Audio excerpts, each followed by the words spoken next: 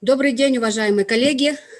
Мы начинаем работу нашей секции номер 1 Всероссийской научно-практической конференции с международным участием преподавания родных языков в современных условиях, эффективные методики и технологии. Я думаю, что почти все из вас присутствовали вчера на пленарном заседании, где были представлены 4 доклада, и сегодня у нас работает секция. Вообще сегодня работают 4 секции, но, как вы видели, названия у секции нет. Мы на пленарке поясняли, что да, был план, что у каждой секции будет свое отдельное направление. Деление секции было основано на по уровням образования, то есть мы планировали, что дошколята, начальная ступень, школа, СУЗы, вузы будут поделены на секции. И будет такой обмен между регионами. Но, к сожалению, вот таких практикоориентированных, практических докладов, презентаций лучших практик от регионов поступило немного. В этом случае могло бы получиться, что вот если по уровням поделить, могло получиться, что присутствует только, Республика Бурятия и близлежащие регионы. Поэтому мы решили, что будет более интересно, если все участники конференции во всех секциях будут представлены ведущие ученые из разных регионов, будут представлены практики, будут представлены учителя, а также представители дошкольных образовательных организаций. Я думаю, опыт наша секция также представляет такой небольшой микс. В нашей секции изначально заявлено 25 докладов, и с пленарного заседания в нашу секцию перенесен был доклад по объективным причинам с пленарного заседания. Это представитель Фонда сохранения и изучения родных языков народов Российской Федерации. Мы предоставим вам слово под номером 2, да? Но очно не все у нас будут выступать в силу разных причин. Кто-то заболел по причине командировки или по причине участия параллельно в других мероприятиях. Поэтому из 26 уже докладов очно у нас сегодня будут представлены 15, а заочно будет 10 докладов. То есть с текстами докладов этих 10 человек можно будет ознакомиться уже в сборнике конференции, который выйдет после окончания конференции. Но такая возможность у вас будет. Кроме того, напоминаю, что сейчас параллельно вся наша конференция транслируется на канале YouTube, и с видео всех других секций также можно будет ознакомиться на этом канале. Все ссылки вам будут отправлены, и вы можете их посмотреть уже после окончания конференции. То есть если вас заинтересовал какой-то доклад, выступление, практики, которые представлены в других секциях, то вы не беспокойтесь. После окончания конференции можете спокойно посмотреть их на YouTube. Хорошо, итак, мы начинаем. И сейчас разрешите предоставить слово нашему первому докладчику. Это Пустогачева Оксана Николаевна, кандидат педагогических наук, старший научный сотрудник Института языкознания Российской академии наук и Института системного программирования Российской академии наук, город Москва. Тема доклада «Мотивация – один из факторов сохранения языка». Оксана Николаевна, пожалуйста. Вам слово. Спасибо. Добрый день, уважаемые коллеги. Так, и предоставляем вам право демонстрации экрана. Я презентацию отправила примерную там Ларисе Бутаевне сегодня. Презентацию. Можно посмотреть. Тут же написано, тему я сегодня взяла Оксана не зря. Николаевна. А моей презентации нету? Я отправляла. Посмотрите. Оксана Николаевна. Да. Я вас слушаю. Вы меня не слышите? Меня слышно, коллеги? Да, слышно. Оксана Николаевна меня не слышит, да? Да, слышно вас. Вы меня слышите? Видите? Я вас всех вижу. Мы вас слышим. Слышим, слышим. Я могу говорить? Так, ну, Алло, чтобы не задерживать работу секции, да. Я могу говорить? Мы вас слышим. А, вот, да. не, надо... Так, вы запустили, да? Да, мы запустили. Да.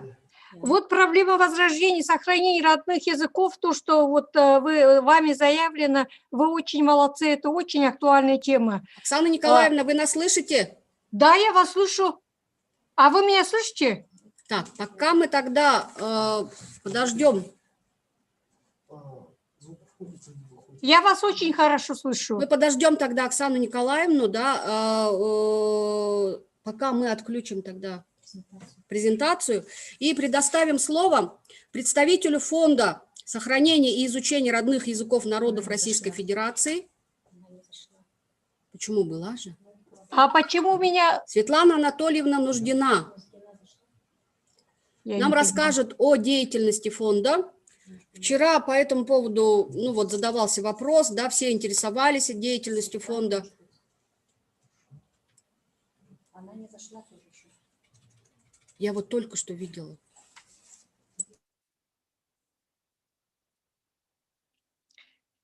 Я не поняла, у меня с презентацией не так или что случилось?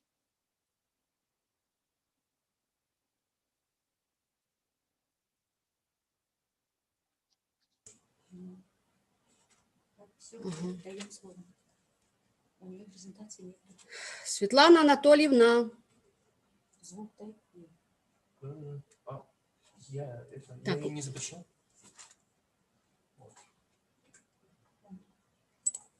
Коллеги, Светлана Анатольевна, вы включите меня звук, слышите, пожалуйста. да? Ага. Да, вы меня слышите? Хорошо. Угу. Слышите. Все. Исполнительный работает. директор Фонда сохранения и изучения родных языков народов Российской Федерации Нуждина Светлана Анатольевна. Пожалуйста, Светлана Анатольевна. Уважаемые коллеги, хотела сказать, что вчера мы должны были выступать в пленарке, но, к сожалению, у нас задержался самолет на 2 часа, и в то время, когда мы уже планировали выходить в эфир, мы были еще, знаете, в воздухе. Поэтому, ага, звук работает. Выступление мое будет короткое и максимально практичное. Руководство фонда было сменено в июле 2020 года. Мы планируем, конечно же, я вчера слушала часть выступлений в записи, конечно же, мы планируем, что конкурсов в 2020 году будет больше. Если учредители и правление фонда согласуют, то конкурсы на поддержку различных инициатив, связанных с сохранением и изучением родных языков. А я обращаю ваше внимание, что это и молодежные инициативы, и проекты, направленные на популяризацию языка в интернете и с использованием средств мультимедиа, то есть самый широкий спектр. Скорее всего, будет несколько волн конкурсов, которым мы будем оказывать финансовую поддержку. Я обращаю внимание, что очень талантливый специалист, молодой в сфере бурятского языка, как я, к сожалению, вот сейчас название проекта не помню до конца, их было много, но вот бурятский проект мы отметили, получил поддержку фонда, вот сейчас и, скорее всего, будет признан выполненным на надлежащем уровне. Я предполагаю, что бурятский язык, как крупный и значимый, наверное, не последний раз будет участвовать в наших конкурсах и получать финансовую поддержку. Коллеги, которые работают в сфере написания учебных пособий не только для детей, но, может быть, для взрослых, может быть, в сфере ДПО, мы тоже приглашаем вас на эти конкурсы. В сфере дошкольного образования – вот я слышала, что есть прекрасные наработки в части мультфильмов. Все это инициативы, которые фонд может и хочет поддерживать на конкурсной основе. Относительно порядка финансирования, конечно, мы понимаем, что 2021 год, как и у всех, это год, в который заложен, конечно же, секвестр финансовых средств, но мы надеемся при грамотном подходе организовать все так, чтобы заявители, соискатели не почувствовали на себе этого секвестра. Это будут наши задачи, связанные с управлением, организацией, оптимизацией. Коллеги, поэтому приглашаем вас в 2021 году с вашими заявками, с заявками ваших учеников, коллективов, которыми вы руководите, научными заявками, заявками более популярного характера, выходить к нам за финансовой поддержкой. Информация о ней будет вывешена на сайте. Решение о сроке, порядке проведения и условиях конкурса принимает правление фонда. На нашем сайте указан состав и правления, и второго нашего коллегиального органа попечительского совета. Вы можете изучить, там знаковые имена. Также я хочу обратить внимание на то, что фонд по сути своей, по внутреннему содержанию, как юридическое лицо, главной своей целью имеет не научную, собственно, работу, экспертизу, а сбор денег и, скажем так, распределение финансовых средств. Поэтому, конечно же, когда какие-то заявки поступают к нам, правление определяет экспертов. Экспертиза заявок, оценка не происходит силами фонда, потому что наша штатная численность 7 человек. И вы понимаете, что это юристы, бухгалтеры, исполнительный директор, специалисты по компьютерным каким-то технологиям. Это всего 7 человек. Поэтому, конечно же, экспертиза заявок происходит с привлечением специалистов из регионов, с привлечением людей, имеющих известность и воспринимаемых как авторитеты в субъектах. И вот в частности по проекту, связанному с бурятским языком, ровно такой подход был и использован. Поэтому, коллеги, если есть какие-то вопросы, я готова ответить, но я предпочла бы время оставить для смысловых ваших выступлений как практиков. Спасибо. Вопрос можно? Скажите, пожалуйста, вот недавно прошел конкурс «Алтайско-тематический словарь», очень прекрасный словарь прошел, но сказали, я просто выступала там рецензентом, экспертом, сказали, что только электронный вариант, а бумажный вариант у вас предполагается или нет возможности? Очень хороший вопрос, спасибо. Вы знаете, именно в этот год показатели учредителями были сформулированы таким образом, что пока происходит работа с электронными версиями, но если в регионе есть потребность, если вы можете направить нам письмо, да, о том, что есть такая потребность, то мы доложим правлению, и, возможно, этот вопрос можно будет рассмотреть в рамках 2021 года.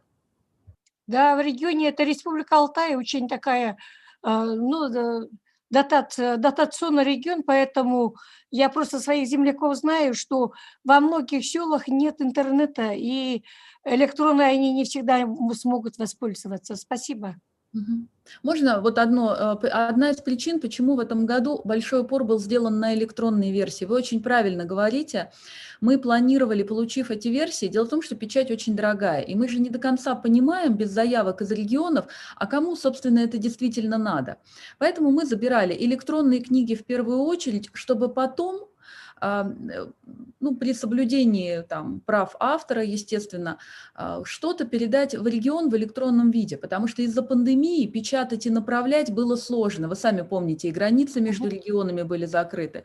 Но в каждом конкретном случае печать можно обсуждать, исходя из потребностей региона и финансовых возможностей фонда. Спасибо. Вот я просто сейчас нахожусь из-за пандемии у себя на родине Республики Алтай. Вот они могут, допустим, Министерство образования к вам обратиться, да, вот чтобы им сколько-то там нужно для школ, хотя бы, 200 школ, хотя бы по одному, 200 экземпляров, допустим, да, бумажной. Я думаю, что это правильно, обратиться, и дальше мы уже запустим все Чтобы эти... официально они обратились. Да. Да, спасибо.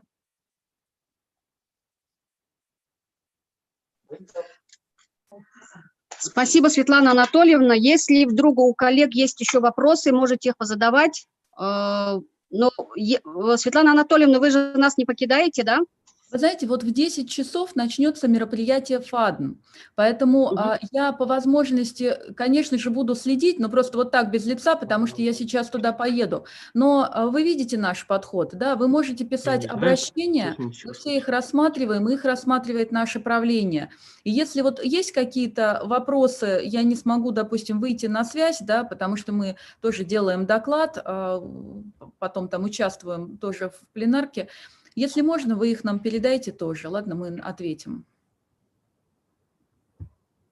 Хорошо, спасибо, Светлана Анатольевна. Если вдруг у вас будут вопросы какие-то, то до 10 часов, в принципе, мы можем их вам задать, да? Ага, если вдруг у кого возникнут такие вопросы. Хорошо, продолжаем дальше. У нас Оксана Николаевна Пустогачева.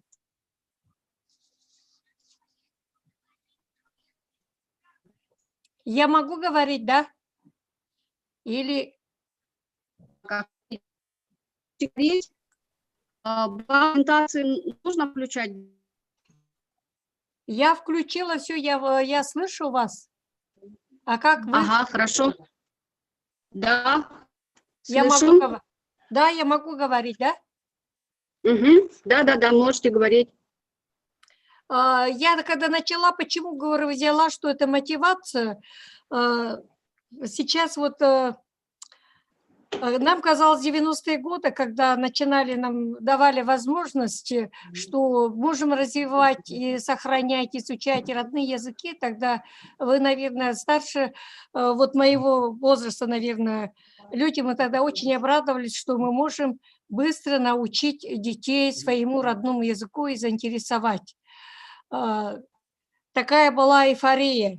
Но вскоре вот такой интерес у нас как бы не только у детей, и у родителей угас, в том числе и учителей, потому что не было ответного, как бы ответной заинтересованности.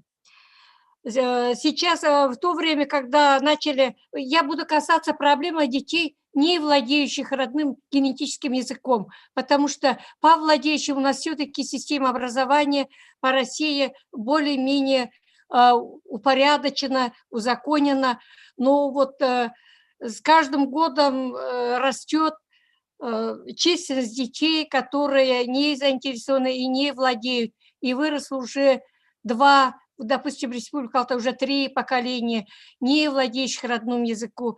Особенно это сильно касается языков коренных малочисленных народов Севера, Сибири и Дальнего Востока. Это и которые не изучение системы образования, они выпали или никогда не были. Вот в настоящее время из 40 языков коренных малочисленных народов Севера, Сибири, Дальнего Востока чуть более 10 всего являются языками изучения как предмет в школах, иногда в неделю 2 часа, час, иногда бывает, что как факультатив или воскресная школа, или как называют. И зачастую эти уроки стоят нулевые или между сменами, или в конце 5-6 уроками. И дети как бы как наказание должны изучать свой родной язык. Это тоже все негативно сказывается. Но когда стали изучать проблемы, но это и касается владеющих детей и не владеющих, и оказалось, что нет, конечно, методики обучения детей, не владеющих родными языками. До сих пор это как таковой, теоретически такой, и с практической стороны такой фундаментальной, такой разработанной методики, к сожалению, у нас в российской системе образования нет. Отсутствуют тоже вот эти программы, учебно-методические пособия, учебники такие двуязычные, которые бы заинтересовывали. И зачастую наши учителя оказываются одни со своими проблемами. Также подготовка кадров. Учителя, которые были подготовлены учить детей владеющих родным языком. И эти же учителя вынуждены обучать детей, не владеющих родными языками. Хотя это две методики, они очень сильно отличаются. Эту специфику тоже не рассматривали. И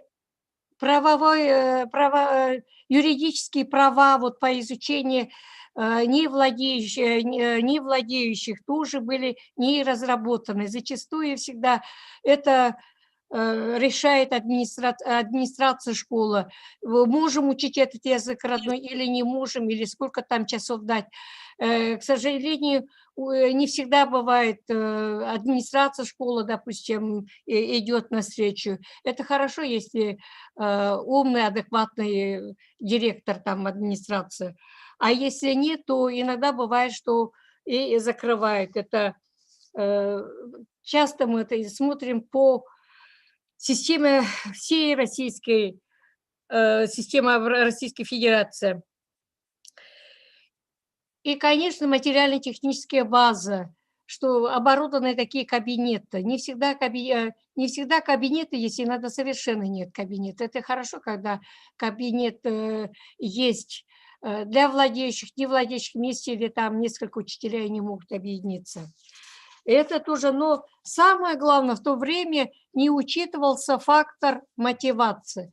И всегда говорили, и родители, иногда и учителя, ну, например, Республика Алтай у нас говорили, зачем алтайский язык дальше Улалу не пойдет, там дальше города там маленького не пойдет. И нет интереса учеников. И родители, в первую очередь, всегда стараются, что греха таить. И сейчас, что дети, чем родной язык, пусть лучше изучат, овладеют иностранным английским языком, чем родным. Что это никуда и не идет, и никуда не уйдет. К сожалению, сейчас вот мы, когда уже столько лет, 30 лет прошло, мы только начинаем, что мотивация-то, мотив-то должен, главное это, мотивация должна быть у ребенка и внутри, и снаружи, и, ну, как ученые утверждают, психологи, внутренняя, внешняя мотивация при овладении языком или да, любым предметом, это должно быть обязательно. В начале, когда дети, вот 90-е годы, когда начинали, я помню тоже, когда экспериментально, когда уроки давали, дети с удовольствием начинали учить. Им хотелось разговаривать на своем, слышать родную речь, выучить там песни, там, рассказывать, слушать там сказки.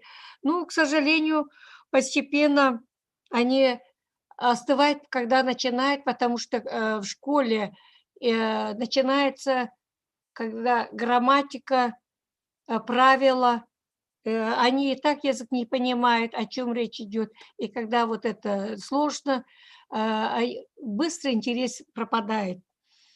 И тем более у нас дети должны на добровольной основе изучать родной язык, овладевать. Это тоже иногда негативно сказывает тем, что если учитель в начале года учебного наберет там 30 человек, к концу года, если 5-7 человек, иногда 3 остается, это хорошо. И потом, когда знание, всегда говорят, это знание родного языка, зачем, можно и так, но все-таки самое главное, наверное, и учителя, и общественная организация, родителей, всем нам надо едины должны быть, мы пробуждать интерес к своему родному языку, к родной культуре. Если не будет вот внутри, если ребенок, он не захочет, что ему это не надо, здесь можно хоть что написать, хоть какие-то там технологии, вот сейчас современные век технологии, это ничего невозможно сделать. Ребенок, если, допустим, он на уроке родного языка без интереса слушает, и, допустим, ему это не интересно, там разбор предложений там или что-то, вот именно, наверное, методику совершенно другую применять, или вот как методика, допустим, иностранного языка, быстрое изучение, да, мы же там изучаем не сразу там примеры, а совершенно с другого это начинаем. Это у нас не учитывается, есть хороший опыт учителей. По России я знаю, что я многих встречала учителями, родителями, методистами. Есть там единицы, которые учителя именно интересуют. Вот в 2009 году я видела, когда конкурс учителей родных языков, учительница мордовского языка, она настолько давала свой язык, так прекрасно давала, что на ее урок стремились все дети всех национальностей, и не хотели ни на английский, ни на немецкий, ни на французский, а именно хотели на мордовский язык. Это, конечно, зависело от личности учителя, потому что она давала урок, что лучше этого мордовского языка никакого языка нет, что вот именно они самые-самые, и люди самые, и язык там совершенствован. Это, конечно, от учителя много зависит. И здесь еще раз снова возвращаясь, что приходилось очень много смотреть, и школа, методические пособия. К сожалению, вся методика у нас возвращается к детям для обучения владеющих родным языками. Мы стараемся, что вот именно дети владеющие, они пойдут, дольше донесут там свою, допустим, культуру традиционную или родную речь. А дети, которые остаются, те же вот наши, остаются, они постепенно превращаются в маргиналов, потому что они и физически, так внешним видом скажем, мы не будем другими, мы какие есть свои.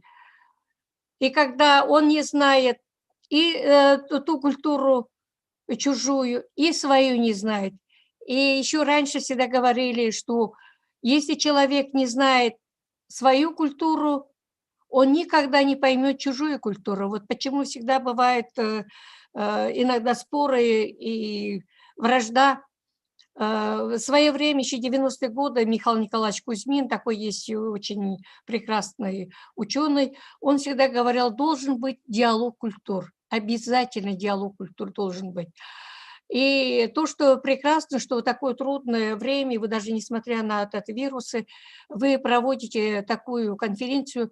Я когда услышала, с удовольствием говорю, именно поучаствую, потому что я так как представитель сама коренных малочисленных народов, и когда смотрю моему народу, нас всего численность, у нас челканцев нас очень мало, нас всего 1181, и половину у нас владеют.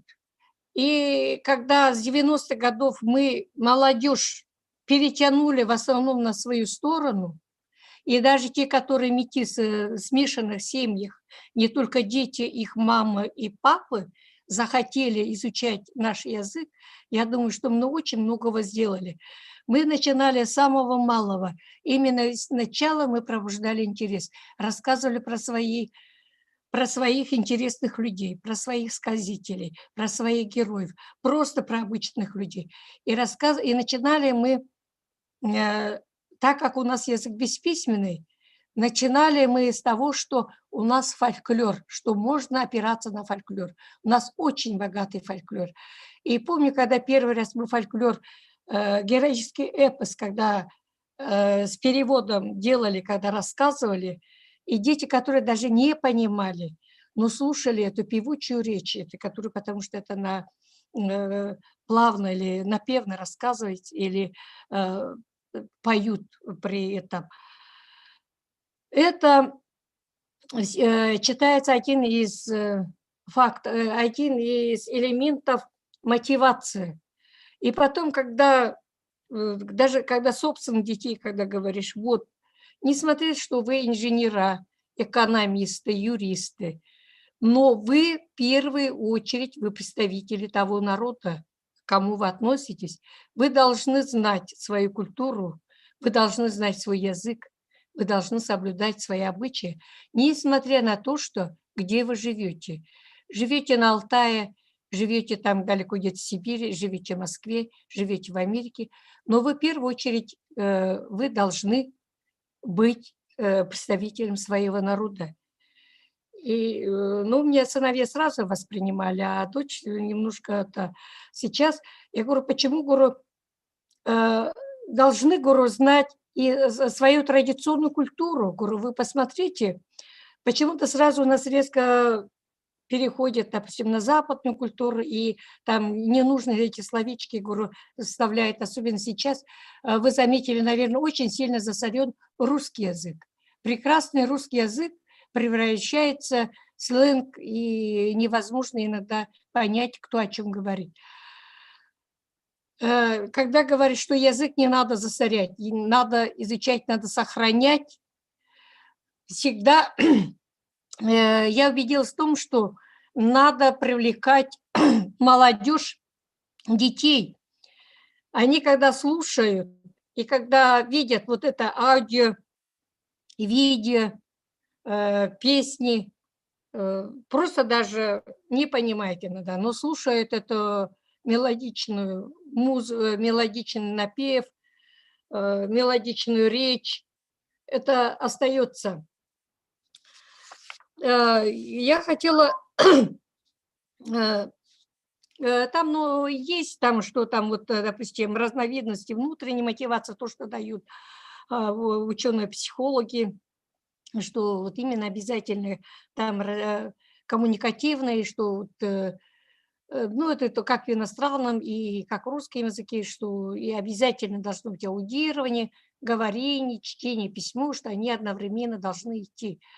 Ну, не всегда, в нашем случае для невладеющих не всегда будет идти одновременно. В первую очередь, конечно, это аудирование, чтобы дети слышали речь, как это звучит. И говорение, наверное, тоже вот обучать детей, как правильно, чтобы они могли сказать, как они понимали. И не только на уроке, конечно, учитель это главная фигура в селе. Хотя сейчас вот роль учителя с каждым разом роняем, обесцениваем, но тем не менее учитель – это самое главное, особенно в селах. Школа всегда это культурный очаг, вы согласитесь. Учитель был и учителя. Всегда будут обращаться, всегда. Если учитель, прекрасный учитель, он очень может много сделать. И себе сторонников, хороший родительский комитет, там общественная организация. Но не всегда бывает у учителя поддержка, особенно со стороны чиновников. Очень много формализма. Вот от этого мы часто страдаем. И когда, вот много, когда ездишь, смотришь иногда, в каких условиях работают наши учителя, и поражаешься, что они еще держатся, и поражаешься, что они вот эти много делают все своими руками, вот уроки, которые готовят, да, заинтересовать. Я почему сейчас в фонде задавала вопрос, когда говорят, в Москве всегда электронные учебники, электронные это там дистанционно, там все прочее, когда говорят, и когда говоришь, понимаете, иногда есть, нет этих, интернета нет. Вот сейчас я приехала из далекой деревни, там 5 сел, но нет интернета, нет связи. Вот 5 дней я была там, но нет связи, абсолютно. А мой брат, где живет, самый последний снегом занесено, там 2 метра, 2,5 метра снег, но там еще при лампе сидят, вы можете понять. Поэтому здесь я хотела бы, то, что я там, презентации я это не буду зачитывать, просто хотелось вот сказать, несмотря на все вот эти проблемы, которые вычленены, да, но мотивация, все-таки мотив – это самое главное. Если мы заинтересуем наших детей, нашу молодежь выучить свой язык, сохранять, изучать, овладевать. И вот нам повезло в том, что старшему поколению мы выросли на традиционной культуре, мы знаем свой язык, свою речь. Это очень помогает. Но мы должны следом тянуть своих детей. Вот позапрошлом году мы видели очень прекрасный словарь, бурятско-русский словарь для младших школьников, сделан тематически, и не помню, наш институт языкознания давали, рецензии давали очень хорошие, высокие, был прекрасно сделан, он, по-моему, на 3 языках был, и английский, по-моему, если был. Они должны были фонд отправить, я не знаю, может, он прошел или нет, но у вас очень богатая культура, очень богатый язык, очень, говорю, я всегда восторгаюсь, восхищаюсь и с друзьями, которые буряты. У нас и есть и снухи, бурятки, и зятевья, и здесь на Алтае, и в Москве, что мы часто поддерживаем. Поэтому большое спасибо, хотя я очень сумбурно выступила, хотела такой прямо чинный доклад делать, но решила просто с вами поговорить. Спасибо большое. Я, видимо, перебрала уже время. Спасибо, что разрешили говорить долго. Спасибо большое, Оксана Николаевна. Мы рады были услышать ваши слова и ваши выступления. Конечно, есть необходимость и есть потребность в обмене такими мыслями, идеями. И поэтому, несмотря ни на что, мы все-таки решили проводить эту конференцию. Вообще мы хотели ее провести летом, чтобы вы могли приехать к нам, допустим, побывать на Байкале, но обстоятельства были в данном случае не в нашу пользу.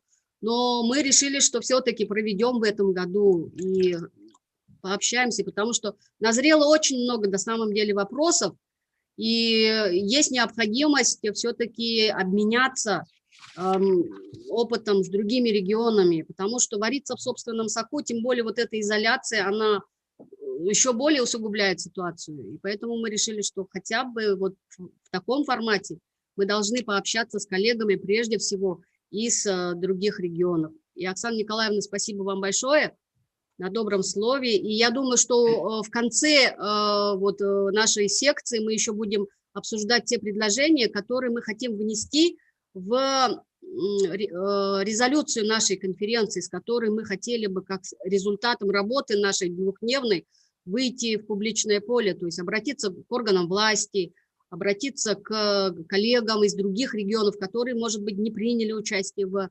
этой конференции в силу разных обстоятельств. Поэтому, Оксана Николаевна, надеемся, что вы примете активное участие в обсуждении уже вот такого окончательного варианта нашей резолюции. Ваши предложения вчерашние уже были внесены в проект, и я их в конце озвучу. И еще раз, коллеги, знаете, я вот буквально сегодня конференция с Москвой, такая официальная, я не знаю, кто-нибудь из вас участвует, нет, такая международная конференция по переводу художественных произведений, там писатели, там очень много, там Союз писателей и московские там университеты, там это проходит всероссийская конференция, сегодня начало, буквально через час там тоже начнется, перевод художественной литературы на русский и на другие языки, допустим, английский. Такой конференции никогда не было. Я не знаю, с вашей республики кто-то участвует там, потому что это они планировали уже год тому назад, такая большая конференция там собирается. И это там я предлагала секцию по коренным, вот это именно литература отдельно, там строкой, что выделили, поэтому я вот покину. Но знаете, вот еще вот это вчера, которая проблема говорила, у нас же вот учителя и ученые, педагоги уже состарились, и уже вот в мое поколение мы уже уходим. А след за нами это не готовит, понимаете, а нет диссертационного совета по 0,2 по подготовке кандидатов, докторов наук. именно по методике, по обучению родным языкам, по обучению воспитанию. Раньше был НИИ национальных школ в Москве, потом Институт национальных проблем, где все защищались. Потом диссертационный совет там закрыли, институт расформировали. И вот уже, я помню, уже мы с 2007 года, уже 13 лет мы все бьемся, чтобы, таких, как я, вот, скажем, не русских в меньшинстве, и мы каждый раз вот говорим, надо открыть вот такой диссертационный совет или в Питере, или в Москве, чтобы из числа молодых учителей, способных, чтобы готовили ученых, чтобы могли они действительно на уровне разрабатывали программы, учебники, вот, методику. Вот это надо обязательно записать, это надо Министерство просвещения надо, Российской Федерации надо вот эту рекомендацию делать. Хорошо, Оксана Николаевна. Но я здесь просто как бы сделаю ремарочку. У нас в университете и есть, сохранился диссертационный совет по теории методики, объединенный по монгольским языкам. Поэтому те, кто хочет защищаться по методике, допустим, преподавания бурятского языка, литературы, бурятского языка, они могут, имеют возможность защищаться. Другое дело, что идут ли туда молодые люди. Тоже есть проблема вот защиты. Искать надо, знаете, вот да. Это очень кропотливая, трудная такая работа. Надо, когда постоянно, когда вот это, как сказать, капаешь. Хорошо. Да. Обязательно внесем вот, что нужно расширить сеть. Или у вас там расширите. Ну, к сожалению, вот, допустим, есть в Осетии, но они берут только своих. Есть в Татарстане, они только берут своих. Чужих они не берут. И многие, те, когда закрыли диссертационный совет, я знаю, многие остались незащищенными за столько лет. Ну, у нас диссертационный совет, где могут защищаться как по иностранным языкам, так и по монгольским языкам. Ну, вот бурятские. Ну, тогда вы можете даже бурятский, вам проще там нам в этом добавить. Да. Ну, спасибо, Оксана Николаевна. Ваше предложение услышано, мы его обязательно внесем. Спасибо. Я вас покидаю сейчас на другую, буду готовиться. Приехала домой, говорю, на месяц командировку, вот и застряла. Сегодня у нас принимают участие представители 19 регионов Российской Федерации, в том числе Карачаево-Черкесия. И я рада приветствовать нашего участника из Карачаево-Черкесии, Беляль Магометович Хасароков, кандидат филологических наук, доцент Карачаево-Черкесского республиканского института повышения квалификации работников образования. Доклад «Проблемы обучения родному языку и национальное самосознание».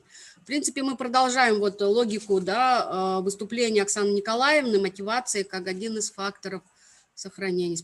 Пожалуйста, Беляль Магометович, вам слово. Спасибо вам большое, Кармаханда Сабжаповна. Слышно меня хорошо? Как слышно? Нормально. Ага. Спасибо большое. Значит, здравствуйте, уважаемые коллеги. У меня базовое образование вообще по иностранным языкам, но второе образование уже в силу обстоятельств я уже получал по родному абазинскому языку. Это язык малочисленного народа абазин. И сейчас в основном вся моя работа и научная, и преподавательская, она в большей части связана с родным языком, с абазинским языком. Речь идет еще, естественно, о разработке учебно-методических комплектов и так далее. И здесь у нас еще идет совмещение вот таких моментов, когда мы тесно взаимодействуем с общественными организациями тоже, как раз по той части, в той части, где нужно работать с детьми, которые слабо владеют или вообще не владеют родным языком.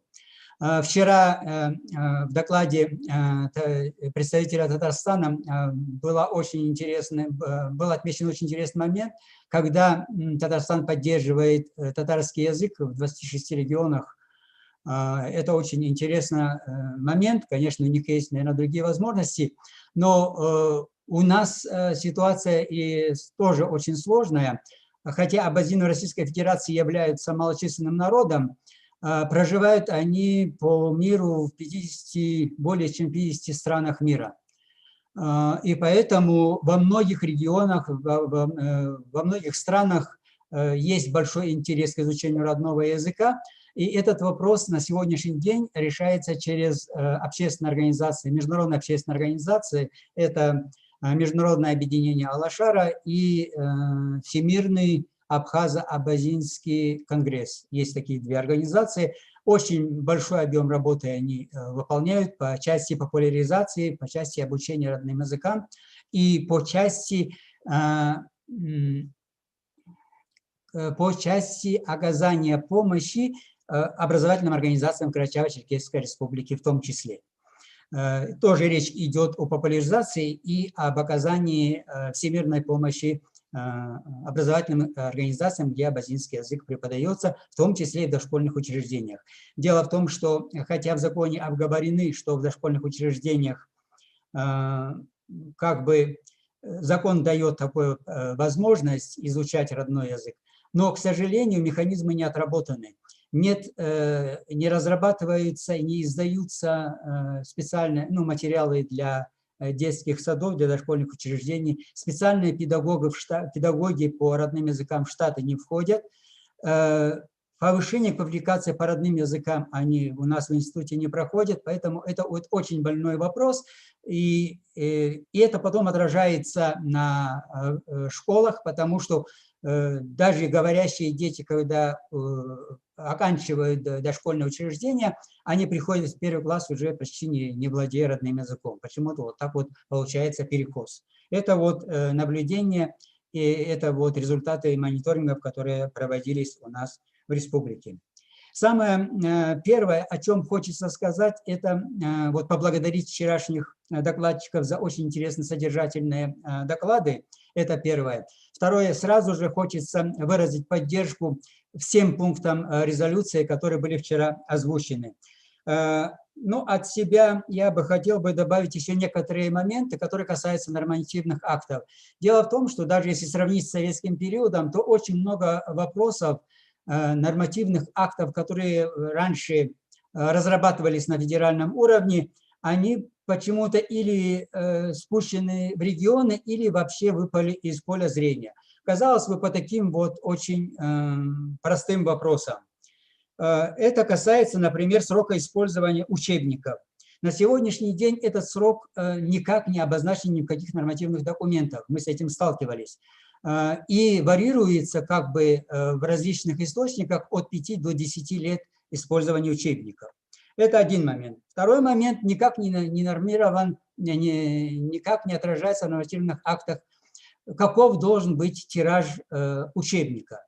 В нашей контролирующей организации требуют, чтобы издавался тираж в соответствии с количеством детей того или иного класса на текущий учебный год.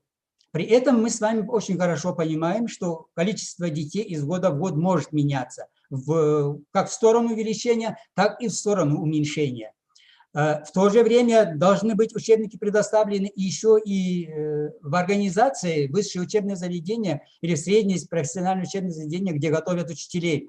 Кроме того, у самого учителя должен быть учебник. Все эти моменты контролирующие организации отрицают. И вот здесь нужны нормативные акты, на основании которых вот это все... Хотя вот они по-своему правы, они как говорят, они не отрицают, что это нужно все делать. Они говорят, покажите нормативный документ. И они правы. То есть эти нормативные акты, я думаю, это проблемы общие для всех регионов, и они должны быть на федеральном уровне разработаны. Далее...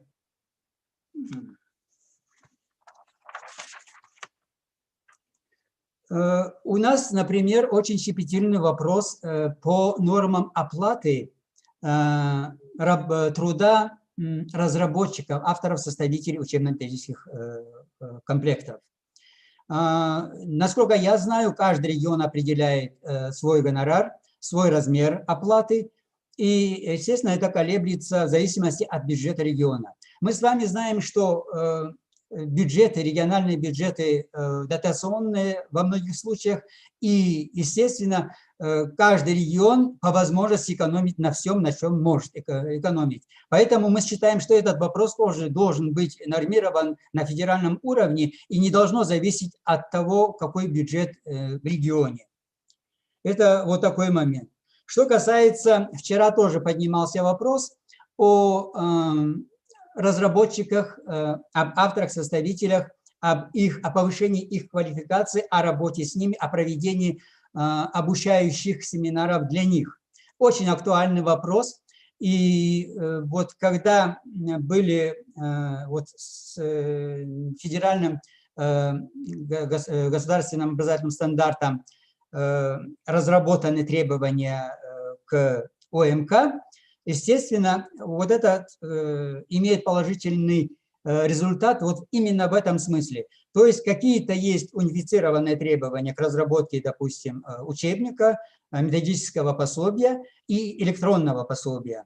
Кстати, электронное пособие – это очень серьезный момент. У нас, например, в регионе на издание этих электронных версий средств нет, их не выделяют.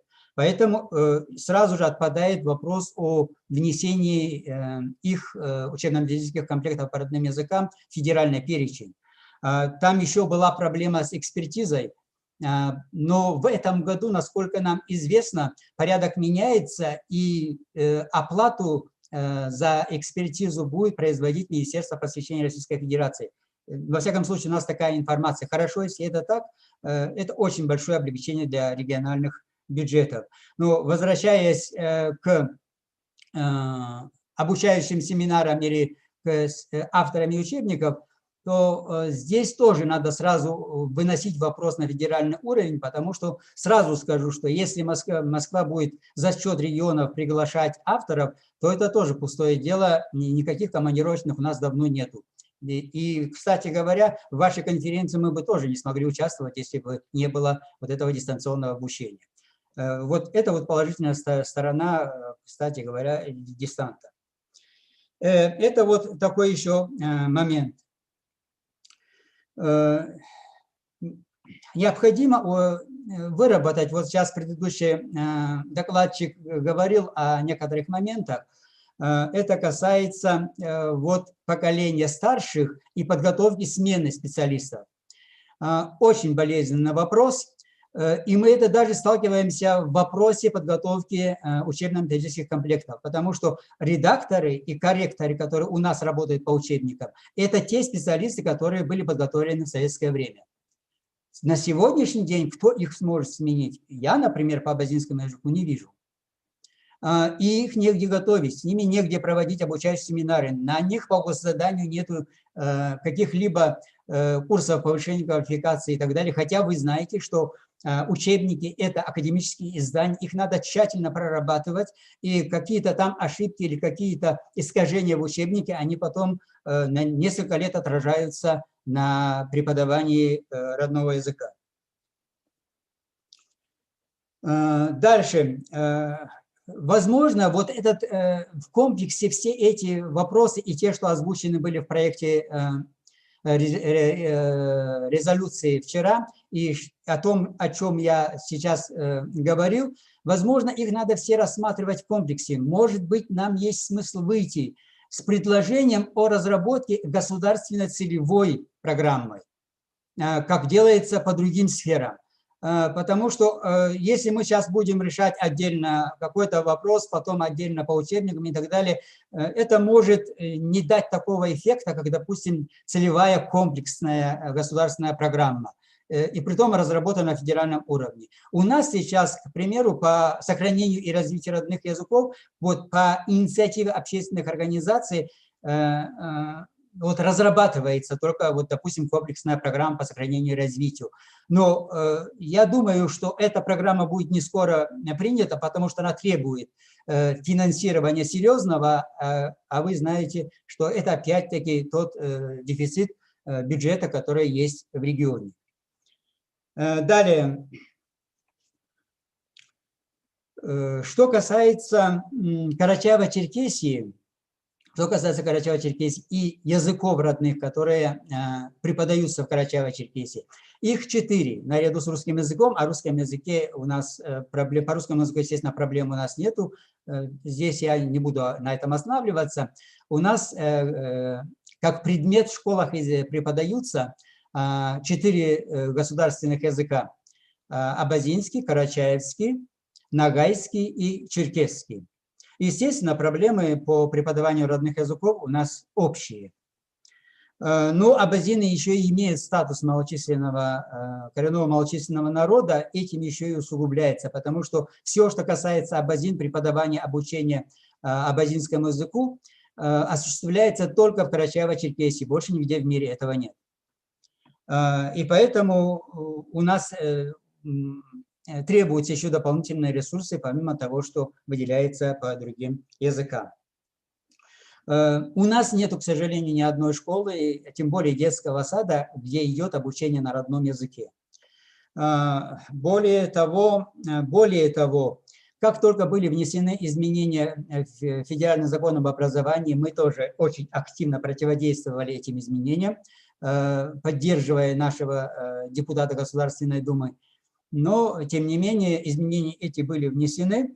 Естественно, пошли негативные процессы, еще более глубокие.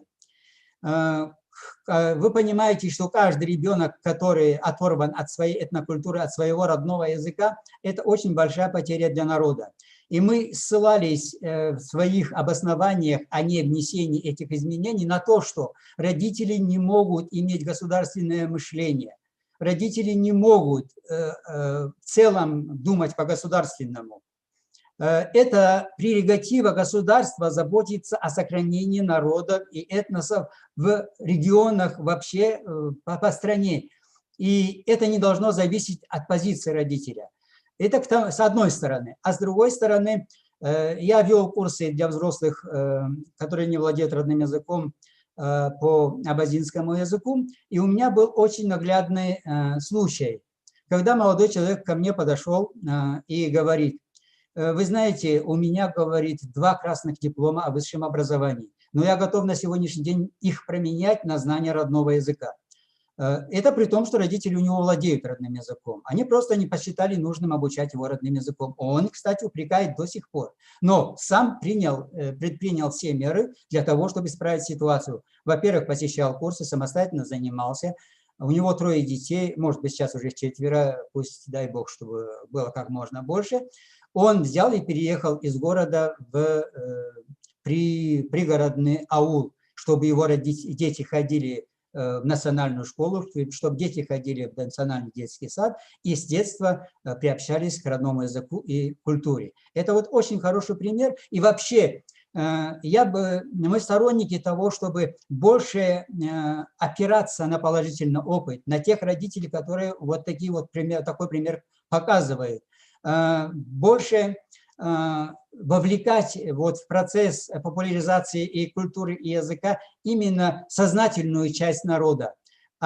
И тем самым, может быть, какую-то часть несознательных родителей вот возвращать вот в пространство этнокультуры или их детей. На сегодняшний день, вот, допустим, в регионе у нас по абазинскому языку есть сведения, были озвучены на одной из конференций, и при том, что и руководители школ, и руководители районов, отделов народного образования, и общественные организации активно проводят работу, все равно вот по абазинам в 2019-2020 учебном году от изучения родного языка отказались примерно 21% в городе Черкесске. Это центр Карачаево-Черкесии. В следующем учебном году их стало 22%. Это для абазин это катастрофическая цифра. И, естественно, все общественные организации и все, кто неравнодушен к этому вопросу, стараются повлиять на эту ситуацию с тем, чтобы каким-то образом снизить вот эти негативные процессы. Это вот то, что касается, кстати, уже темы национального сознания. Теперь вопрос о родителях и детях, которые живут за пределами Карачаево-Черкесии. Там же в основном все регионы многонациональные. И нереально, нет на сегодняшний день механизмов, хотя закон об образовании предусматривает, что ребенок имеет право получить образование на родном языке, изучать родной язык как предмет, независимо от того, где он живет в Российской Федерации. Но там дается сразу же описка, если есть условия в образовательном учреждении, и сразу перечеркивается. Ну, в Ставропольском крае вот докладчик Чагова Армида Хизировна, она руководитель национальной культурной автономии Абазин-Ставропольского края, она в одной из секций доклад сегодня будет читать, может быть, уже прочитала. Вот там очень многие родители изъявили желание о том, чтобы их дети изучали родной язык, приобщались к этнокультуре. И я с ними сейчас тесно работаю, мы в онлайн-режиме проводим с ними занятия. Пока. А до пандемии мы занимались очно. Я каждую неделю ездил в Ставрополь-Черкесск и проводил там занятия с группой подростков, школьников и с группой молодежи. Студенты и рабочая молодежь была. Ну и сейчас мы возобновляем опять через онлайн, вернее, в онлайн-формате и занятия с молодежью тоже. Там у нас набралась хорошая группа. Нам в этом помогает, спасибо им большое, Ассоциация учителей родных государственных языков народов Российской Федерации «Слово».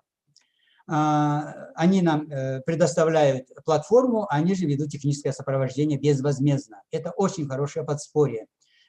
Спасибо им большое за вот этот... за эту поддержку тоже. Что касается, в принципе, вот то, о чем я хотел сегодня сказать, я уже кратко сказал, более подробно это все будет изложено в докладе. А сейчас я хотел бы еще раз поблагодарить вас всех, и организаторов, и модераторов, и тех, кто выслушал мое мнение, мое выступление. И хочется от всей души поздравить всех с наступающим Новым годом. Будьте здоровы вам и вашим близким. Успехов и всего самого наилучшего. Спасибо. Спасибо большое, Беляль Магометович. Очень интересное выступление. И вот каждое ваше предложение, которое вы говорили, каждое как бы мнение, которое вы высказывали в отношении вот разных аспектов, да, которые, проблемных аспектов, которые связаны с преподаванием родных языков, они прямо вот находили такой отклик в моей душе и, думаю, в душе всех тех, кто сейчас принимает участие в конференции. Спасибо большое. Спасибо большое. И вот когда вы рассказывали, ну, выступали, действительно, вот на пленарке мы говорили о том, что, скорее всего, все проблемы у нас схожие, универсальные. Да, конечно, регионы чуть различаются. Да, там, ну, вчера выступал Татарстан, и мы с коллегами... Это государство в государстве. Да, государство в государстве. Мы говорили, они в другом государстве живут, и те деньги, которые озвучиваются, которые выделяются, и те проекты, которые уже реализованы, конечно, с одной стороны, очень порадовало, но с другой стороны, мы так немножко опечалились, конечно. Если бы это везде было бы так, то, конечно, безусловно, ситуация могла бы быть гораздо лучше. Все те предложения, которые вы озвучили, я прям вот здесь сидела, фиксировала, мы обязательно внесем в итоговую резолюцию. Я считаю, что вот все, что касается издания учебников, вот вопросы такие даже частные, да, срок использования, тиража, нормы оплаты, и так далее, это все актуально. И из своего опыта я тоже знаю, что эти вопросы, они так или иначе возникают. Поэтому спасибо вам большое, Беляль Магометович. Мы с вами не прощаемся, конечно. Да, вы, спасибо вам большое, конечно, я буду присутствовать. Я вчера записывал пленарное заседание, вчера прослушивал ночью, и сейчас буду записывать. Спасибо вам большое. Хорошо, спасибо. Продолжаем нашу работу. Сейчас у нас будет выступать представитель Забайкальского края. Это наш сопредельный регион. Это регион, где представлен также бурятский язык. Ну вот вы, к сведению участников, могу сказать, что бурятский язык, мы называем это этническая Бурятия, да, вот это последствия вот административного деления еще с 30-х годов. Бурятский язык у нас на сегодня представлен в 3 регионах, официально представлен. Это в том числе Забайкальский край, это Агинский бурятский округ. И разрешите предоставить слово Цингуевой Дулмажап Дугаржаповне, кандидат культурологии, заместитель директора по научно-методической работе Агинской средней общеобразовательной школы номер 2.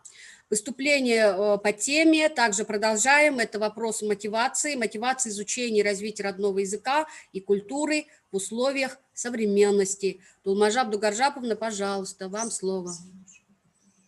Добрый день, уважаемые коллеги. Меня слышно, да? Слышно? Слышно. Мне надо включить презентацию. Вы мне дали разрешение? Ага, хорошо, мы сейчас предоставим вам права, пожалуйста. Угу. Или вы здесь включаете? Организатор отключил демонстрацию. Вам здесь включить или вы сами будете включать? Можно и там, можно и здесь сама я могу. Я могу сама, если дадите мне разрешение. Да? Все, пожалуйста.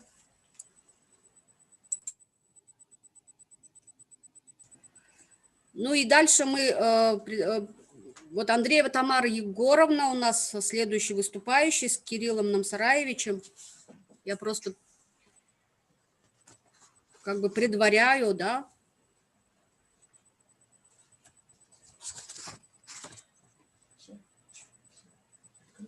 Угу. Так, тема моего выступления – проблемы мотивации изучения и развития родного языка и культуры в условиях современности. Здесь о том, что без языка не может быть народа, регулярно транслируется с разных трибун, предпринимаются довольно энергичные и прогрессивные мероприятия по поддержке родного языка, финансируемые, то, что финансируется и государством, или спонсорами. Они привлекают внимание определенного сегмента населения, но кардинально дело не меняют. В чем же дело? Относительно благополучная картина с бурятским языком, например, в нашем округе, Агинском бурятском, обнажилась или обострилась, надо сказать, в связи с внесением Государственной Думы и Российской Федерации поправки в закон об образовании о добровольности изучения родного языка, благодаря чему ребенок и его родители могут назвать любой язык родным и изучать его как родной язык.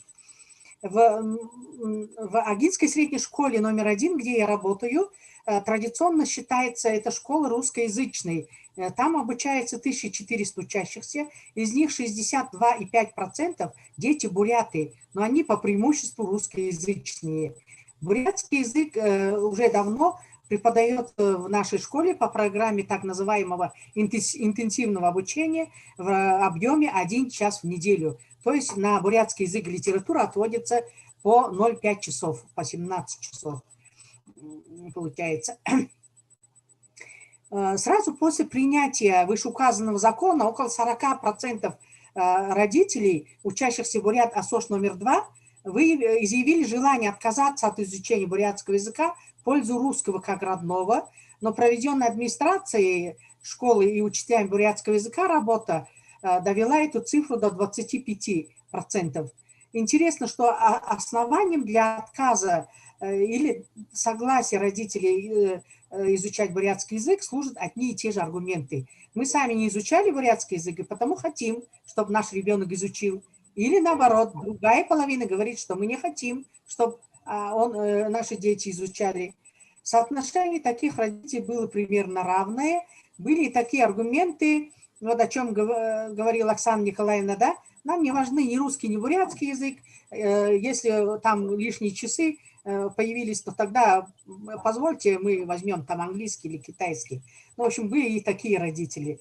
Основной причиной отказа от изучения бурятского языка традиционно называют, значит, невостребованность родного языка в общественной сфере 46%, отсутствие естественной языковой среды и трудность освоения языка детьми, уже не владеющими или плохо владеющими родным языком. Здесь родители волнуют, представьте себе, возможность снижения показателей качества обученности учащихся из-за трудностей освоения бурятского языка. Когда дело касается такой серьезной проблемы, как сохранение родных языков народов России в условиях объективных процессов глобализации, урбанизации, причины всегда, конечно, комплексные и коренятся они достаточно глубоко. Главной системной проблемой сохранения бурятского языка является, конечно, отсутствие мотивации на его изучение. О роли мотивации говорили многие выдающиеся мыслители, педагоги. Сухомлинский говорил на эту тему, также, значит, Джордж Равин, психолог Дубовицкая говорила, что высокая мотивация способна компенсировать низкий уровень способностей ребенка. Также основательный труд на эту тему написано Марковой. Это... которая утверждает, что мотивация – это то, что двигает человеком, заставляет его с завидным упорством, настойчивостью выполнять то или иное задание, идти к поставленной цели. Значит, мотивы Маркова делит на две: внешние социальные и внутренние познавательные. Значит, внешние социальные, они направлены на внешний мир, на социум, на взаимодействие с другими людьми, долг, ответственность, личная позиция, профессиональные интересы. Вот какую сферу она охватывает. Значит, внешние социальные мотивы становятся основой самовоспитания и саморазвития. Значит, а внутренние познавательные, они направлены именно на предмет изучения, связаны с содержанием учебной деятельности. То есть их волнует именно овладение новыми знаниями, новыми способами деятельности. Это основа самообразования и самосовершенствования личности. Так, эти мотивы, значит, вообще надо сказать, что паттерны общественного поведения всегда определяют ценности. При выявлении параметров внешней широкой социальной мотивации важно нам рассмотреть ценности, которые реально работают в нашем обществе сегодня. Если взять широкий общественно-политический контекст в масштабах страны, в ее историческом ракурсе, то в эпоху Российской империи мы видим, что опорой российского государства стали ценности самодержавия, православие, народ. А в советскую эпоху социализм, коммунизм, светлое будущее. А что имеем мы сегодня? Вокруг каких таких ценностей объединяется российский народ? В своем ежегодном послании Федеральному собранию президент Российской Федерации Владимир Путин говорит о патриотизме, о духовных скрепах, но мы видим, что эти ценности больше декларируются, нежели реально влияет на ситуацию. Тогда что работает? Что конкретно, вот какая ценность сегодня работает?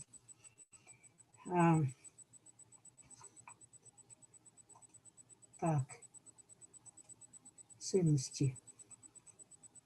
При этом, в общем-то, я хочу сказать, что сегодня вот какие ценности работают? У наиболее мобильной части населения России это стратегия на личный успех с ориентацией на западный индивидуализм.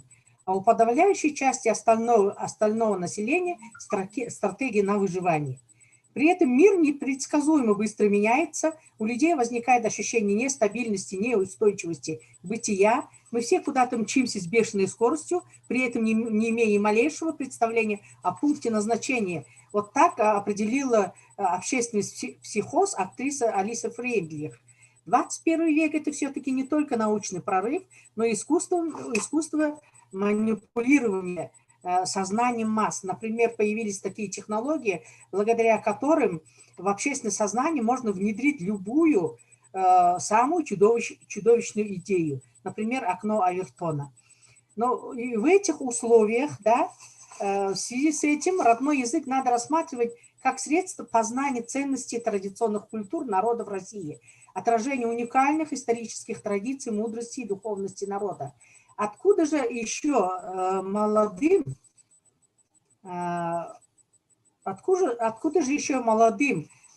людям черпать понимание относительности всего в этом мире? Прежде чем брать, нужно сначала отдавать. Все возвращается на круги своя. Вода камень точит. в том числе ставшие основой народного бурятского менталитета постулаты буддизма. Если хочешь спасти себя, спасай других.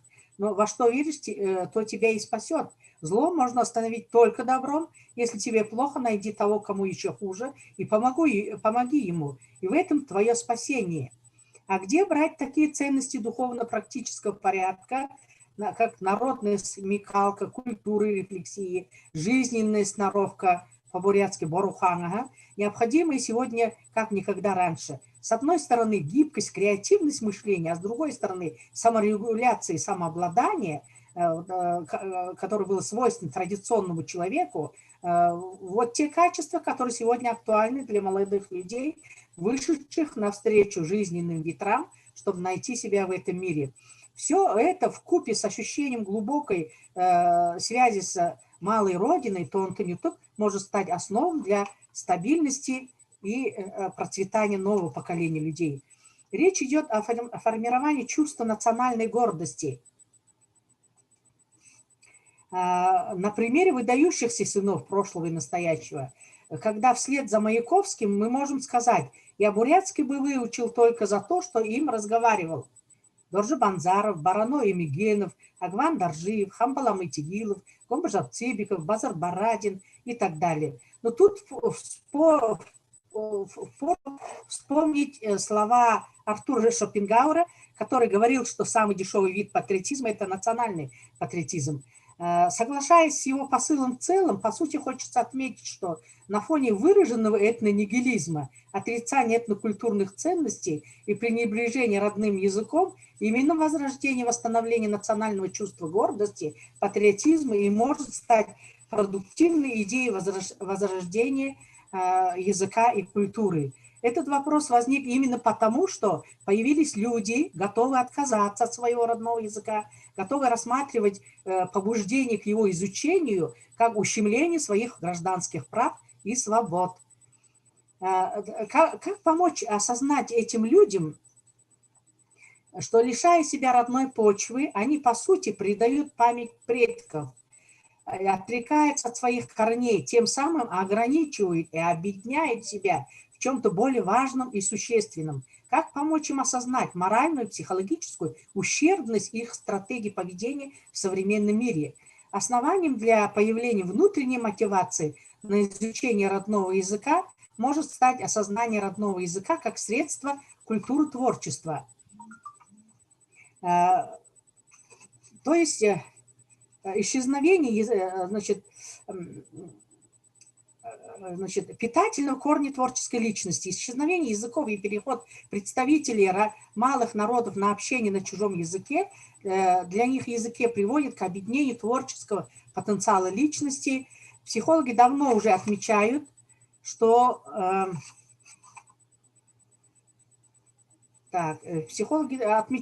творческие люди, оказавшись в чужой языковой среде, не могут творить, писать книги, сочинять музыку, рисовать картины. Об этом даже сам Пушкин говорил в свое время: когда что-то хочется сказать от души, не идут слова на французском-то. Если взять в качестве наглядного примера российскую эстраду, там особым успехом пользуются какие имена? Наргиз Закирова, Димаш Кудайберген, Гела Гурали, Сивара, Ержан Максим, Диана Анкудинова, Демберел Аржак. Все они достаточно интегрированы в российскую культуру, хорошо владеют русским языком, но при этом они несут что-то свое, исходящее из их родной культуры, из национального менталитета. Именно это им придает колорит, неповторимый блеск и шарм. И это то, что люди ищут, то, что люди хотят. Именно эти живительные источники родного языка и культуры способны сделать творческого человека дефицитом в мире, в котором все есть.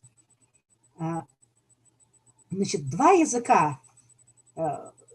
Не зря сейчас стали говорить о продуктивности поликультурной среды, как сочетание разных моделей мира, разных подходов к познанию мира и так далее. Два языка – это уже две культуры, на стыке которых становится возможным нечто третье, но уже более оригинальное, неожиданное.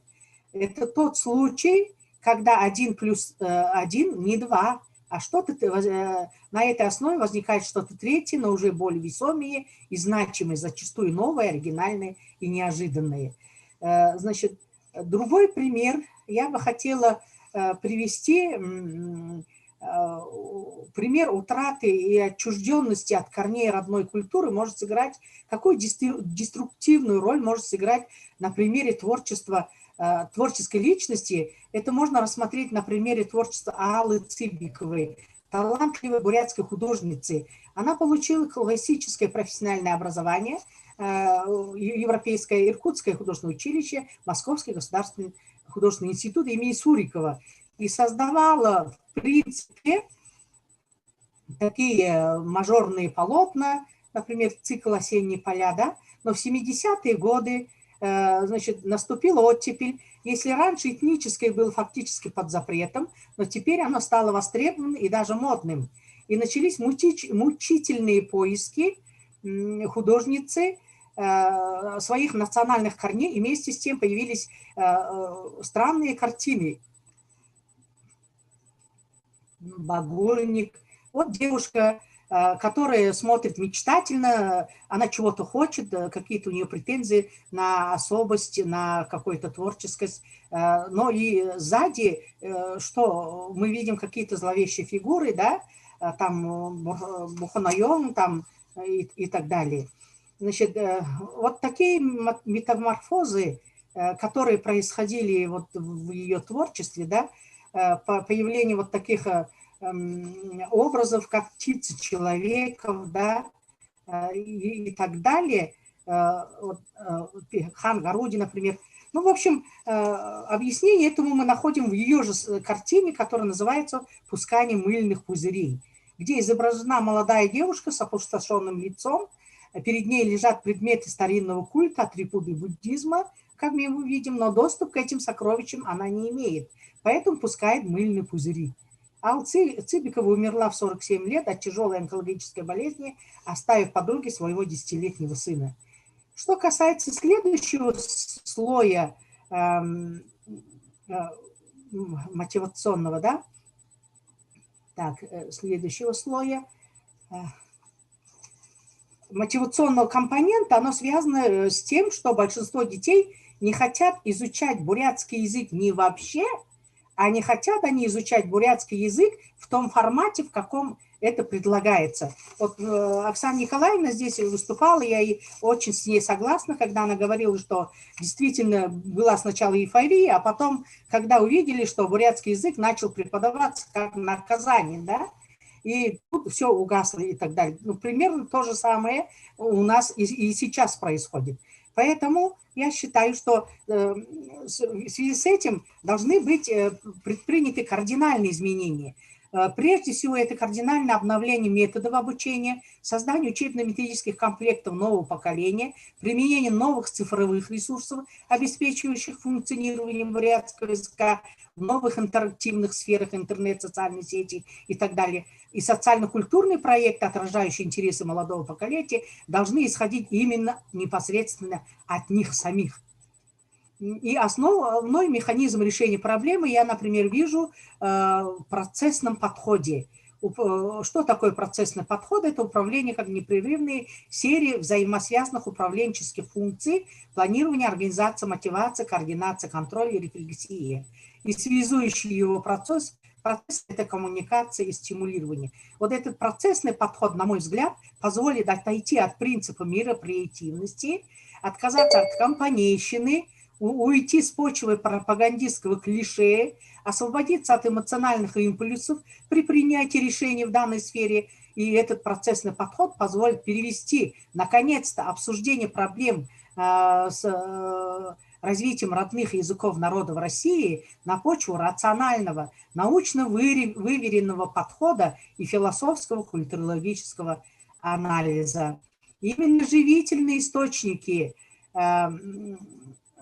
и, значит, система работы должна складываться вот именно как поэтапное стратегическое планирование, прогнозирование конкретных измеримых результатов и система отслеживания и оценки. Именно живительные источники родного языка и культуры способны сделать творческого человека дефицитом в мире, в котором есть все. Спасибо большое за внимание. Спасибо вам большое, Дулмажап Дугаржаповна. Очень интересный доклад. И я думаю, что он заинтересовал всех. И в продолжении вот нашей темы мотивации все, ни один из докладчиков не повторялся, что нужно отметить. И поэтому я думаю, что это вот такое подспорье. Очень часто задают вопрос, вот почему нужно изучать, вот обоснуйте, почему нужно изучать бурятский язык. И даже коллеги иногда говорят, вот, ну, вы же объективно понимаете, что каждый день в мире умирает как минимум один язык. Ну, соответственно, процессы вот объективные, обратного хода нет. Ну, соответственно, вот такие вот упаднические настроения присутствуют. И вы даже знаете, были такие сценарии, да, что и даты назывались, что 2070 год – это год, когда вот бурятский язык закончит свое существование как язык. Поэтому вот в этих условиях, когда мы говорим о том, что можно сделать и как нужно сделать, это очень важно, и это очень, во-первых, мотивация самих учителей нужна, да, вот, чтобы смысл своей работы они осознавали, почему это нужно делать, что, в чем смысл, в чем миссия их работы. Я хочу отметить, что если мы будем держаться именно за функциональную роль языка, мы обязательно проиграем. Мы должны рассматривать язык именно как дорогу в духовную силу нации своей, для выживания в будущем современном мире 21 века, испещренным какими-то проблемами, соблазнами и так далее, где мы должны сохранить себя. Вот именно вот эти паттерны, они там. Поэтому для выживания мы должны изучать не от языка к культуре, а от культуры к языку теперь уже. Вот такой должен быть. Вот. Это мое мнение. Хорошо, очень интересный доклад. Спасибо еще раз, Дулмажап Дугаржаповна. Вот интересный термин даже, да, вот этнонигилизм. Есть еще термин культурный маргинализм. Вот нужно, наверное, данную терминологию активно использовать, когда мы говорим о проблемах, да, что действительно и к чему это приводит, что это разрушительный такой путь, не конструктивный вот для самой личности. Вот на примере художницы мне было интересно вот это все послушать. И я думаю, что те же учителя, которые слушают, и коллеги, ученые тоже, они могут дальше развить эти мысли. Спасибо большое. Уважаемые участники конференции, здесь есть у нас такие заявки, ну как бы просьбы, не заявки, просьбы, пустить чуть вперед. Здесь есть у нас выступающие из отдаленного района нашей республики, Харжанова Байырма Викторовна. Она у нас сегодня выступать должна по списку 9. Вот просится вперед ее пустить, потому что ей необходимо отбыть из столицы. И я обращаюсь к Андреевой Тамаре Егоровне и Кириллу Намсараевичу. Не возражаете, если мы продвинем вперед нашего участника? Хорошо, хорошо, я согласна. Спасибо большое. Ага. Байырма Викторовна, вы готовы? Да-да. Ага.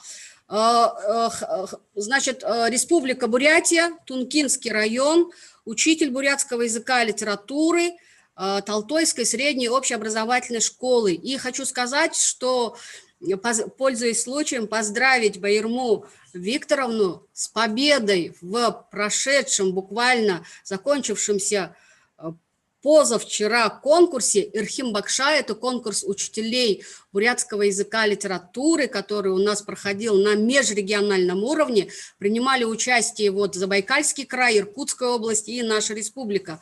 Байырма Викторовна, победитель этого конкурса, получила гран-при на этом конкурсе. На сегодня, то есть это наш самый лучший учитель бурятского языка и литературы. Спасибо большое. Предоставляем вам слово. Во-первых, большое спасибо, Гару Бекжаповна, за теплые поздравления. И я бы хотела попросить, чтобы вы дали мне разрешение на демонстрацию экрана. Далее. Так. Далее. Так. Я тоже.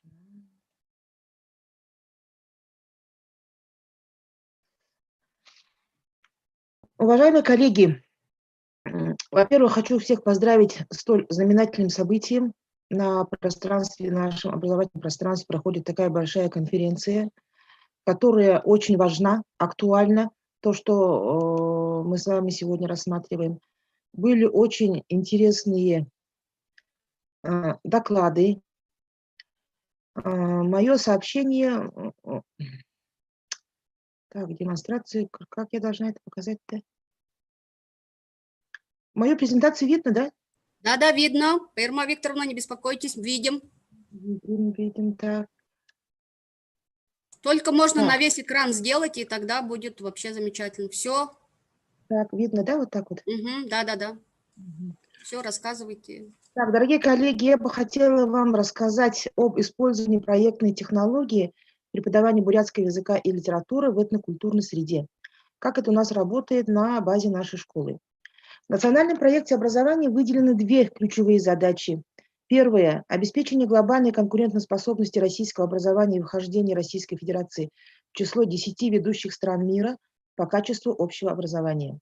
Вторая задача – это воспитание гармонично развитой и социально ответственной личности на основе духовно-нравственных ценностей народов Российской Федерации, исторических национально-культурных традиций.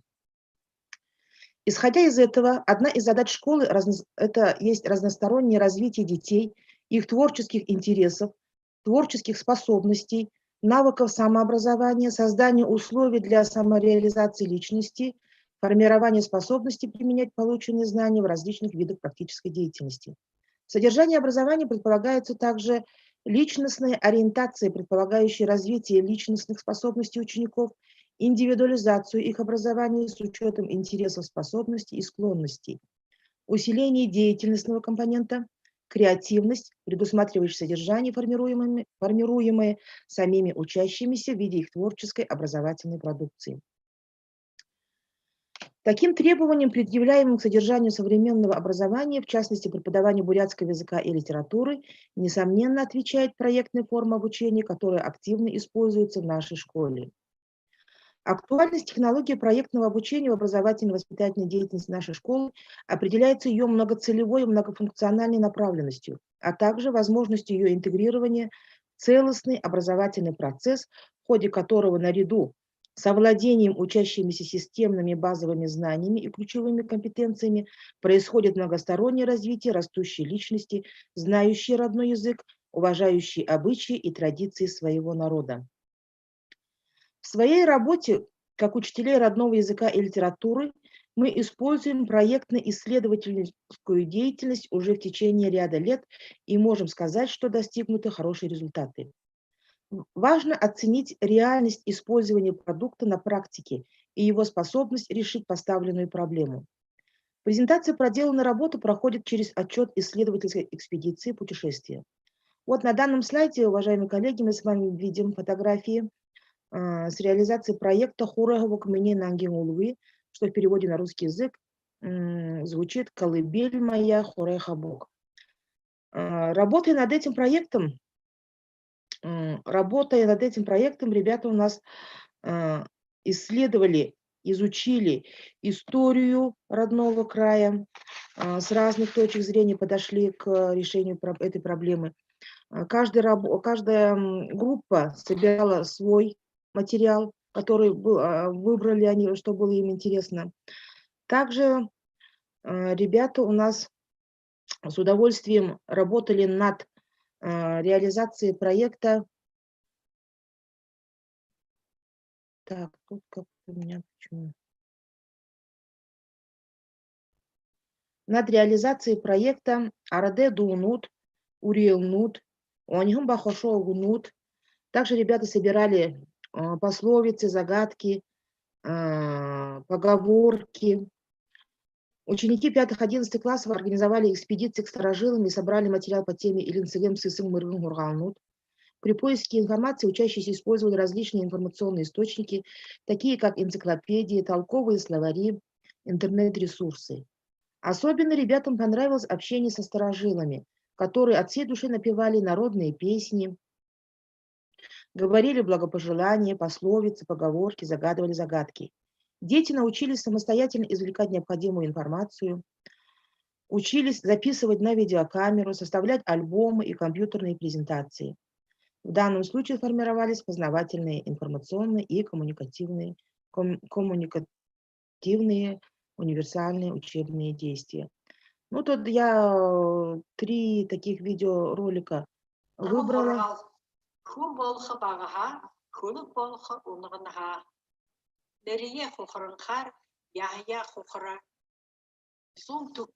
Ну, вот такого плана работы, мы считаем, что она очень эффективна.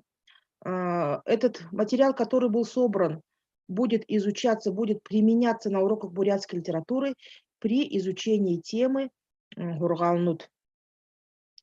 Считаем, что познавательные компетенции также развиваются при реализации урочных проектов, как при изучении целого ряда грамматики, так и при изучении отдельных тем. Так, например, в 5 классе можно запланировать и реализовать исследовательские проекты фонетики, нюсунут, шидиты, лексика и другие, в ходе которого ежеурочно ребята будут заполнять журнал логических опорных схем, что будет у нас продуктом проекта, на основе самостоятельного изучения теоретического материала учебника, подбора примеров. Очень интересна работа по сбору и изучению легенд и преданий родного края при изучении темы Домугут по бурятской литературе. Активизирует творческую деятельность обучающихся работа над проектом Тавринот, где ребята сами сочиняют загадки и на защите проекта загадывают их одноклассникам. Большую роль в нравственном воспитании при общении истории и культуре бурятского народа обучающихся имеет проект Хоймрем Дасунгот. Мы с учащимися 7-8 классов выезжали в Дацаны, Дычин Равжелем Бадхитхарма, находящиеся на территории курорта Аршан, где настоятели и ламы подробно рассказали об истории буддизма на территории Каймурского куста, развитии и становлении датсанов. Много интересного ребята узнали о буддийских символах и обрядах. Также хочется отметить большой проект Байин Мандал Казар. При проведении данной исследовательской работы обучающиеся изучили интересный материал об истории Або, находящегося в местности Байин Мандал. Работая с информаторами, ребята получили богатейший исследовательский материал об обряде закладки бумбы в основании Субургана, значении химоринов, горо. Содержательную информацию о финансировании реконструкции Або предоставил глава администрации сельского поселения Талтой Шултун Базырович Зоманов. Проекты данного направления позволяют расширить кругозор учащихся, обогатить их словарный запас и имеют большой потенциал патриотического и нравственного воспитания. Большую роль в воспитании уважительного отношения к истории своего рода сыграл долгосрочный проект Мини-У-Карвал. В течение учебного года учащиеся и родители собирали материал о своей родословной, фотографии, письма, воспоминания. Конкурс Мини-У-Карвал оценивался в номинациях Мини-У-Карвал, составление семейного древа. 2 секция – это Убга Исхенремне Мартагдашилы Батаршилга, участие моих близких в Великой Отечественной войне 41-45 годов. Ребята собирали материал об участниках гражданской войны, войны с Финляндией, афганской и чеченской войнах и иных военных конфликтах. 3 секция, исследовательская секция у нас была, называлась «Угарвлемни омгархал». Здесь ребята собирали материал, готовили альбомы о деятелях науки и культуры, предпринимателях, меценатах, политиках, общественных деятелях, военных, просветителях, ламах, выходцах из их рода. 4 секция у нас работала по теме «Би-мыргжилдыде хадаханби». Ребята собирали материал о педагогических, врачебных, инженерно-технических, военных, рабочих и других династиях своего рода. Интересно прошла работа секции Инна Ганюрхомор, где ребята представили семейные реликвии, часы, портсигары, трубки, вышивки, оружие, монеты, альбомы, письма, фотографии, предметы собственного изготовления и другие.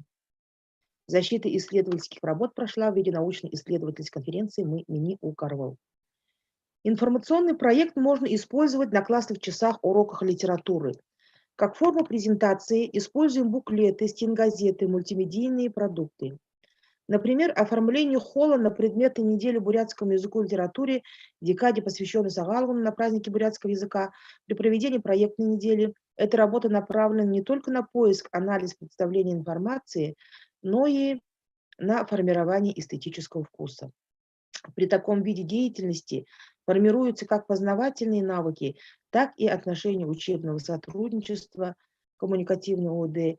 Дети самостоятельно составляют план своей работы, находят необходимую информацию в различных источниках, проводят исследования в различных направлениях и защищают свой проект.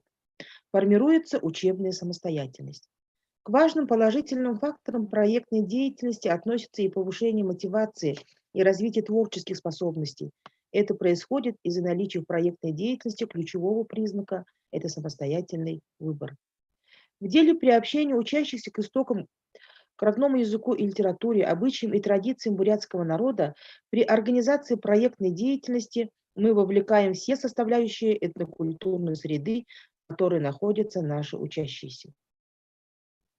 Так, еще я хотела бы сказать, что вот в этом году мы провели конкурс буктрейлингов. Ребята составляли вот у нас такого вида работу. Виктория Алагуеваға Бурят ұттығы алтын номер буктрейлинг. Бурят арат укса. Вот, готовясь к этому конкурсу, ребята прочитали очень интересные книги. Вот это, вы знаете, мы все знаем, что это есть реклама прочитанной книги, чтобы ребята у нас читали. Вот ученики начальных классов, например, у нас.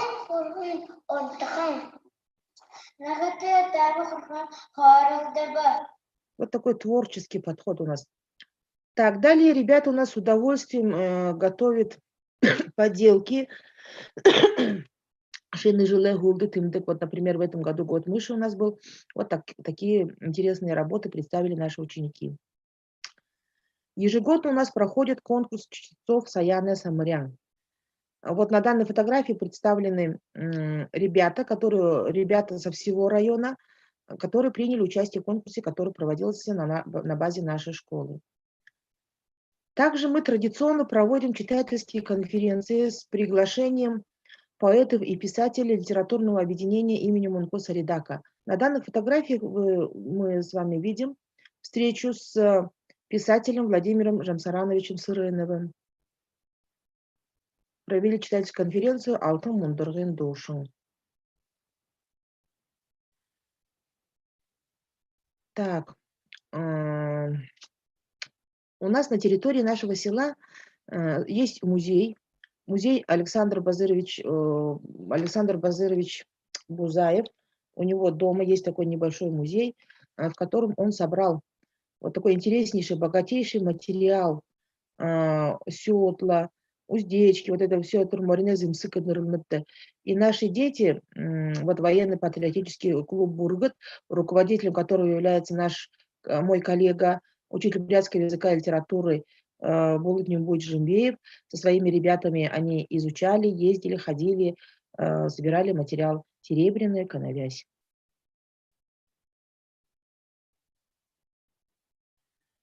В этом году, вот, когда мы с вами с прошлого учебного года перешли на дистанционное обучение, вот изготовление вот таких видеороликов, оно стало у нас актуальным. Ребята учатся, делают. И вот в этом году мы провели конкурс «Урун Угин Долгендейра» вот в таком формате.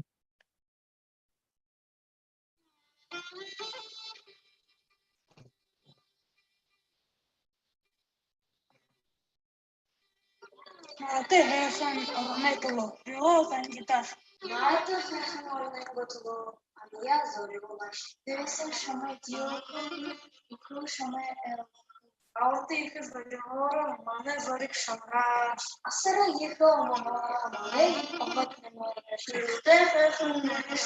уем уютно, высоты горят укоси, уем ходят только.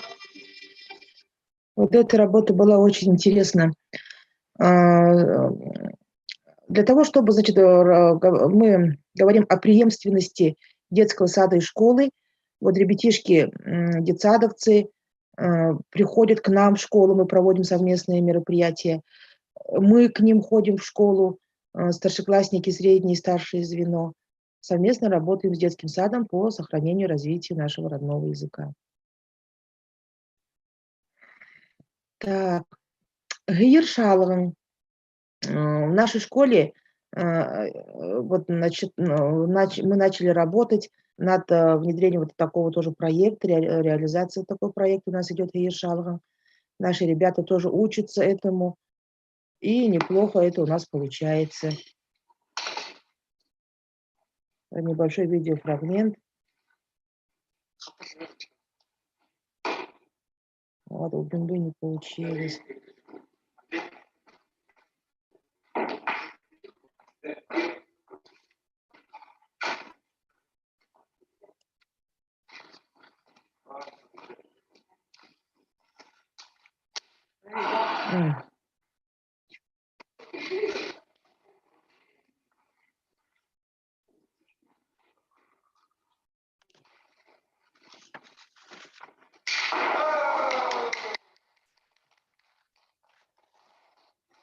Так. И неоценима, конечно же, деятельность нашего детского фольклорного образцового ансамбля ХНГР, руководителем которого является Инна Владимировна Ягдуева. Ими проводится очень большая работа по изучению фольклора, обычаев, традиций нашего народа, народных песен, сказаний. Вот наши фольклористы. Таким образом, интеграция всех звеньев этнокультурной среды позволяет осуществлять целенаправленное формирование ключевых компетенций у учащихся и в конечном счете повысить качество знаний по предмету, создать условия для успешной социализации личности. Образование – это есть то, что остается после того, как забывается все, чему нас учили, писал Альберт Эйнштейн. В современных условиях задача учителя – показать ребенку путь к познанию, научить учиться. Не нужно пугаться изменений в привычных образовательных и педагогических подходах. Их подсказывает нам с вами жизнь и здравый смысл. Если, конечно, мы безразличны к судьбе наших учеников, к судьбе родного языка. Спасибо за внимание. Спасибо большое, Байырма Викторовна, за ваш доклад и вот такой практический аспект работы учителя бурятского языка, вот именно с использованием проектной технологии. Вот. Ага, спасибо. Так, Байырма Викторовна. Да, я вас слышу. Ага. Если вдруг есть у участников вопросы к Байырме Викторовне, потому что она нас покинет, то можете сейчас задать. Ага. Байырма Викторовна, закройте, пожалуйста, презентацию. Ага. Так, если у участников нет вопросов, то мы продолжаем работу по вот списку. Значит, следующим у нас выступление идет Республика Саха-Якутия. Здесь доклад программы и мероприятий в области реализации законов о языках в Республике Саха-Якутия. Здесь заявлено два докладчика. Андреева Тамара Егоровна, кандидат филологических наук, ведущий научный сотрудник Института гуманитарных исследований и проблем малочисленных народов Севера, Сибирского отделения Российской академии наук, доцент кафедры северной филологии Северо-Восточного федерального университета имени Амосова. Ну и содокладчиком у нас идет Стручков Кирилл Намсараевич, кандидат филологических наук, также научный сотрудник отдела северной филологии Института гуманитарных исследований и проблем малочисленных народов Севера Соран. Пожалуйста, Тамара Андреевна. Егоровна. Ой, Меня Тамара всегда... Егоровна, простите, пожалуйста, Тамара Егоровна, вам слово. Хорошо. Я вот послушала интересные доклады и пришла то, что мы написали вот введение, да, что общество, выражая потребность в активно стимулирующей позиции государства в роли субъекта языкового планирования, обращает особое внимание на учет изменяющейся социолингвистической ситуации, на факт возрастания у коренного населения потребности в этнической идентичности, в этническом воспроизводстве, в сохранении и развитии родного языка и возлагает особые надежды на высокие этнические ресурсы. Следовательно, существует субъективная необходимость и принятие ряда реальных мер в сфере языковой политики, направленных на повышение ее эффективности и результативности, используя имеющиеся этнокультурные ресурсы для исполнения языкового законодательства. В прошлом году был год языков коренных народов, в этом и было объявлено Международное десятилетие языков коренных народов.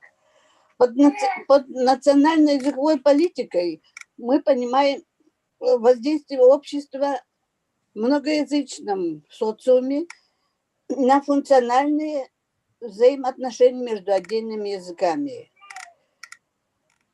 И известный социолингвист Губогла в своей работе отмечал, что Якутия и Бурятия – это одни из немногих республик Российской Федерации, которые показали пример внимательного учета интересов коренных малочисленных народов Севера в адекватной разработке их национальных прав. На территории Республики Саха-Якутия, по данным переписи 2010 года, проживает всего 39 936 представителей 5 коренных малочисленных народов Севера.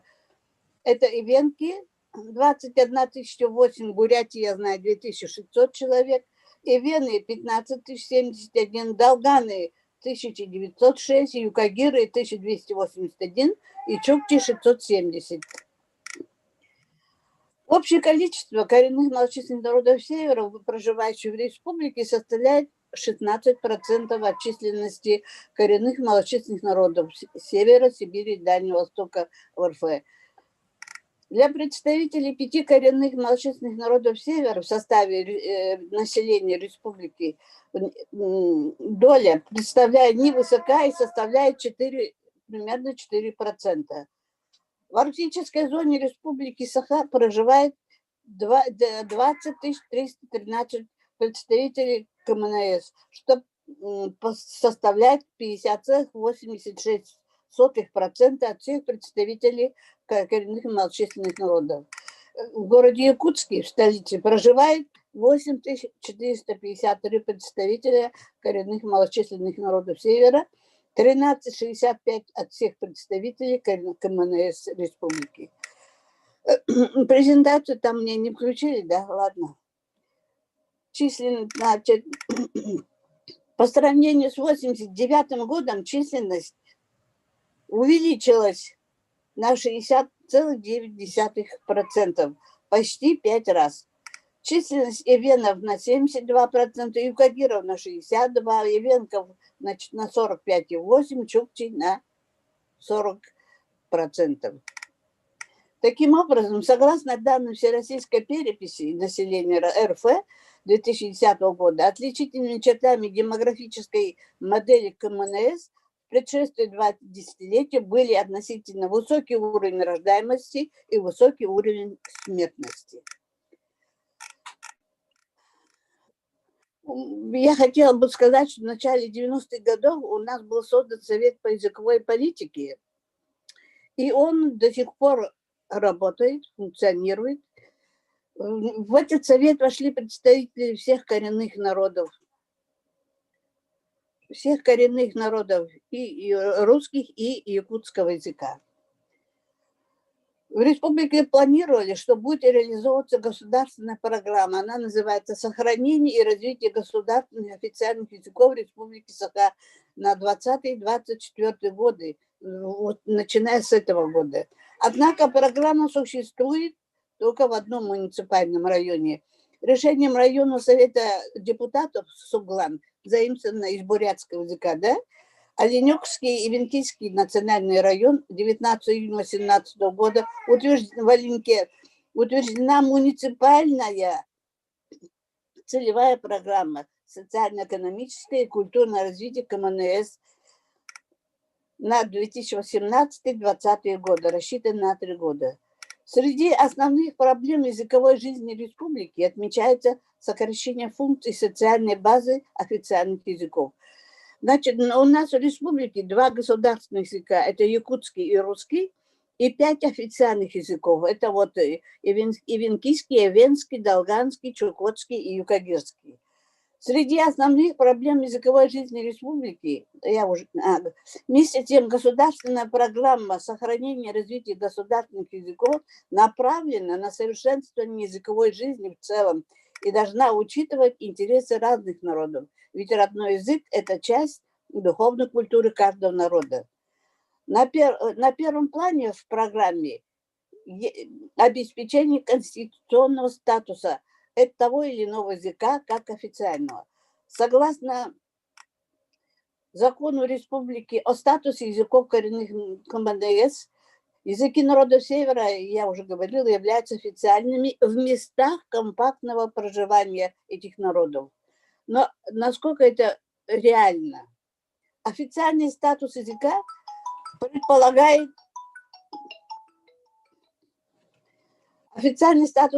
предполагает употребление языка в публичной жизни. Это в органах власти, государственных организациях, наличие языковой среды на работе, в языковых квалификационных требованиях, в образовании.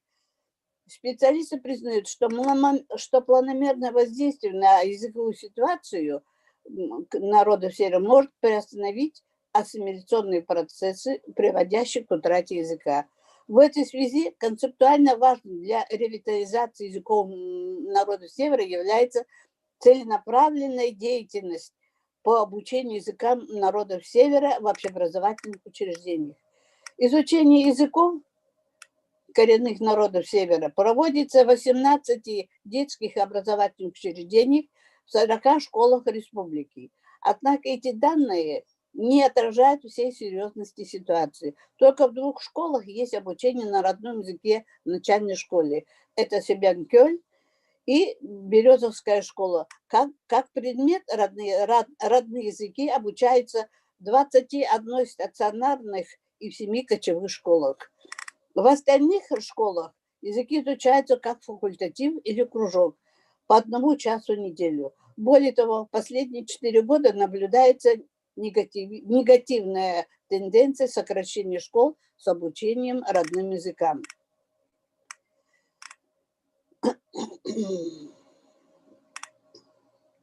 Другой проблемой большинства школ указывает отсутствие учебников на языках коренных малочисленных народов Севера. Это несмотря на то, что за последние 3 года издано более 67, 4 написал, наименований учебно-методической, художественной, литературной. Это на Венском 37, на Венкийском 13, Юкагирском 13, Долганском 2 и Чукотском 1. Необходимо, нам кажется, и учителям, и методистам, и общественникам, нам необходимо составить список рекомендуемых учебников, учебных пособий по годам обучения, а также целью выявления реальной картины обеспеченности и потребностей провести инвентаризацию используемых учебников и пособий на родных языках. По венкийскому языку у нас есть учебники с 1 по 9 класс, созданные Зинаидой Николаевной Пекуновой. Но эти учебники у нас уже, как сказать, дети, молодежь потеряли родную речь, так же, как везде, да? У нас они в большинстве не владеющие родным языком. Поэтому нам надо создавать учебники нового поколения, которые рассчитаны на эту молодежь, на этих детей. Несколько лет назад были приняты ФГОС и утверждены новые учебные программы, в том числе по языкам народов Севера. Но за эти годы не создано пока ни одного комплекта, даже для первого класса по этим стандартам.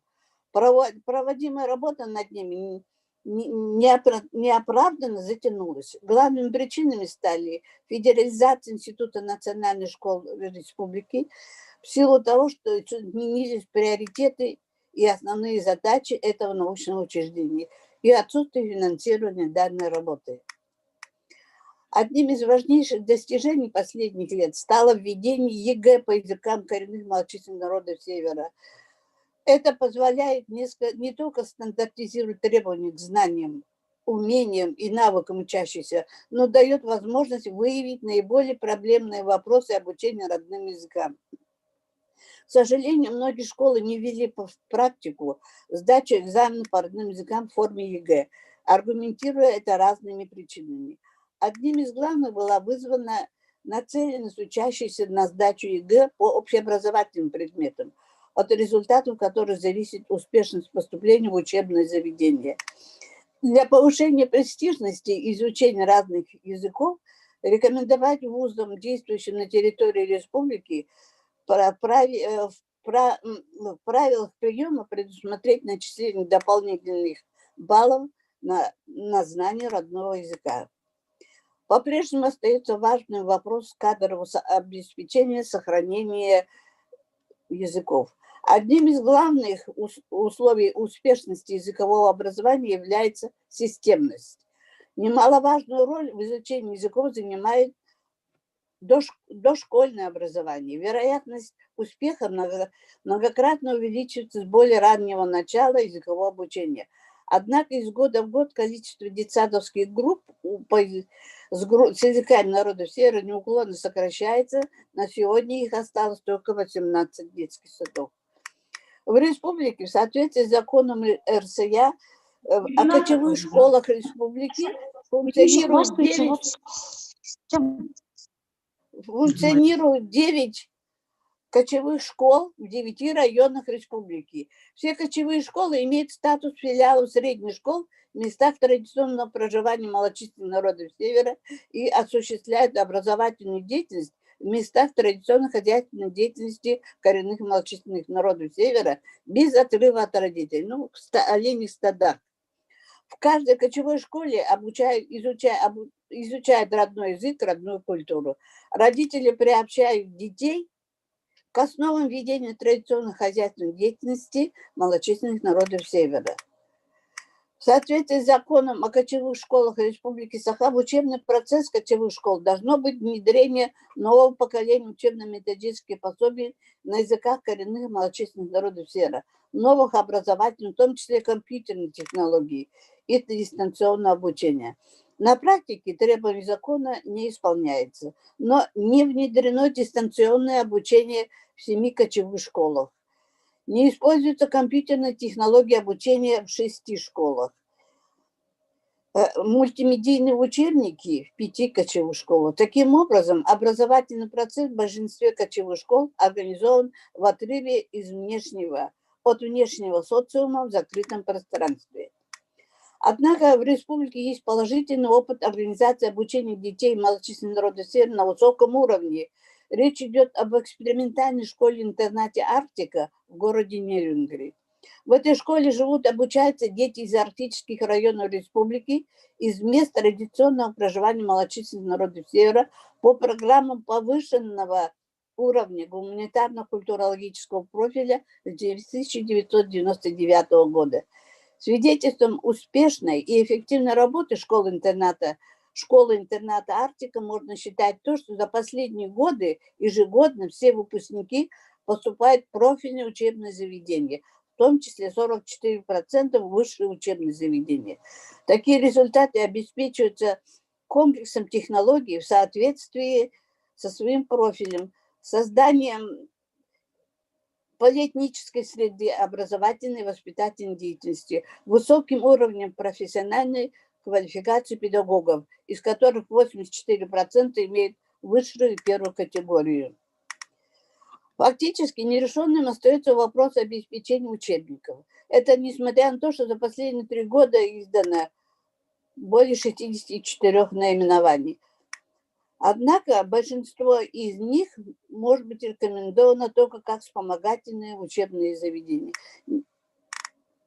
Несколько лет назад были приняты в ФГОС, утверждены новые учебные программы по языкам. По ивенскому, юкагирскому, чукотскому, долганскому, в соответствии с требованием ФГОС. Школы, изучающие языки КМНС, отмечают необходимость учебной литературы по языкам с 1 по 9 классы, это школы в учебниках нового поколения. На перспективу определены 2 главные задачи: соблюдение права на сохранение исконной среды обитания и обязательное изучение родных языков во всех местах компактного проживания коренных малочисленных народов Севера. У нас в университете есть кафедра северной филологии, которая готовит учителей для этих школ. Мы готовим учителей по ивенкийскому языку, по ивенскому, по долганскому, по чукотскому и по юкагирскому языкам. Спасибо за внимание.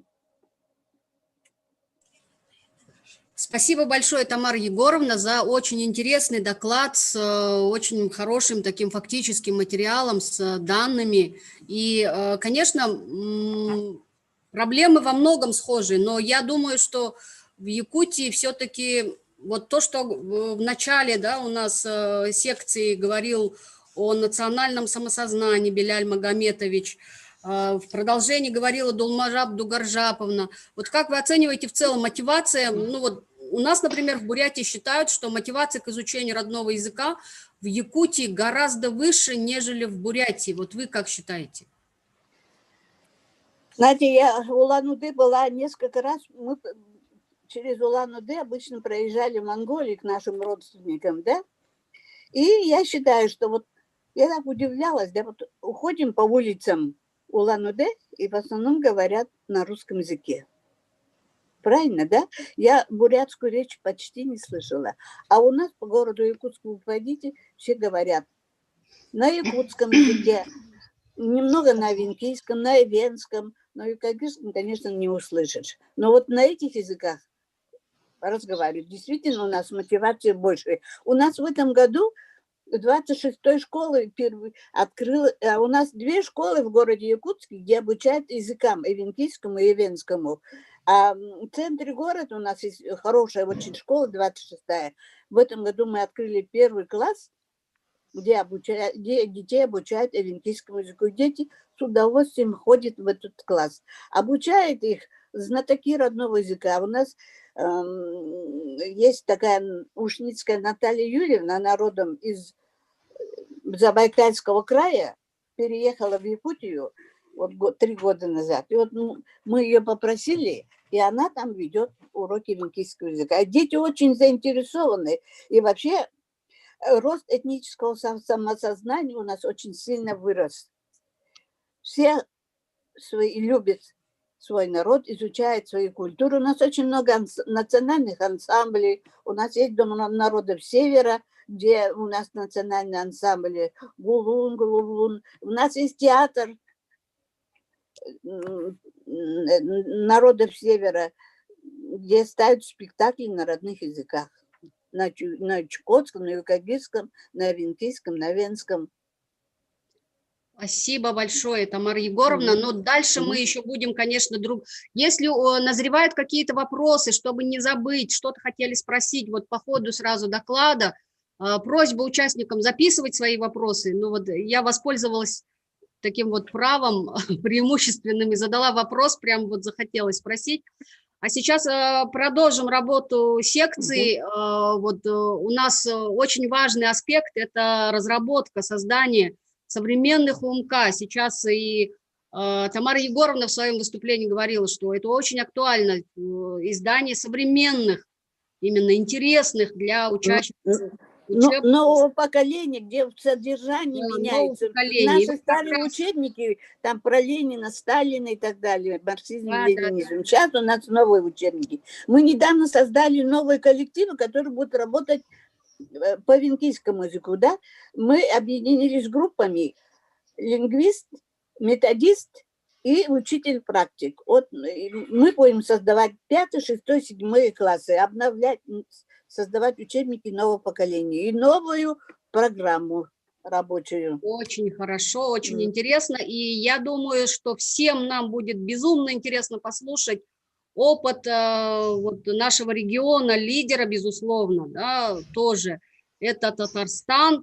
Кто-то вот уже сказал, что это государство в государстве. По-моему, Беляль Магометович сказал, да, создание современных УМК по родному татарскому языку, литературе, проблемы, подходы, решения. Так называется доклад. Здесь 4 человека на этот доклад заявлены, но будет выступать у нас Гульнас Нурфатовна Мухарлямова, кандидат филологических наук, заведующий отделом Института языка, литературы и искусства Академии наук Республики Татарстан имени Ибрагимова. Пожалуйста, Гульнас Нурфатовна, вам слово. Добрый день, уважаемые коллеги. Хайрлы кенер. Нас слышно? Слышно, видно. Вам Вас нужна приветствует. презентация, да? Да, с презентацией. Вас приветствует Татарстан, город Казань, Институт языка, литературы и искусства имени Галимзяна Ибрагимова, Академия наук Республики Татарстан. Позвольте представиться еще раз. Мухарлямова Гульнас Нурфатовна, заведующая отделом национального образования ИАЛИ АНРТ. Рядом со мной находятся мои коллеги, сотрудники отдела национального образования, авторы новых учебников. Это Шакурова Муслима Максумовна, Гениатуллина Лилия Минуровна и Абдуллина Дилярья Маратовна. Мы благодарим за представленную возможность участвовать в вашей конференции, посвященной столь актуальной сегодня проблеме преподавания родных языков. И в своем выступлении мы хотим поделиться опытом составления учебников по родному языку и литературе. Сегодня в преподавании родного языка и литературы, как мы знаем, происходят большие перемены, связанные и с обновлением курса, содержания курса по этим предметам, и с методикой их преподавания, и с изменениями в количестве часов, отводимых на их изучение. И в связи с этим перед учителями родного языка и литературы ставятся очень важные и ответственные задачи, а именно сохранение родного языка, поддержание развития интереса и мотивации у детей к его изучению. Все это требует от учителя большого профессионального мастерства, умения использовать современные образовательные технологии в процессе преподавания и, конечно же, желание работать творчески. Изменения в общественной жизни ставят новые требования и к преподаванию предметов родной язык и родная литература, и, соответственно, литературное чтение на родном татарском языке для начальных классов. Во-первых, изменились названия самих предметов. Сейчас мы их называем родной татарский язык и родная татарская литература. Во-вторых, обучение родному языку и литературе предполагает освоение материала на базовом и углубленном уровне. Как это осуществляется у нас в республике? Говоря о базовом уровне, мы подразумеваем обучение учащихся татар в образовательных организациях с русским языком обучения. А углубленный же уровень предполагает обучение учащихся татар в школах с татарским языком обучения. И этот фактор также учитывался и при составлении, разработке новых учебников.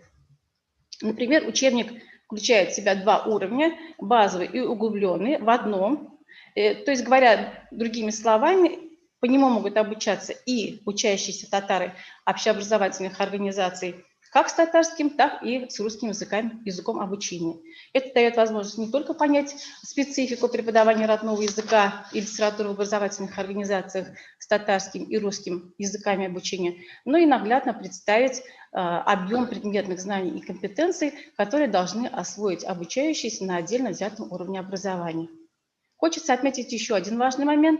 Материал углубленного уровня учитель в отдельных случаях может дополнительно использовать при работе с детьми, которые имеют достаточно высокий уровень владения татарским языком, но учатся, например, в школах с русским языком обучения. И также как альтернативный вариант, в данном случае углубленный уровень может служить при работе с одаренными детьми, в частности, при подготовке учащихся к олимпиадам. Изменилось также и содержание учебных предметов. В содержании предмета «Родной язык», например, выделяется 4 сквозных тематических блока, и они повторяются из года в год до 11 класса, с 1 по 11 класс. Тема «Я» с целью развития речи предполагает работу с лексическими единицами, выражающими личные отношения учащегося. В начальных классах в этой связи изучаются темы семьи, школы, друзей, одноклассников, учителей. В среднем звене присутствуют такие темы, как «Мой любимый герой», «Любимый писатель», «Профессии будущего», «Моя семья», «Мое хобби». В рамках второй темы «Мир вокруг меня» в начальных классах предлагаются тексты следующих тематик: любимые игры и игрушки, фильмы, персонажи, народные сказки, разнообразие растений и животных. В среднем звене даются такие темы, как природа моего края, виртуальное общение в сети интернет, российские и зарубежные вузы, современная мода. Третья тема «Моя Родина» ориентирована на укрепление учащихся гражданской идентичности, чувства патриотизма, любви и уважения к Отечеству через ознакомление с повседневной жизнью, особенностями быта, традиций как татарского народа, так и народов, проживающих на территории Российской Федерации. Четвертая тема «Мир татарского народа» нацелена на формирование представлений о национальной ментальности, философии, мироощущении, нравственных законах татарского народа.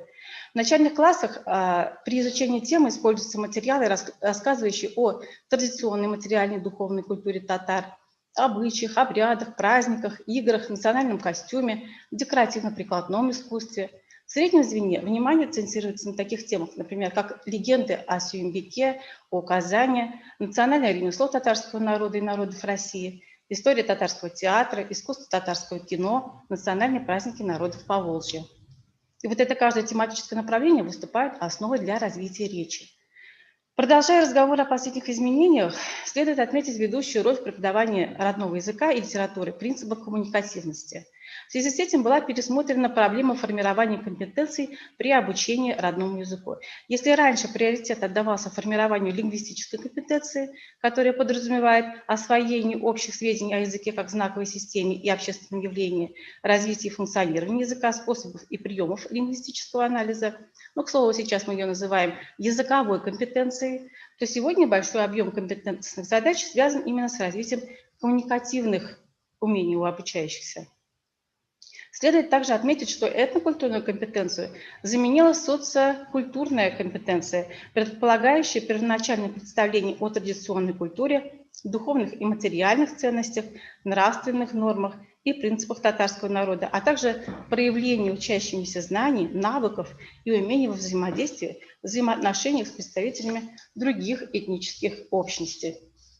Данные особенности обучения отразились и в новых примерных образовательных программах по учебным предметам «Родной татарский язык», «Литературное чтение на родном татарском языке» и «Родная татарская литература» для образовательных организаций, реализующих программы начального, основного и среднего общего образования. Эти программы составлены в соответствии с требованиями федерального государственного образовательного стандарта, получили положительную оценку экспертов, и часть из них уже в настоящее время включена в Федеральный государственный реестр предметных программ. На основе этих программ сегодня у нас в республике ведется работа по разработке учебно-методических комплексов по вышеназванным предметам нового поколения. В частности, завершена работа по разработке УМК по предмету «Родной татарский язык» для 1-4 классов. В 2019-2020 учебном году они успешно прошли апробацию в школах республики. На сегодня также завершена работа по созданию УМК по учебным предметам «Литературное чтение на родном татарском языке» для начальной школы и «Родному татарскому языку» для среднего звена. Изучение родного татарского языка в начальной школе представляет собой первый этап языкового образования и речевого развития обучающихся. Учебно-методический комплекс по учебному предмету «Родной татарский язык» для начальных классов состоит из учебника, рабочей тетради, методического пособия для учителя, аудиовизуальных и электронных средств обучения, в том числе электронных учебников. Эти материалы представлены как в виде традиционных изданий, так и на электронных носителях. В зависимости от ступени обучения и возраста учащихся состав комплекса может варьироваться. Так, включение рабочей тетради предусмотрено только в младших классах. Современный учебник по родному татарскому языку составляет ядро учебно-методического комплекса. Он соответствует по структуре и содержанию учебной программы, соотносится с другими компонентами УМК по предмету. Новые учебники хорошо оформлены, тексты сопровождаются иллюстрациями. Каждая тема рассчитана на несколько уроков. Различие наблюдается в количестве часов, отводимых на изучение темы на базовом и углубленном уровнях. Например, тему «Это какое время?» обучающиеся школы с русским языком обучения изучают 2 часа, а обучающиеся татарских школ и гимназий 4 часа. В соответствии с необходимостью формирования этнокультурной компетенции у обучающихся практически по каждой теме даются материалы устного народного творчества. Учитывая необходимость формирования коммуникативной компетенции, на каждом уровне предполагаются отдельные диалоги. Задания, виды работ, адресованные обучающимся на углубленном уровне, то есть адресованные учащимся татарских школ, в учебнике вдоль полей отмечены волнистой красной линией. Методическое пособие для учителя создает условия для его творческой деятельности. В содержание пособия включены примерные календарно-тематические планы, списки основной и дополнительной литературы по темам, разработки уроков, оформленные в соответствии с требованиями ФГОС, информационные материалы, рекомендации по организации учебно-познавательной деятельности учащихся как на уроках, так и во внеурочной работе. Преподавание родного языка предполагает использование аудиовизуальных и электронных средств обучения на всех этапах организации учебно-познавательной деятельности учащихся. В УМК по родному языку они представлены в виде аудиодиска и электронного учебника, который дает не только возможность работать с ними как вспомогательными элементами к учебнику в усвоении языкового материала, но и благодаря им мы можем провести урок более интереснее, эффективно и занимательно. Аудиодиски включают в себя аудиозаписи текстов к определенной теме учебников. Все они разделены по классам. Кроме текстов для обязательного прослушивания предлагаются небольшие тексты из учебника для аудирования. Электронный учебник – аналог традиционного учебника. Аудиозаписи можно прослушать и в электронном учебнике.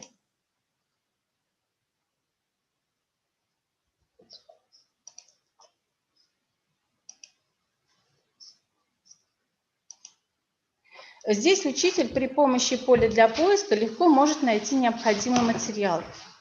С помощью закладки для книг можно выделить нужную страницу. Это очень удобно, когда учитель, например, дает домашнее задание. Кнопкой выделения можно обозначить отдельное задание или вид работы. В электронном учебнике предлагаются для работы рисунки, игры и интерактивные задания.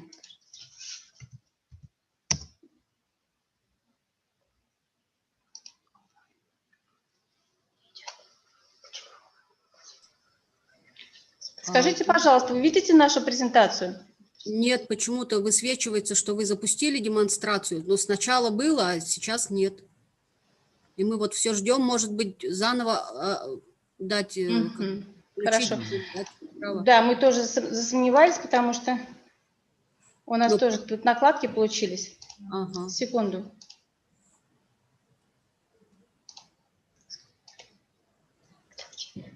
Вот, все. На экране есть.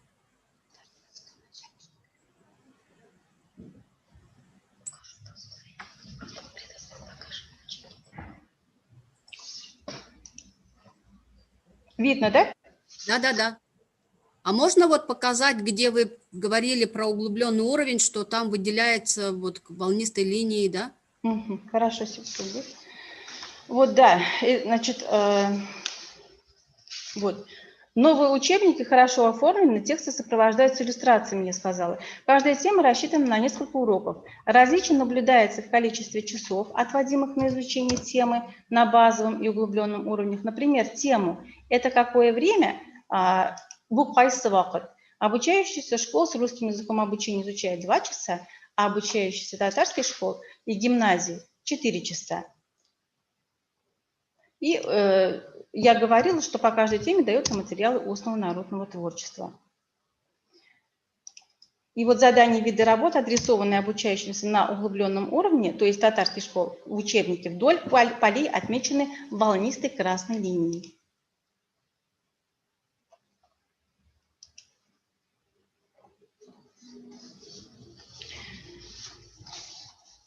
Мы хотели еще вам продемонстрировать, как у нас в электронном учебнике можно прослушать аудиозапись.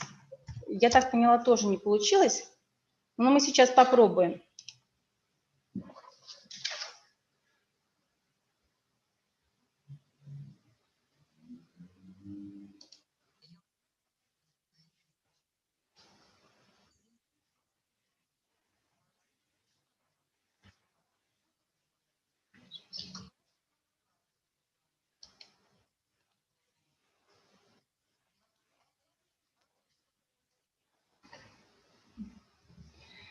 В электронном учебнике предлагаются для работы рисунки, игры и интерактивные задания.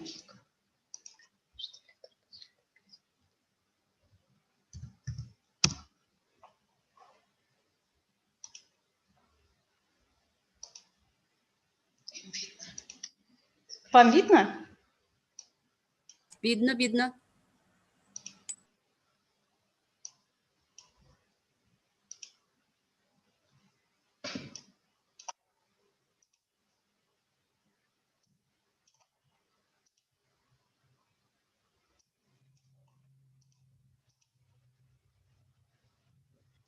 Все они разрабатывались с учетом интересов и возрастных особенностей обучающихся. В учебнике достаточно много различных загадок, кроссвордов, ребусов, логических заданий и головоломок. Еще одна особенность электронного учебника – это интерактивные игры. Их можно проводить в парах, группах и с целым классом. Данные игры предполагают не только знакомство с теоретическим материалом по родному языку, но и получение познавательной информации. Например, в первом классе учащиеся очень много узнают нового о жизни скворцов, о правилах дорожного движения. Есть у нас вот такие игры-ходилки при повторении изученного.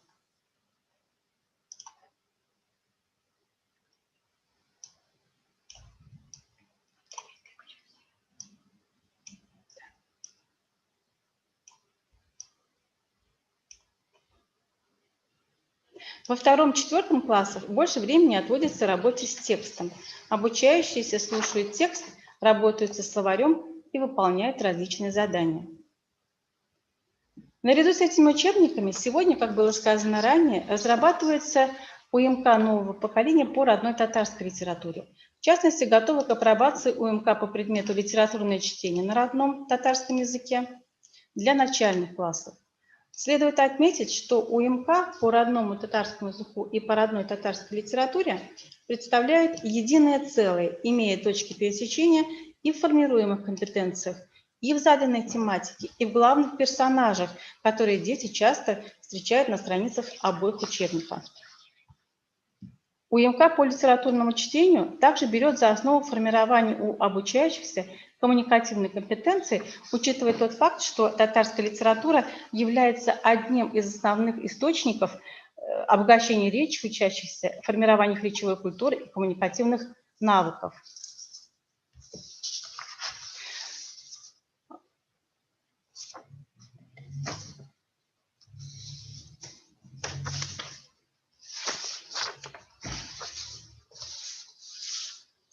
Интересным и показательным в учебнике является подача материала, учет знаний при повторении изученного, пройденного, который предполагает в большинстве случаев логические задания, игру, квест, кроссворды.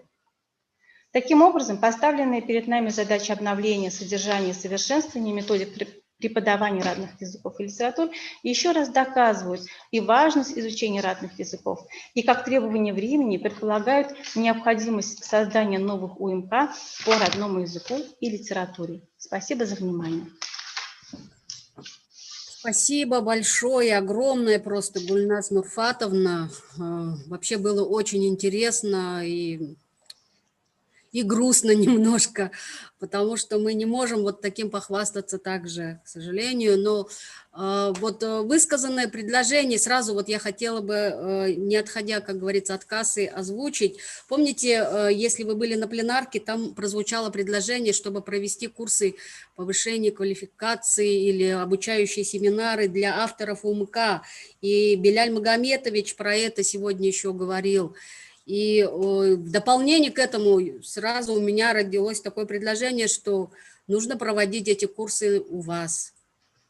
Если, конечно, руководство не будет против, но мы хотели бы сказать, что такие курсы, например, летняя школа, в этом году должна была пройти в Санкт-Петербурге при университете, педагогическом университете имени Герцена. Ее должна была провести Хамраева Елизавета Александровна. Мы тоже должны были там участвовать, но, к сожалению, по понятным причинам, то есть с ограничительными мерами, мы там не смогли участвовать в этом мероприятии, потому что мероприятие само тоже отменилось. Понятно, понятно. А вот если так подумать, можем ли мы все, допустим, регионы собраться в одном месте и вот послушать, посмотреть и поучиться у вас? Или возможен формат, что, может быть, мы все будем приглашать вас к себе в регионы? Или и тот, и другой формат. Ну, то есть, если бы вы к нам приехали, я думаю, что мы вас просто забросали бы вопросами, просьбами. Мы не против, мы рады всегда помочь, если сможем, конечно, да. Но это не на нашем уровне все это обсуждается, да. Лилия Марсовна вчера уже говорила, что мы не против, если, конечно, руководство наших республик одобрит, поддержит, да, и мы с удовольствием поделимся своим опытом еще раз. Ну, со своей стороны я хотела бы сказать, что если вдруг не удастся, но от имени конференции мы, конечно, будем обращаться с просьбой организовать такие курсы, и, может быть, даже укажем, что вот хотели бы именно на примере Татарстана это все посмотреть, обязательно мы это укажем. Но если не получится такой всероссийский формат, то я думаю, что на уровне республики мы тоже будем как бы прорываться к вам, будем проситься к вам.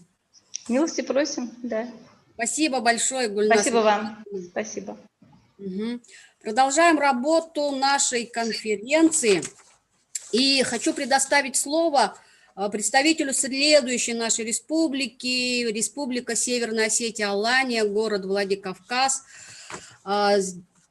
Здесь у нас, вообще мы когда распределяли по секциям, мы постарались, чтобы представители, если несколько представителей от республик, от одной республики, чтобы они присутствовали во всех секциях.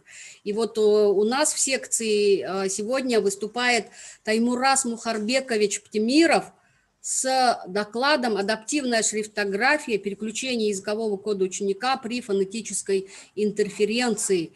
Это Институт истории и археологии Республики Северная Осетия, Алания, старший научный сотрудник. Пожалуйста, Таймурас Мухарбекович. Лабонта Хорж, добрый день. Спасибо за предоставленную возможность. Также прошу дать возможность демонстрации экрана. Далее.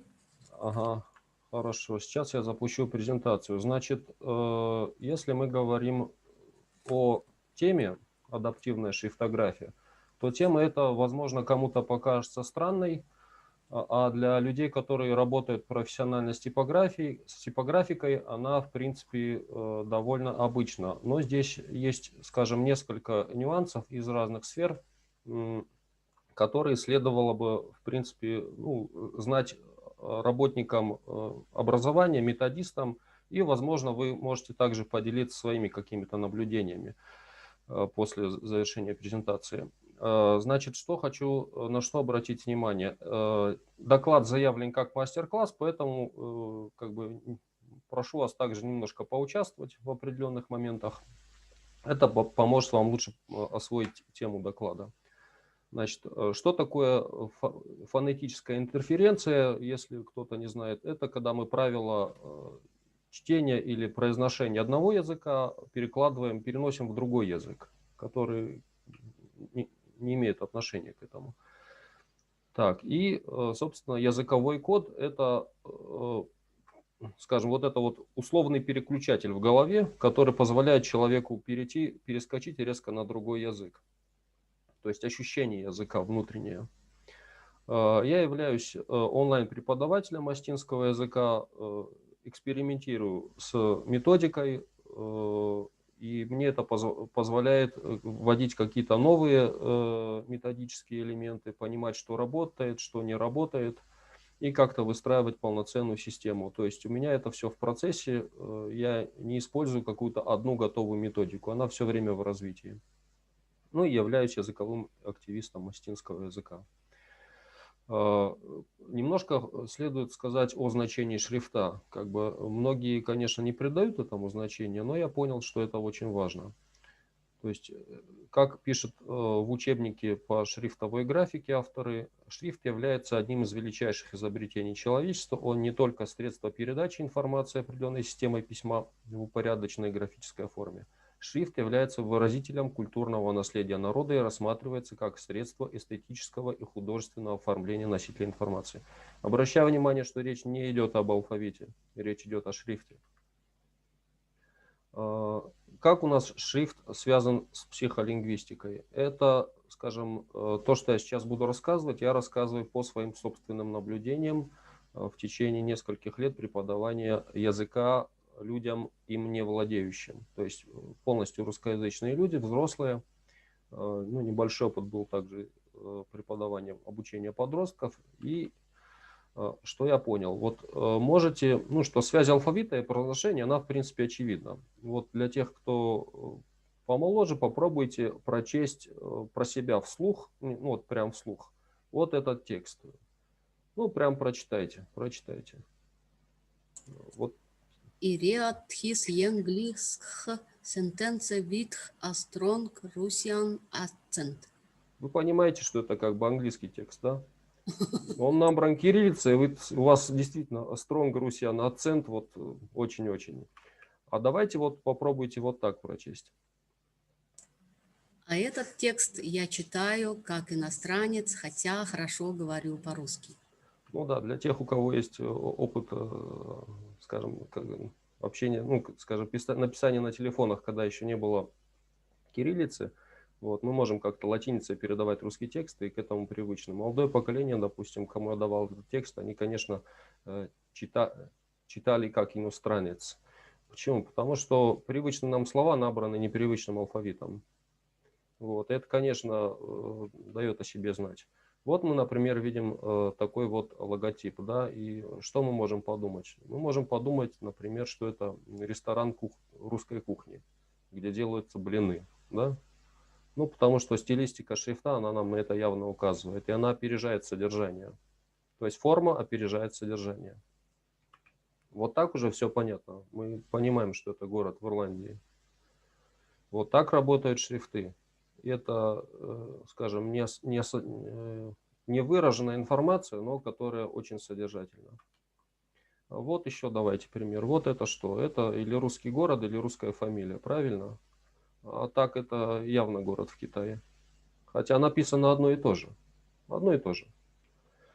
Ну, давайте немножко об остинской письменности. Вот она у нас сейчас на кириллице и выглядит вот так вот. Вот обычно лингвисты, когда дают какой-то текст для примера, они берут вот эту вот статью Всеобщей декларации прав человека для сравнения. И здесь, в принципе, он, ну, для тех, кто часто и хорошо читает кириллицу, для тех, кто владеет языком, в принципе, никаких проблем не возникает с чтением. Вот. Адаймак тащепат, райгарен шарибараймам, хажилный шабар, тудона хаштышты жондама намышайма, каразиен куама воевшим артухажан. Вот так звучит остинский язык. А вот у нас латиница образца 1924 года. Написано то же самое, но более компактно. Это один кегль, но более компактно. И вроде бы, как говорят некоторые, немножко красивее. Есть такие отдельные категории, скажем, ну, шрифтовых дизайнеров, у которых есть обоснованные своими какими-то дизайнерскими пониманиями, что латиница, она выглядит красивее, ну, по каким-то отдельным соображениям. Вот. Что я заметил, есть у осетин такое утверждение, что на латинице им читать легче. Я подчеркиваю, что это среди осетин, которые слабо владеют осетинским языком. Не те, которые часто и хорошо читают, а тем, которым читать трудно. Почему это так? Ну, во-первых, мы можем сослаться на удобочитаемость текста. То есть вот эта вот гармония, скажем, графем латинского алфавита, более частая в сравнении с кириллицей направленность очертаний букв по направлению чтения. Вот, например, есть люди, которые говорят, что дореволюционные тексты было лучше читать, потому что там в конце был твердый знак, который задавал вот эту вот направленность чтения. Вот. Но, скажем, это мнение вот у специалистов. Не у специалистов, они говорят так, подчеркиваю, английские буквы, латиница никто не говорит, они говорят, английские буквы лучше передают астинские звуки. Вот, на самом деле английские буквы их не передают лучше, они просто хуже передают русские звуки при чтении астинских текстов. Вот это и есть интерференция, когда мы пытаемся в осетинском тексте искать русское звучание. А это как бы именно для астинского языка очень плачевно. Поэтому нам нужно переключать языковой код, сообщать человеку, нет, это не русский язык. Он русскими буквами написан, но это не по-русски. Вот это является переключением языкового кода. Потому что понимать все понимают, но сделать это довольно сложно. Я про другие языки не говорю, я говорю вот про астинский язык. И у нас получается такое как бы восприятие норм и отклонения. Вот с чем оно связано. То есть мы не можем не брать во внимание распространенность русской кириллицы в сравнении с астинском. Отличается всего на одну букву. И повсеместное использование русской письменности и, соответственно, ее русского прочтения создает в сознании обучающихся своего рода эталон. Это мы переходим сейчас к мотивации. То есть мы знаем, что вот есть некий русский везде язык, который мы можем читать, а есть какой-то странный язык, который написан так же, но он вообще не читаем, что это за какой-то странный русский язык. Вот. Отклонения от русского прочтения, они ментально, вот, в подсознании, воспринимаются как маргинальные, что является вот благодатной почвой для возникновения языковой интерференции при обучении астинскому языку. То есть язык мажоритарный, он задает, что вот это правило чтения, а миноритарный язык на той же графике, он как бы получается языком неправильным. И вот что мы имеем. Мы имеем некую нормальную кириллицу, которая соответствует нормальному русскому языку. Мы имеем какую-то странную кириллицу, ненормальную, которая соответствует какому-то странному, ненормальному языку. То есть вот в голове у человека, даже если он это не озвучивает, но это видно, оно получается вот так. И мы имеем такое сопротивление к графике. Сопротивление, потому что ну, я же умею читать эти буквы, но они у меня почему-то не читаются по-русски. И это как бы странность. И у ученика рождается вот это внутреннее сопротивление, с которым мне поначалу приходилось работать, ну прям переламывать, как бы. И переключение языкового кода при чтении является важным. И что я как бы начал осуществлять, что я начал предпринимать. Вот есть как бы русские буквы, так называемые. Люди опять же не говорят кириллические буквы, они говорят русские буквы. Почему? Потому что это укоренено в сознании. И, скажем, североостинская орфоэпическая норма, она немножко осложняется. То есть на юге, в Южной Осетии проблем с этим меньше, там другой говор. А у нас на севере есть проблема, потому что вот звук, который в русском языке пишется как «з» буква, а у нас это «ж», вот то, что по-русски «с», у нас это «ш», там, где русское «ц», у нас это «с», вот там, где русское «ы», у нас, конечно, звук «ы», то есть никакой «ы» русское у нас нету. Также проблема с диграфами, то есть которые обозначаются с твердым знаком, вот, например, звук «г», опять же, это «г» с твердым знаком, и человек думает, что эту «г» надо произнести очень твердо. И, допустим, звук «дж», который также мы видим, что это «д» и «ж», и человек произносит «дж». Но он видит «дж», он и произносит «дж». Вы хоть как его переубеждаете, говорите «дж», нет, вот не пойдет. Звук «к» еще более-менее, со звуком «к» тоже проблема. Потому что человек видит «х» с твердым знаком, говорит, надо эту «х» произнести твердо, и получится, у меня нужен звук. Нет, этот звук рождается вообще в другом месте. Ну, есть также у нас «у», которая гласная, которая полугласная, то есть «у» и «уэ», и звук «э», который похож на русскую безударную. Самый сложный звук астинской фонетики. Вот так он выглядит, вот так он обозначается по таблице МФА, Международного фонетического алфавита. Вот так, вот это, но произносит его вот так вот. Это русское А. Почему так? Потому что в графеме вот этой А уже содержится А. И человек сначала прочитывает эту А и автоматически ее произносит как А. А это совершенно другой звук. Это как по-русски мы бы О и А путали. Вместо там бар говорили бор. Вот для астинского языка это так же. И есть еще проблема интерференции ударения. Потому что ударение в астинском языке фразовое, оно не словесное. И людям, которые привыкли по-русски использовать словесное ударение, им крайне сложно войти в разговорную практику. А задача изучения языка не то, чтобы знать язык, а то, чтобы им пользоваться. Толку, если ты знаешь язык, но не умеешь им пользоваться. То есть не можешь входить в разговорную практику так, чтобы носитель тебе не говорил, лучше перейди по-русски, я тебя не понимаю. И об этом еще в 24-39 году наш ученый Абаев, Васо, он так и пишет. Сплошь и рядом, читая астинский текст, будь то газетная статья, художественная проза или стихи, вы не сразу улавливаете смысл только потому, что в письме акцентуальные комплексы, он это называет, никак не обозначаются. Вы можете одну и ту же по написанию фразу читать и понимать и так, пока контекст не подскажет вам правильного чтения и понимания. Вот вчера читал художественную литературу. Вот я 2 раза прочитывал предложение и по контексту уже понимал, что это и как. То есть подмена фразового ударения словесным ударением, она вряд ли позволительна вообще в каком-либо языке. А в астинском приводит нередко к чудовищным искажениям смысла. Вот. Ну, то есть он так и говорит. Без фразового ударения астинский текст асемантичен, не имеет смысла. Смысл теряется. И это ударение на письме не обозначается. Носителю это легко, это несложно, потому что он носитель языка. Человек, который учит язык, для него это большая проблема. Я не знаю, как в бурятском и в других языках с фразовым ударением стоит дело, но как бы следует обратить внимание на это для тех, кто язык учит. Потому что они об эту стену как бы упираются в эту стену.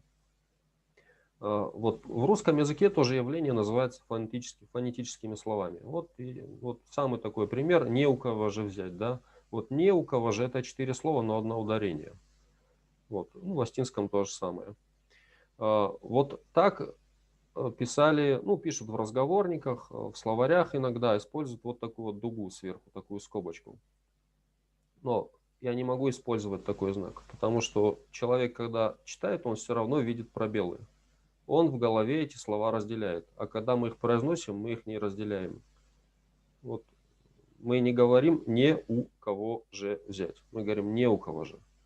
Также в астинском куника маиш. Я тоже в одно слово говорю. А человек, который привык, что это разные слова, он их даже на слух не воспринимает. И, собственно, перейдем к механизму интерференции. То есть, что нам надо сделать? То есть, нам надо исключить ненормальную кириллицу.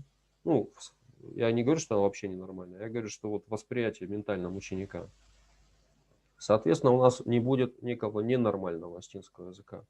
И это не будет дорогой к сопротивлению. Там появятся другие моменты, которые надо решать, но уже не вот эти. То есть мы должны как-то этот язык отделить.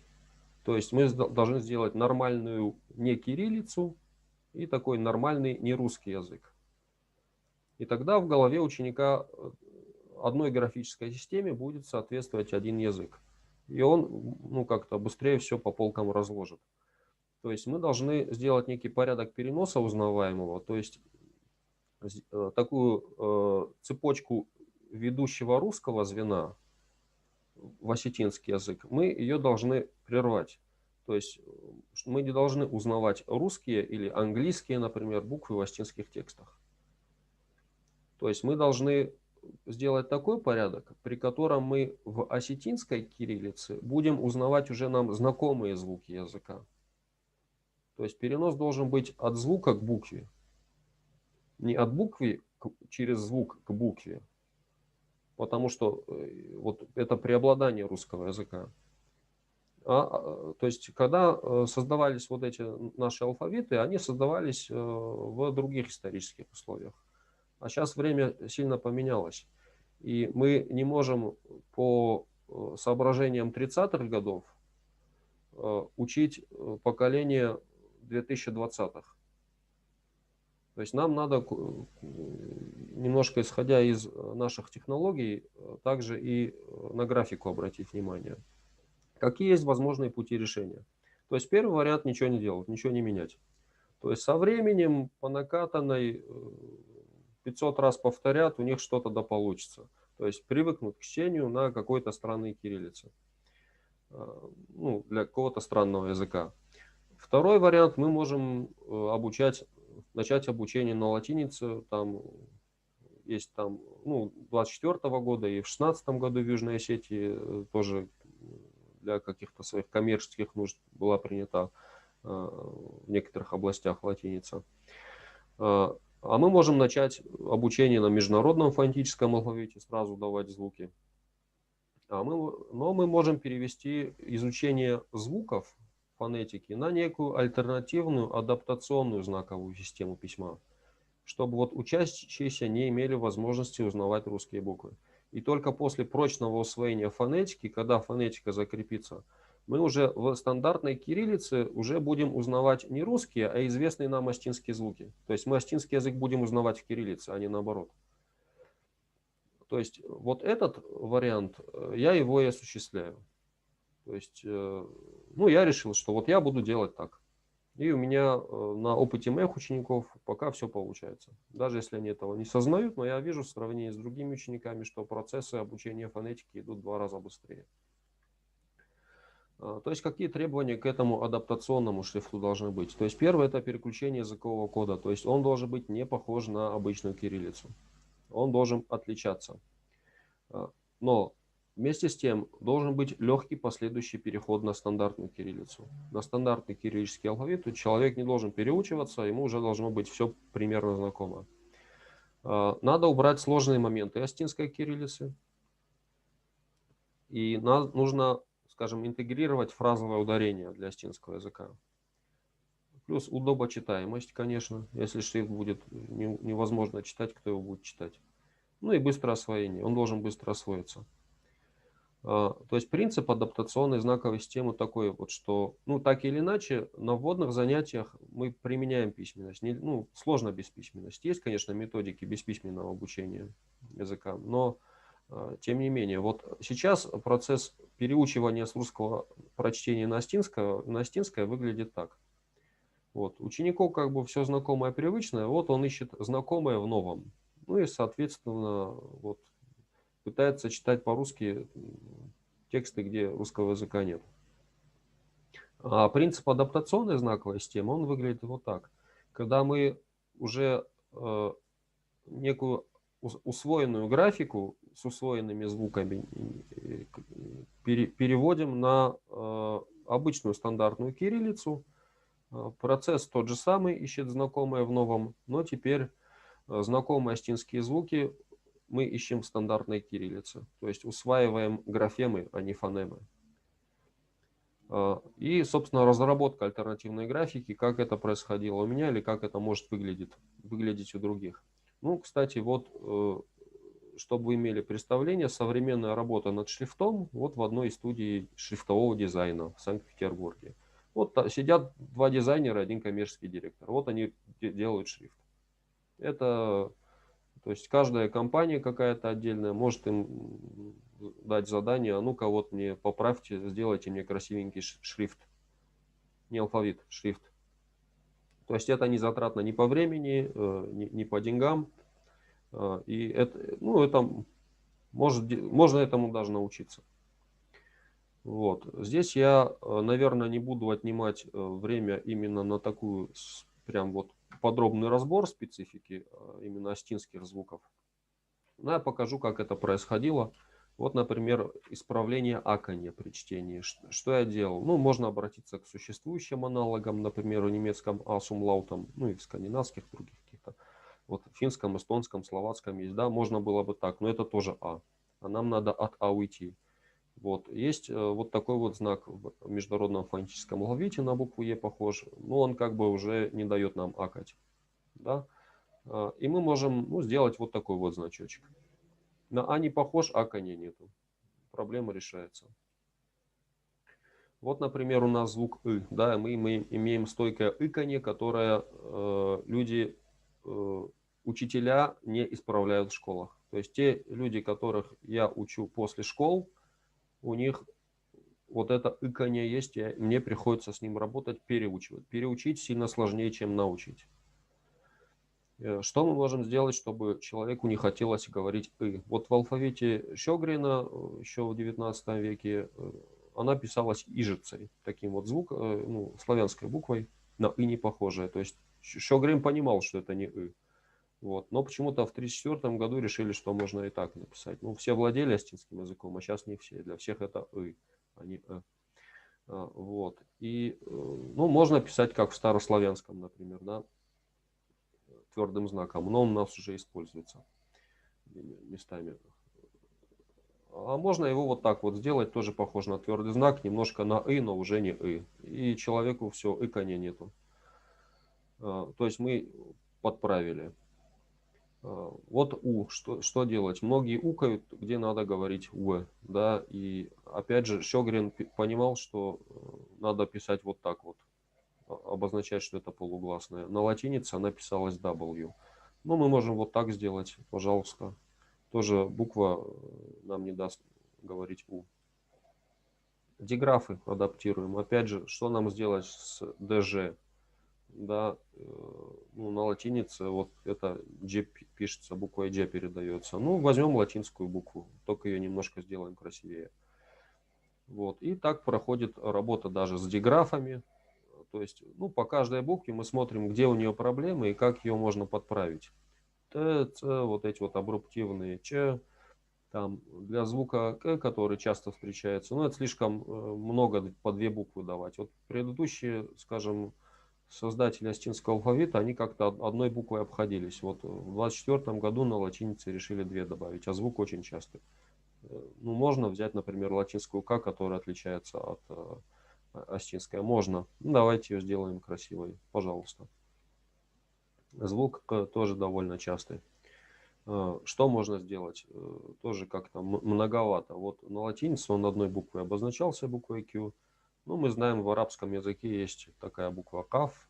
Вот. Мы можем ее немножко покрутить, убрать точки, и пусть у нас будет вот такой вот красивый значок. Можно. Хорошо.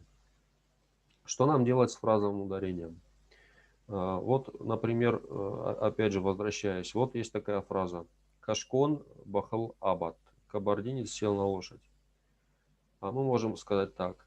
Кашкон бахал абат. Он сел на кабардинскую лошадь. Пишется это одинаково. Вещи, разные. Носителю мне понятно. Я уж разберусь, кто там на что сел, а ученик не разберется. И вот оставление этого пробела, оно мешает. Он скажет, ребята, вы как-то сделаете что-то с вашим языком, его невозможно понимать. И вот, например, у нас Иронов Жак, да, астинский язык. Вот, если я это произношу слитно, то это астинский язык. Если я произношу отдельно, то это получается осетин язык. Астин, пауза, язык. Давайте я вам напишу слитно. Обозначу сверху, что это вот одно, такой значочек. Вот сделаю вот так вот, чтобы мало места занимало. И какой-то у меня промежуточный результат появляется. И получается, что вот нам нужно вот эти лексемы в адаптивной графике объединять в акцентуальные комплексы. И получается, что слова, вот здесь по сути 2 слова, они нанизываются на какую-то единую акцентную линию. И мы можем, давайте сделаем это красивее. Как-то вот так. Что это? Это получается письмо Девангари какое-то, да? И ладно. Сделаем так, чтобы можно было что-то разобрать. Хорошо, давайте сделаем чуть-чуть покрасивее. Вот так вот. Модифицированные кириллические буквы. То есть, что мы видим? Мы получаем некий шрифт, который читаем кириллицей. Человек, который знает кириллицу, может это прочесть. Никаких сложностей. Иронов Жак, да? Но вместе с тем мы переключаем языковой код. Мы понимаем, что тут что-то написано не по-русски. сразу понимаем, у нас нет охоты читать это по-русски. То есть мы вот получили такой результат, такое вот достижение, что учащийся меняет языковой код восприятия текста.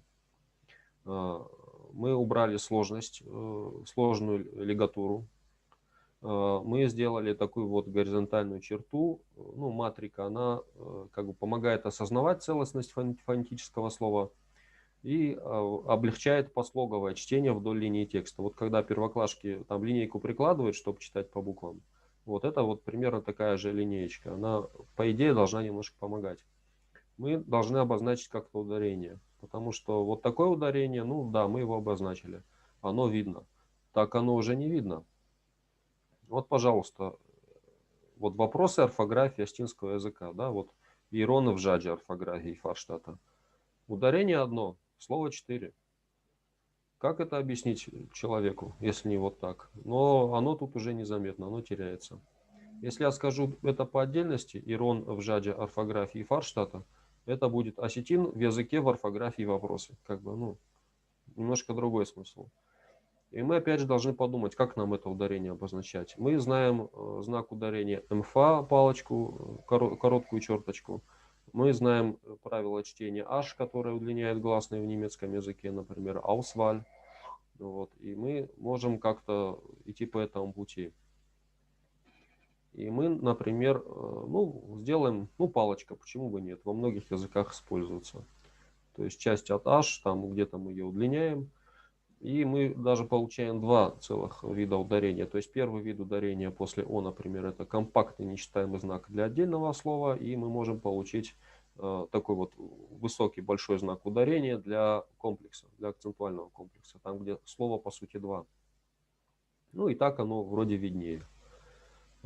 И часто, конечно, дальше второго слога ударение не уходит, и оно как бы вот читается. То есть человек два первых слога пробежал глазами, уже слово видит, и вот эта палочка ему показывает, в каком месте же вот этого всего комплекса у нас ударение будет. И человеку, который не носитель, уже становится сильно легче. Во всяком случае, на слух он читает гораздо лучше. Вот. Таким образом, мы как бы те проблемы, которые передо мной были в обучении фонетики, они этот шрифт их как-то обходит. Вот мы посмотрим на тексты. Вот и тут уже мы различаем, что вот в первом случае Кашкон Бахал Абад сел на кабардинскую лошадь, а во втором случае Кашкон Бахал Абад, кабардинец сел на лошадь. То есть в обычной кириллице это одинаково пишется. В адаптивном шрифте человек понимает, куда ставить ударение, какие слова связывать. И он это делает психологически, он еще понимает, что это другой язык. То есть любой пробел, который поставите между словами, говорит сознанию, что это два разных слова. А у русского языка как бы с его сильным словесным ударением это фатально. То есть очень трудно. Переучивать прям тяжеловато. А так уже человек это визуализирует. Ну, можно взять какие-нибудь тексты для примера. Вот Абаев еще, кстати, писал на латинице, у него такая привычка осталась. И вот так вот выглядит, допустим, текст на кириллице. Да? Ал-Хазары Кулдар Кламов Иштуа Егаудамгатай Амиронаут Гурунаузуранс. То есть, вы слышите, как бы слова соединяю, а тут они все по отдельности. Вот. На латинице 24 года вот так. Ну, это значит, в каждом доме на стене должно быть написано большими буквами, здесь говорят по-астински. Ну, вот это как бы такое завещание лингвиста. И вот в адаптивном письме это выглядит вот так вот. То есть идет такое переключение. Ни по-английски, ни по-русски уже мне читать это не захочется. Хотя мы видим, что это как-то коряво и трудно. Но тем не менее, ну, мы можем взять, допустим, какую-то другую стилистику. Нам не принципиально, как эту кириллицу модифицировать. Можем ее вот так модифицировать. Можем вот так вот. Можем вот так. Рун. Можем так. Можем чуть ли там. Вопрос читабельности. И вопрос читабельности как раз тут перед нами встает. Потому что тот готовый шрифт, я повторюсь, я его не разрабатывал, я его взял в готовом виде, но адаптировал. Они базируются, такие красивые дизайнерские шрифты, на рукописном написании. Ну, общий вид которого определяется использованием в качестве пишущего прибора гусиного пера, тростниковой палочки. обрезанных по диагонали. Поэтому пишущая кромка располагается под углом 45 к базовой линии строки. Это как бы не очень хорошо для современных, ну, для читабельности. Вот этому принципу соответствует готический шрифт. То есть слева мы видим нормальный кириллический шрифт, антиква, так называемая. Справа готика. Ну, готику сильно сложнее читать. Большие тексты готическим шрифтом — это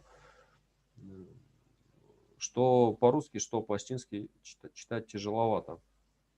И мы имеем тот же наш адаптивный шрифт, который, в принципе, тоже в больших текстах читается тяжело. И я это посмотрел на учениках, когда даю маломальский уже большой текст, они, ну, прям им тяжеловато. То есть была только, ну, одна, скажем, дочка одной ученицы, которая сказала: ой, как хорошо читается, как легко. Почему? Потому что у нее был опыт чтения корейского письма, хангиль, и ей вот глаз привык все охватывать. Значит, какие перспективы развития и применения могут быть у подобного адаптивного шрифта, ну или вообще? То есть, во-первых, для успешного создания и внедрения адаптивной шрифтовой гарнитуры необходимо сочетание различных компетенций. То есть это нам и в области языкознания надо быть подготовленным, в области обучения языкам нужно быть, как бы, что-то иметь, какой-то опыт. В организации учебных процессов тоже надо что-то. И в области типографики, конечно. То есть это сочетание разных компетенций. И нам нужно осознание того, что нам нужно сделать и зачем нам нужно сделать, и вообще надо ли. И только после этого мы можем уже что-то разрабатывать. После того, как мы что-то разработали, нам надо это потестировать. Хорошо потестировать на многих разных людях в разных местах. Получить результаты, посмотреть, что не так, отправить еще на доработку. И после этого, после успешного тестирования, мы, конечно, уже это начинаем применять. Но для, скажем, широкого употребления, какие преграды мы здесь сталкиваемся? То есть нам, конечно, нужно учитывать отраслевые государственные стандарты, санитарно-гигиенические требования к изданиям для школьников и взрослых. Санпины, значит, ОСТы. Там прописано, какой должен быть шрифт, какими характеристиками должен обладать. И, безусловно, даже вот этот шрифт, он нуждается в дальнейшей доработке и дальнейшем тестировании. И нужно повышать читабельность. Очевидно, путем создания шрифта, ну, преимущественно рубленного, гротескного типа. Но это люди, которые шрифтами занимаются, это вот их стезя, они знают, как и что надо делать. И, конечно, внедрение подобных методик, оно невозможно без участия государственных органов образования. Я как бы в частном порядке могу там 30 человек обучать подобным образом, но это дальше не пойдет. И вот, например, есть специальная гарнитура букварная, разработана еще в Советском Союзе, вот по которой плюс-минус сейчас тоже обучают детей. И почему она разработана именно вот так вот? Чтобы ребенку было удобно читать буквы. Они большие, они вот с другими не путаются. То есть все прописано, все как бы в мелких деталях. И, соответственно, любой адаптивный шрифт надо подводить под вот эти какие-то нормы. Но опять же, это делают отдельные люди, которые знакомы с этим. И вероятность, что актуальность создания и обучения по методике от адаптивного кириллического шрифта, она также может быть и у других народов Российской Федерации, не только у осетин. Но почему бы и нет? Можно пробовать, можно экспериментировать. Но, во всяком случае, если есть подобные трудности, которые я описал, ну, не возбраняется немножко провести эксперимент, посмотреть, а вдруг это работает. Ну и я уже, наверное, за рамки времени выхожу. Да, Таймураз Мухарбекович, у нас уже другие участники пишут. Извините. Тогда я уже готов ответить на вопросы. Ага. Я уже как бы завершил. Ага, ну вот раздел критика, вы, наверное, хотели сказать, что критикует ваш подход, нет? Да, вопросы спрашивают, как обучающиеся потом будут читать обычный кириллический текст. Скорее всего, без акцента. Потому что они освоили фонетику без привязки к русскому прочтению. А переход не вызывает. Вот. Ну, почему не использовать МФА? Потому что они нечитабельны. Почему не использовать латиницу? Вы его опробовали, да, МФА? Не пробовал, даже не собираюсь. Вы уже представляете, как он выглядит. Это страшно.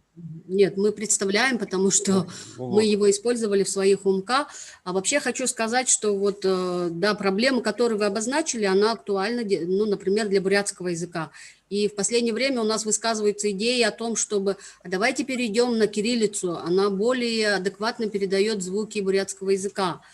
И также ставится вопрос о переходе на старомонгольское письмо, которое было у истоков. Ну, вот мы все знаем, что Да. исторические вот эти этапы латинизации и потом кириллизации, они затронули все языки народов тогда Советского Союза, да, но ныне вот Российской Федерации.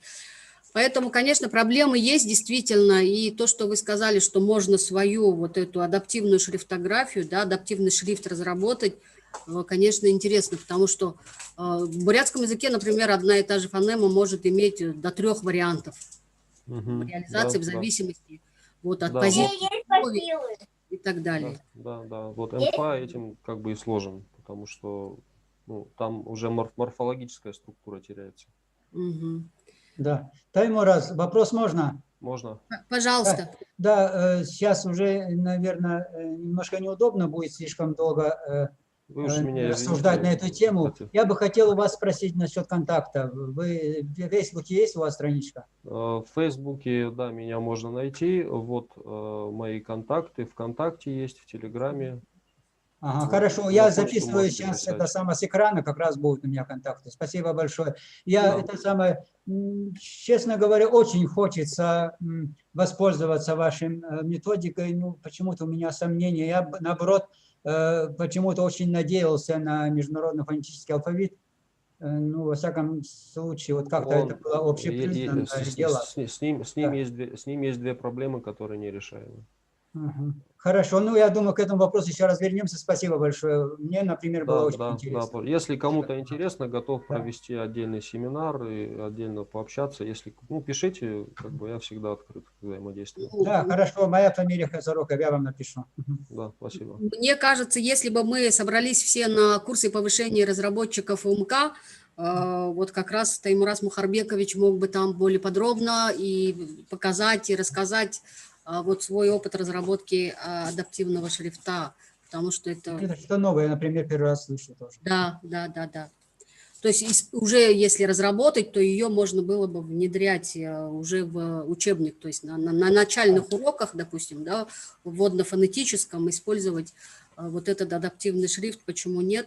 Но опять же, да, вот вы говорите, есть проблема ГОСТов, нельзя обойтись без утвержденных каких-то вещей и так далее. Но это решаемо. Если это решать, это решаемо. Главное захотеть, конечно, да. Спасибо большое, Таймураз Мухарбекович, было очень интересно. И вот то, что вы говорили, это мне очень близко, потому что я сама вот занимаюсь вопросами фонетической интерференции. В том числе сейчас у нас в бурятском языке, например, наблюдается обратная интерференция, так называемая, когда уже русский язык влияет на родной язык не только не владеющих, да, вы говорите о тех, кто не владеет, начинает изучать, а уже на язык владеющих, они уже с русским акцентом уже начали говорить. Для эстинского это губительно, потому что речь рассыпается. Вот. Спасибо еще раз. Хочу обратиться ко всем участникам. Вот, может быть, кто-то там покидает в связи там с занятостью и так далее, что нужно прислать свои статьи, и Таймураз Мухарбекович, вы же пришлете статью, обязательно мы ее разместим в своем сборнике. Очень интересные материалы были у всех участников, и очень надеемся, что вы пришлете их, и мы сделаем хороший такой сборник материалов, чтобы он мог потом послужить для работы для всех вот, и теоретиков, и практиков от методики. И дата у нас до 23 декабря, просьба всем выслать свои статьи на указанные адреса по электронной почте. Угу. Мы уже выслали, нам не надо же. Да, тем, кто выслал, нет, уже не надо. Да, вот я обращаюсь к тем, кто еще не высылал. Спасибо большое, мы продолжаем работу. И, к сожалению, у нас, вот я как-то, видимо...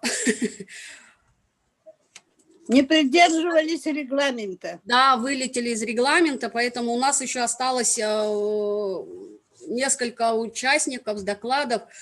Сейчас я, поэтому, я надеюсь, не обидятся оставшиеся участники. Я прошу вас регламент как бы сократить. если можно. Ага. 10 минут вы говорили. Да. Но, видите, опять, если человек не успел раскрыть тему, как-то вот не хотелось прерывать. Ташиева Дарима Батуевна. Развитие речи на бурятском языке у детей дошкольного возраста. Вот сейчас много внимания уделяется тому, как приобщать к родному культуре детей, начиная с дошкольного возраста. Вот как раз у нас здесь практик. Детский сад номер 52, город Улан-Удэ, Аяганга, общеразвивающего вида. Пожалуйста, Дарима Батуевна.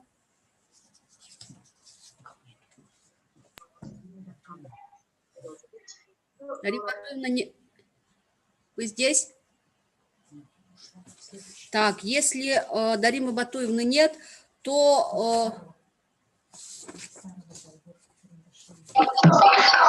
Добрый день, Гармаханда Тибиржаповна. Дарима Батуевна, Дашиева, 52-й детский сад. Пожалуйста. Так. Право дали, да, презентации?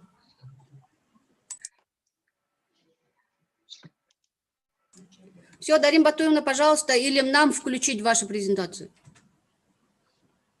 Включайте мою презентацию. Хорошо.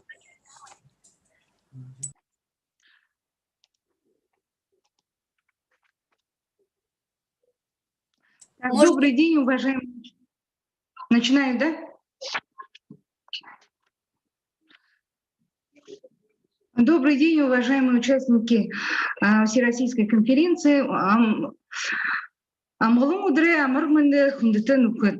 В нашем дошкольном образовательном учреждении одним из приоритетных направлений развития учреждения является этнорегиональный компонент. И потому первостепенной задачей нашего учреждения, работая в данном направлении, является воспитать успешного, всесторонне развитого, гармоничную личность патриота своей Родины, толерантного к другим народам, в рамках стандарта дошкольного образования. И в соответствии возраста каждого ребенка обеспечиваем максимальную реализацию образовательного потенциала дошкольной образовательной организации для развития целевых ориентиров дошкольного детства путем погружения в монолингвальную речевую развивающую предметно-пространственную среду на бурятском языке. Следующий слайд. Развитие родной речи детей, овладение богатством родного языка составляет один из основных элементов формирования личности, освоения выработанных ценностей национальной культуры.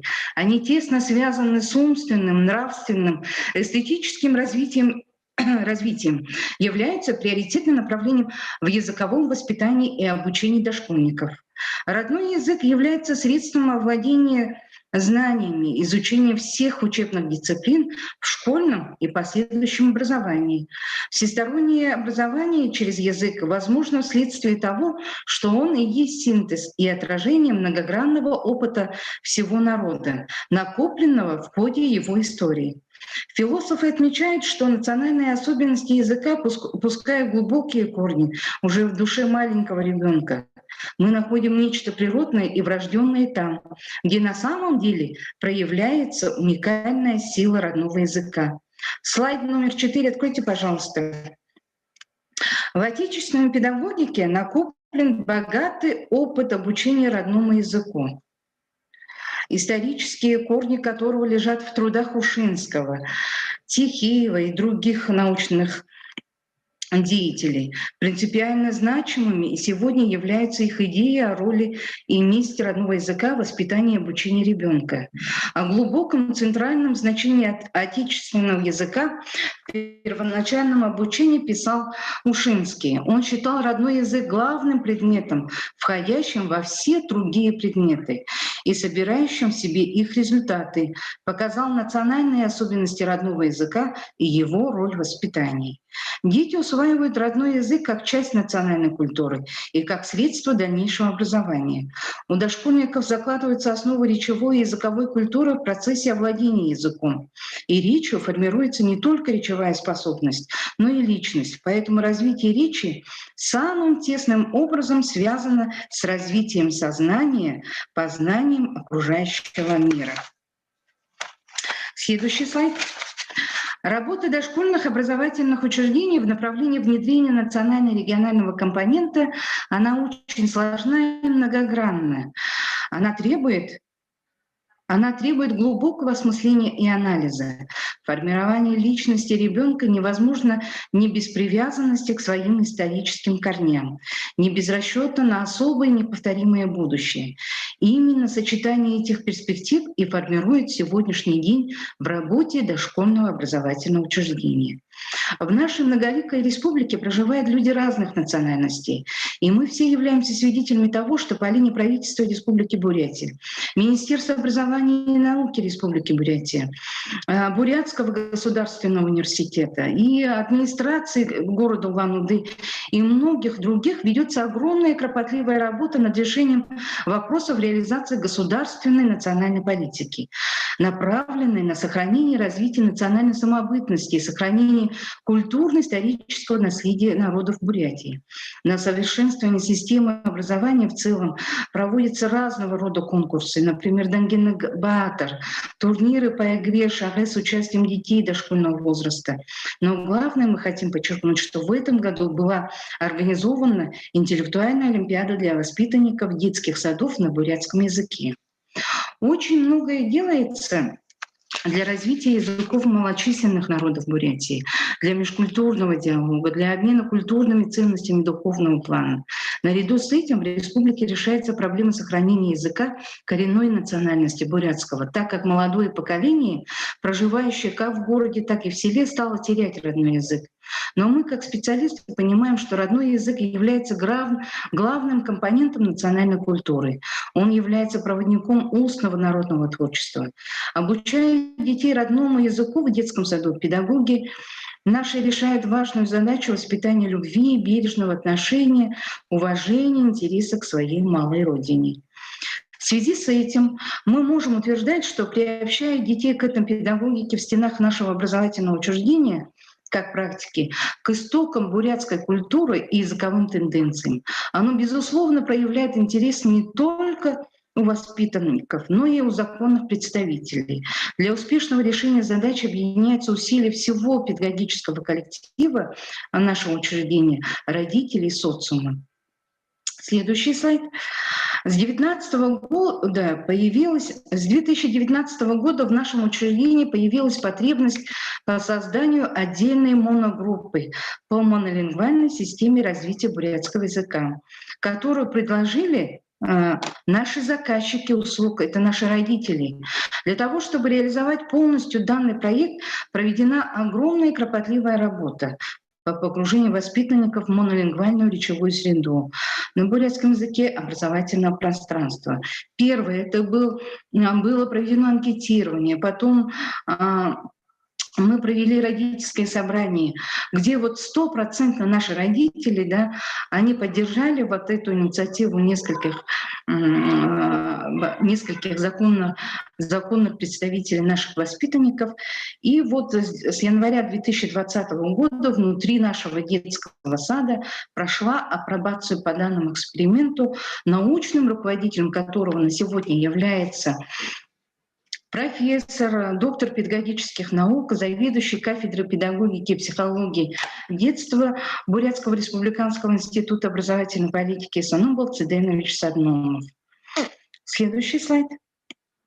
Ну и для пополнения предметно-развивающей среды в этнокультурном направлении необходимо было создавать совокупность специальных средовых условий, в которых бы ребенок свободно действовал по своей инициативе и интересам, развивался в определенном темпе и ритме, самореализовывался в процессе игры. Ну, конечно, нам не хватало денег, да, и мы финансовых средств для того, чтобы создавать особые условия по погружению детей в этнокультурную среду.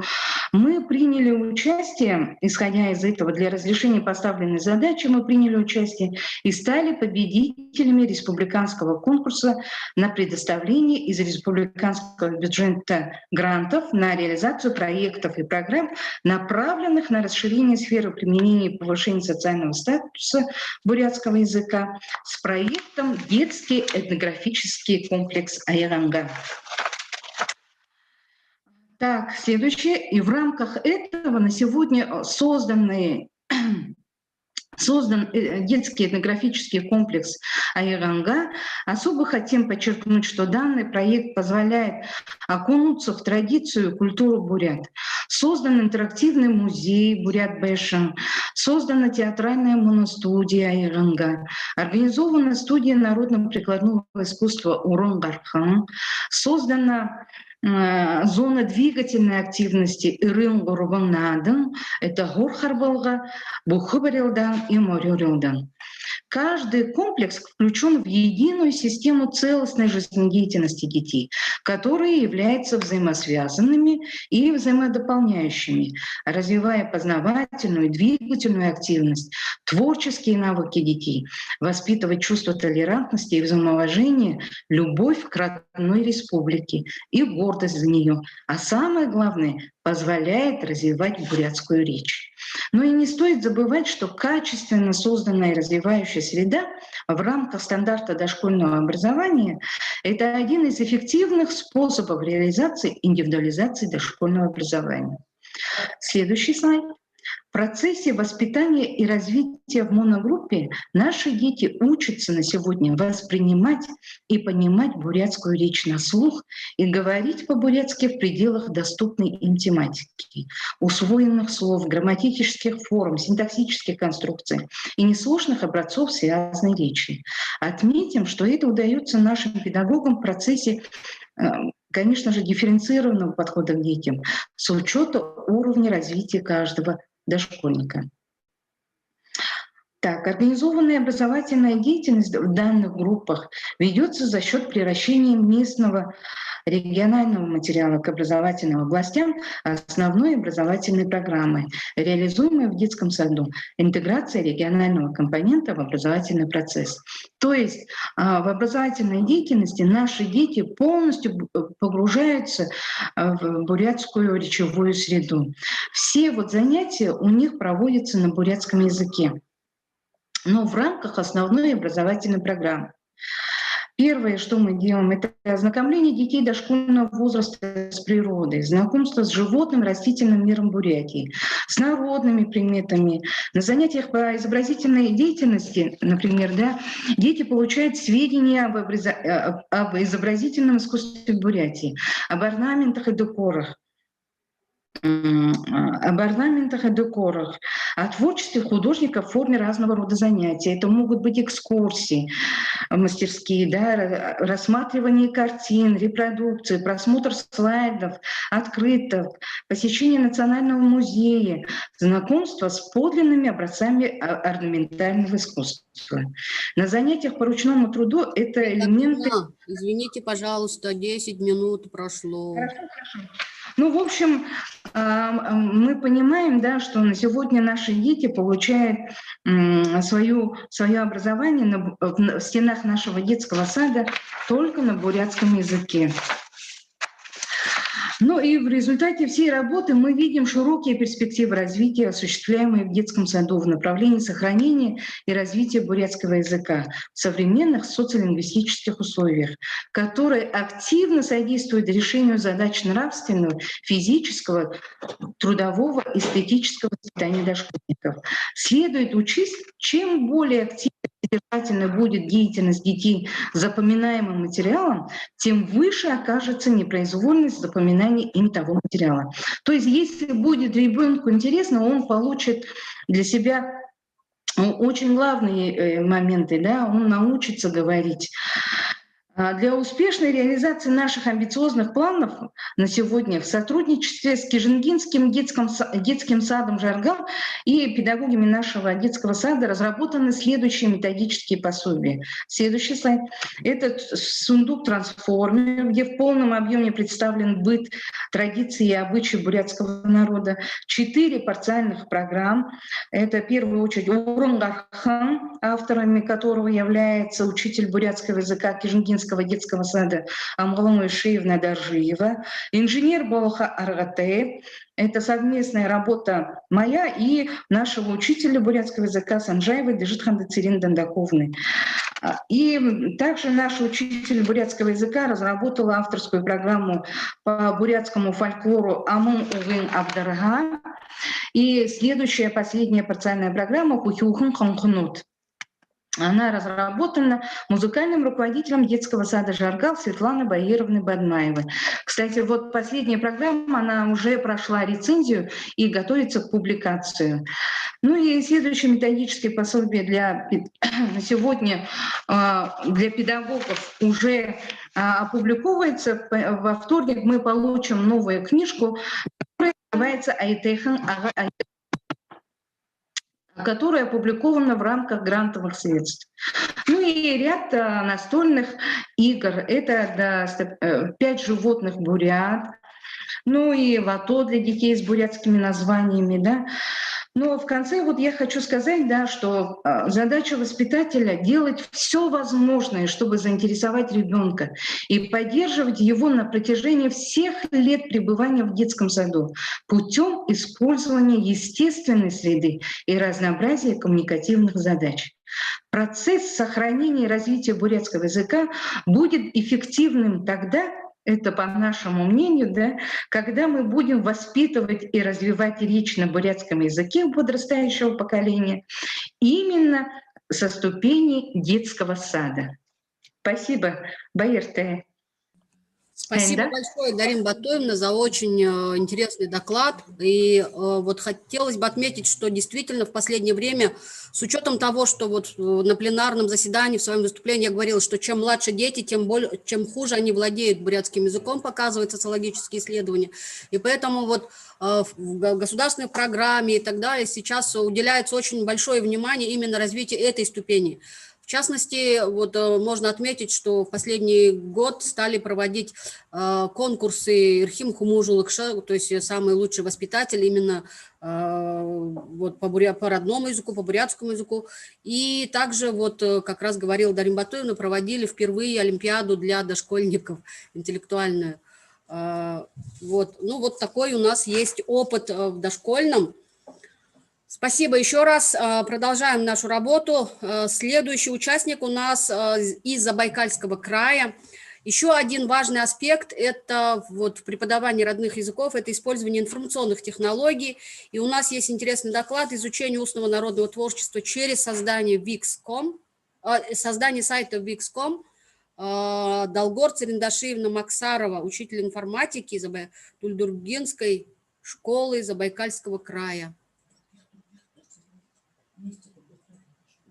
И они подготовили доклад, будет выступать Долгор Цириндашиевна, совместно готовили Ржен Батажаргаловна Дашибалова, Сысек Дашарабданова, Тумурова. Вот вы видите наших коллег на экране. Здравствуйте.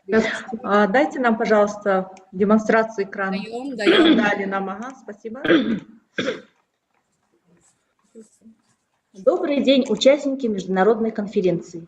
Вас приветствуют учителя Дульдургинской средней общеобразовательной школы номер 2 Забайкальского края. Долгор Цириндашиевна, Сысек Дашарабданова, Ржен Батажаргаловна. Каждый из нас от сегодняшней встречи ожидает узнать что-то новое, чему-то новому научиться, а значит, мы готовы двигаться, развиваться. Я желаю всем нам, чтобы наши ожидания оправдались. У каждого человека должен быть свой очаг, тогда он будет стараться беречь его и сохранять, станет мудрее и добрее. Если исчезнет язык, исчезнет сам этнос с его богатой культурой, традициями и обычаями. Изучение бурятского языка содействует формированию культуры общения, укрепляется дружба и согласие между народами. Но вопрос сохранения бурятского языка остается актуальным. Мы должны сделать все возможное, чтобы сохранить наш родной язык, вместе с ним и наше национальное достояние. Сохранение возрождения языка может иметь смысл только при поддержке самих говорящих. Языку нелегко выжить в современных условиях. Для этого он должен использоваться во всех значимых областях – в образовании, в прессе, в государственных учреждениях. Также язык должен высоко цениться теми, кто говорит на нем. Как вы думаете, что сегодня интересно современным школьникам? В младшем школьном возрасте закладывается основа любых знаний, формируется характер и мировоззрение. Работу по введению в бурятский фольклор также целесообразно начинать с этого возраста. Фольклор в силу своей многофункциональности оказывает благотворное влияние на общее развитие ребенка. Он выполняет эстетическую функцию, познавательную или нравственную, коммуникативную, учит общению простым человеческим отношениям в детском коллективе и со взрослыми. Фольклор формирует язык через сказки, пословицы и поговорки, сказки, загадки, мифы, легенды, предания. Ребенок постигает красоту языка, учится правильно говорить. Целью данной программы является знакомство детей с богатейшим устным народным творчеством, общее эстетическое воспитание детей, формирование полноценной творческой личности с богатым внутренним миром. Курс рассчитан на год, занятия проводятся 2 раза в неделю. Фольклор бурят, устное народное творчество, стал складываться еще до чингисхановские времена. Он был формой познания жизни, художественного восприятия окружающего мира. Используя разнообразный материал устного народного творчества, дети создают сайты на платформе Wix.com. Через устное народное творчество ребенок не только овладевает родным языком, но и, осваивая его красоту, лаконичность, приобщается к культуре своего народа. Информационно-коммуникационные технологии сегодня являются неотъемлемой частью современного образования. Информатизация системы образования предъявляет новые требования к педагогу и его профессиональной компетенции. Во многом это связано с обновлением научно-методической и материальной базы обучения и воспитания.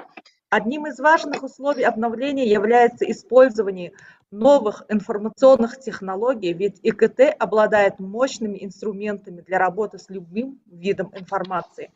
В рамках федерального проекта «Современная школа» на базе Дульдургенской школы номер 2 в 2019 году был открыт Центр образования цифрового и гуманитарных профилей «Точка роста». На внеучебных занятиях с использованием оборудования 3D-принтеров, виртуальных шлемов, нетбуков и различных программ дается широкий простор для развития цифровых компетенций учителей, учащихся и информационных технологий. А также расширяются предметные области не только в направлении естественно-научного цикла, но и в общем всех предметов. Центр «Точка роста» дает возможность работать в проектных микрогруппах, что позволяет сформировать на высоком уровне не только технологические навыки, но и навыки коммуникации, креативности, навыки командной работы и критического мышления. Индивидуальная образовательная траектория ученика, где развиваются soft и hard skills компетенции, педагогами успешно применяются кейсы, которые основаны на обучении путем решения конкретных задач в формате проблемно-ситуативного анализа. Для реализации проекта мы обратились к международной облачной платформе для создания и развития интернет-проектов, которые позволяют строить профессиональные сайты. Wix.com – это сверхпопулярный конструктор. Идея наша была активизировать индивидуальную интеллектуальную активность каждого ребенка через сайт Wix.com и изучая устное народное творчество бурятских эпосов. С учащимися мы изучаем возможности сайта Wix.com, собираем материал творчества бурятских народов и попробовали создать сайт. На экране видно у нас сайт или нет? Видно. Хорошо. Использовать его на уроках бурятского языка и в неурочной деятельности. Используя поисковые методы, исследовательские методы, со своими учащимися мы постарались создать проект и создание сайта для развития и сохранения родного языка. Но здесь у нас первоначальный, можем сказать, да, ребята сами собирают в интернете различные песни. Вот мы взяли именно Араде Амун Захел. Здесь мы Улгындун для изучения, да, здесь можно послушать детям. А? Нам виден только адрес сайта, или вы его раскрыли? Сейчас, минуточку, я остановлю демонстрацию здесь, сейчас, минуточку.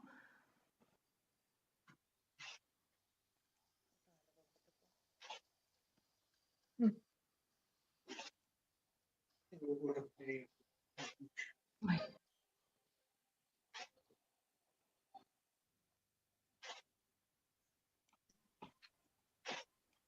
Сейчас, минуточку, мы здесь немножко я...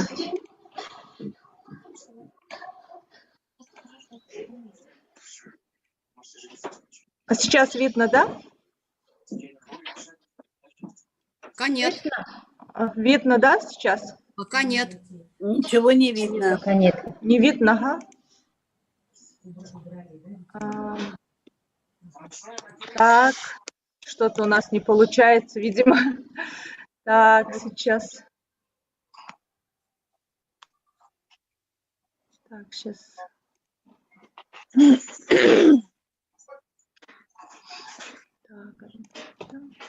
Сейчас, минуточку. Сейчас не видно. Так, сейчас я демонстрацию экрана сделаю. Так, сейчас все вроде бы, да? Угу. Теперь видно, да? А сейчас видно, наверное, да? Да. Ага, хорошо. Ну, здесь вот, например, Улгынду. Здесь ребята с помощью в интернете находят информацию, загружают. Мы постарались здесь найти все информации, которые относятся к Арадемон, Захел. Собираем информацию таким образом, чтобы детям было как-то интересно работать. Также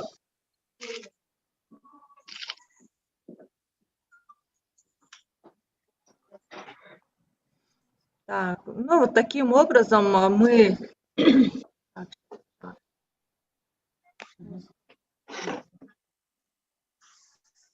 Ольга Батуевна, демонстрация сайта опять ушла. Так, да, мы сейчас остановила ее немножко. А также мы с ребятами на 3D принтере попробовали сделать шагы с ребятами. Также ребята здесь изучают шагы, значение шагы.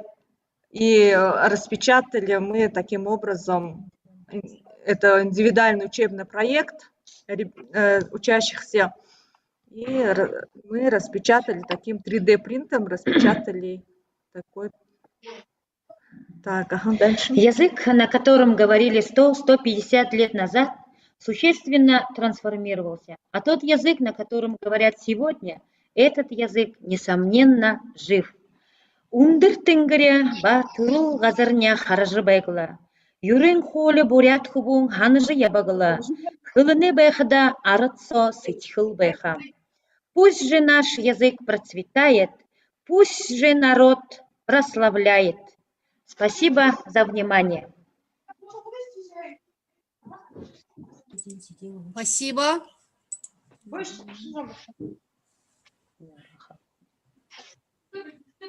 Рибатуевна, вы закончили, да?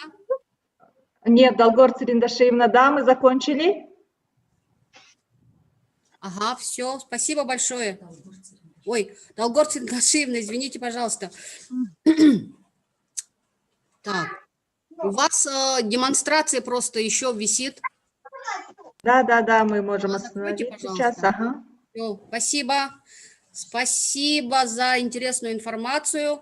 Вот использование сайта Wix.com, я думаю, что учителя многие посмотрели, возьмут на вооружение. Если будут вопросы, мы можем в конце задать по сайту. Ну а сейчас разрешите предоставить слово Ирине Сергеевне Аржигаровой. Вот мы продолжаем тему информационных технологий. Здесь вот есть очень интересный опыт создания онлайн-школы бурятского языка. Мы все говорим о том, что вот онлайн-обучение сейчас, и тем более в этом году, да, очень актуальным стало. И вот Ирина Сергеевна – это человек, которого можно назвать языковым активистом.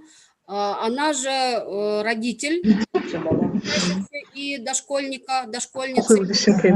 И вот такой вот 2-3 в одном. И очень неравнодушный к вопросам изучения родного языка человек. Пожалуйста, онлайн-школа бурятского языка «Зорик». Опыт из опыта создания. Ирина Сергеевна.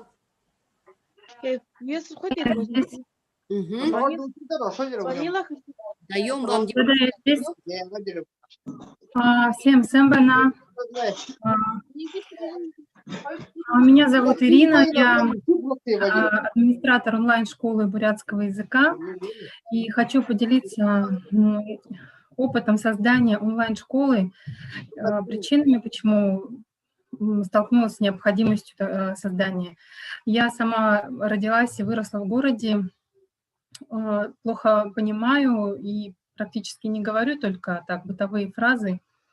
У меня 2 детей, старшему 10, младший 4, и дома у нас вот как раз-таки нет этой языковой среды. И сейчас я слушаю докладчиков и понимаю, что очень много делается для того, чтобы развивать бурятский язык в школе, в садике, в университетах, выделяются денежные средства на это. Но, к сожалению, вот таким, как я, которые родились в 80-х и учились в 90-х, нам вот как-то так не повезло, наверное, потому что у нас было такое время, когда такого внимания не было. И поэтому в школе я изучала бурятский язык всего 3 класса, в университете уже не было бурятского языка. И поэтому, когда став мамой, я столкнулась с необходимостью дать язык, хотя бы помогать ребенку делать домашние уроки в школе. Я столкнулась с тем, что я не знаю, муж не знает, и мы просто делали домашние задания, отправляли фотографии в Вайбере нашим ИЖИ, бабушкам, они нам помогали. Ну, в какой-то момент я поняла, что это не выход, это просто какая-то иллюзия того, что мы делаем домашние задания. Начала искать ресурсы по бурятскому языку, нашла очень много материала, такого разрозненного, на Ютубе, в интернете что-то было. И поэтому несколько школ офлайн я обзвонила, они не работают в каникулярное время. И подумала о том, что хотелось бы сделать онлайн-школу бурятского языка для таких, как я, которые родились в городе. И в моем окружении очень много подруг, коллег не говорит на бурятском языке. Это я просто как обычный житель Улан-Удэ заявляю, говорю об этом. И я подумала, что как было бы хорошо, если бы у меня на компьютере, в телефоне, в любом смартфоне был ресурс в виде онлайн-школы, который бы позволял мне изучать бурятский язык, находясь дома, находясь просто за рулем, пока еду в пробке. В любом месте я могла изучать бурятский язык. Я погуглила много школ английского языка, других национальных языков, но наиболее лучше, конечно, представлен английский язык, немецкий, испанский, итальянский. Онлайн-школ очень много. Нашей школы онлайн бурятского языка я, к сожалению, не нашла что-то подобное. Даже год назад никто так не заявлял, что вот мы онлайн-школа. Поэтому я приобрела курс по созданию онлайн-школ, прошла обучение, хотя я совершенно далека от, бурятской филологии, я не преподаватель бурятского языка, соответственно, у меня совершенно другая специальность. Тем не менее, учителя бурятского языка меня поддержали, помогли создать онлайн-курс. Я хотела бы попросить включить презентацию, то есть помочь, разрешить мне презентацию. Так, секунду. Это... Разрешено? Разрешено. Так, сейчас, секунду. Ага. Так.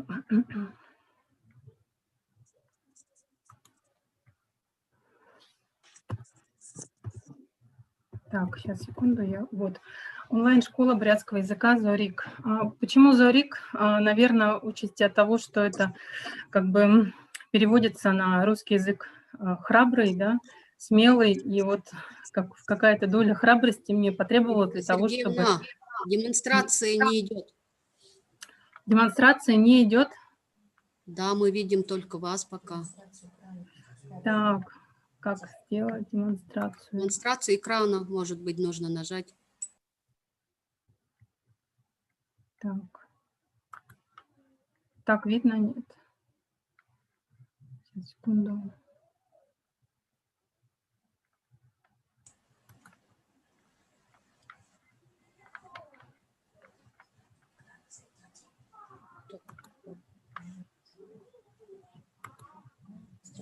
Так, сейчас что-то видно? Вы нажмите на демонстрацию экрана. Мы вас только видим.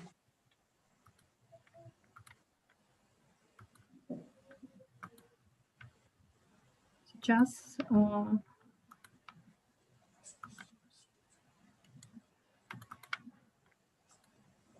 Так, право есть. Ага.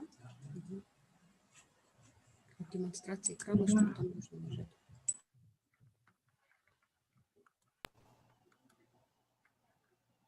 Извините, надо нажать совместный показ. Демонстрация Так, экрана. да, я как бы в Zoom-то хорошо, в принципе, разбираюсь, но тут вообще не дает. Вот секунду, ага. Так, сейчас есть? Все запустилось, ага.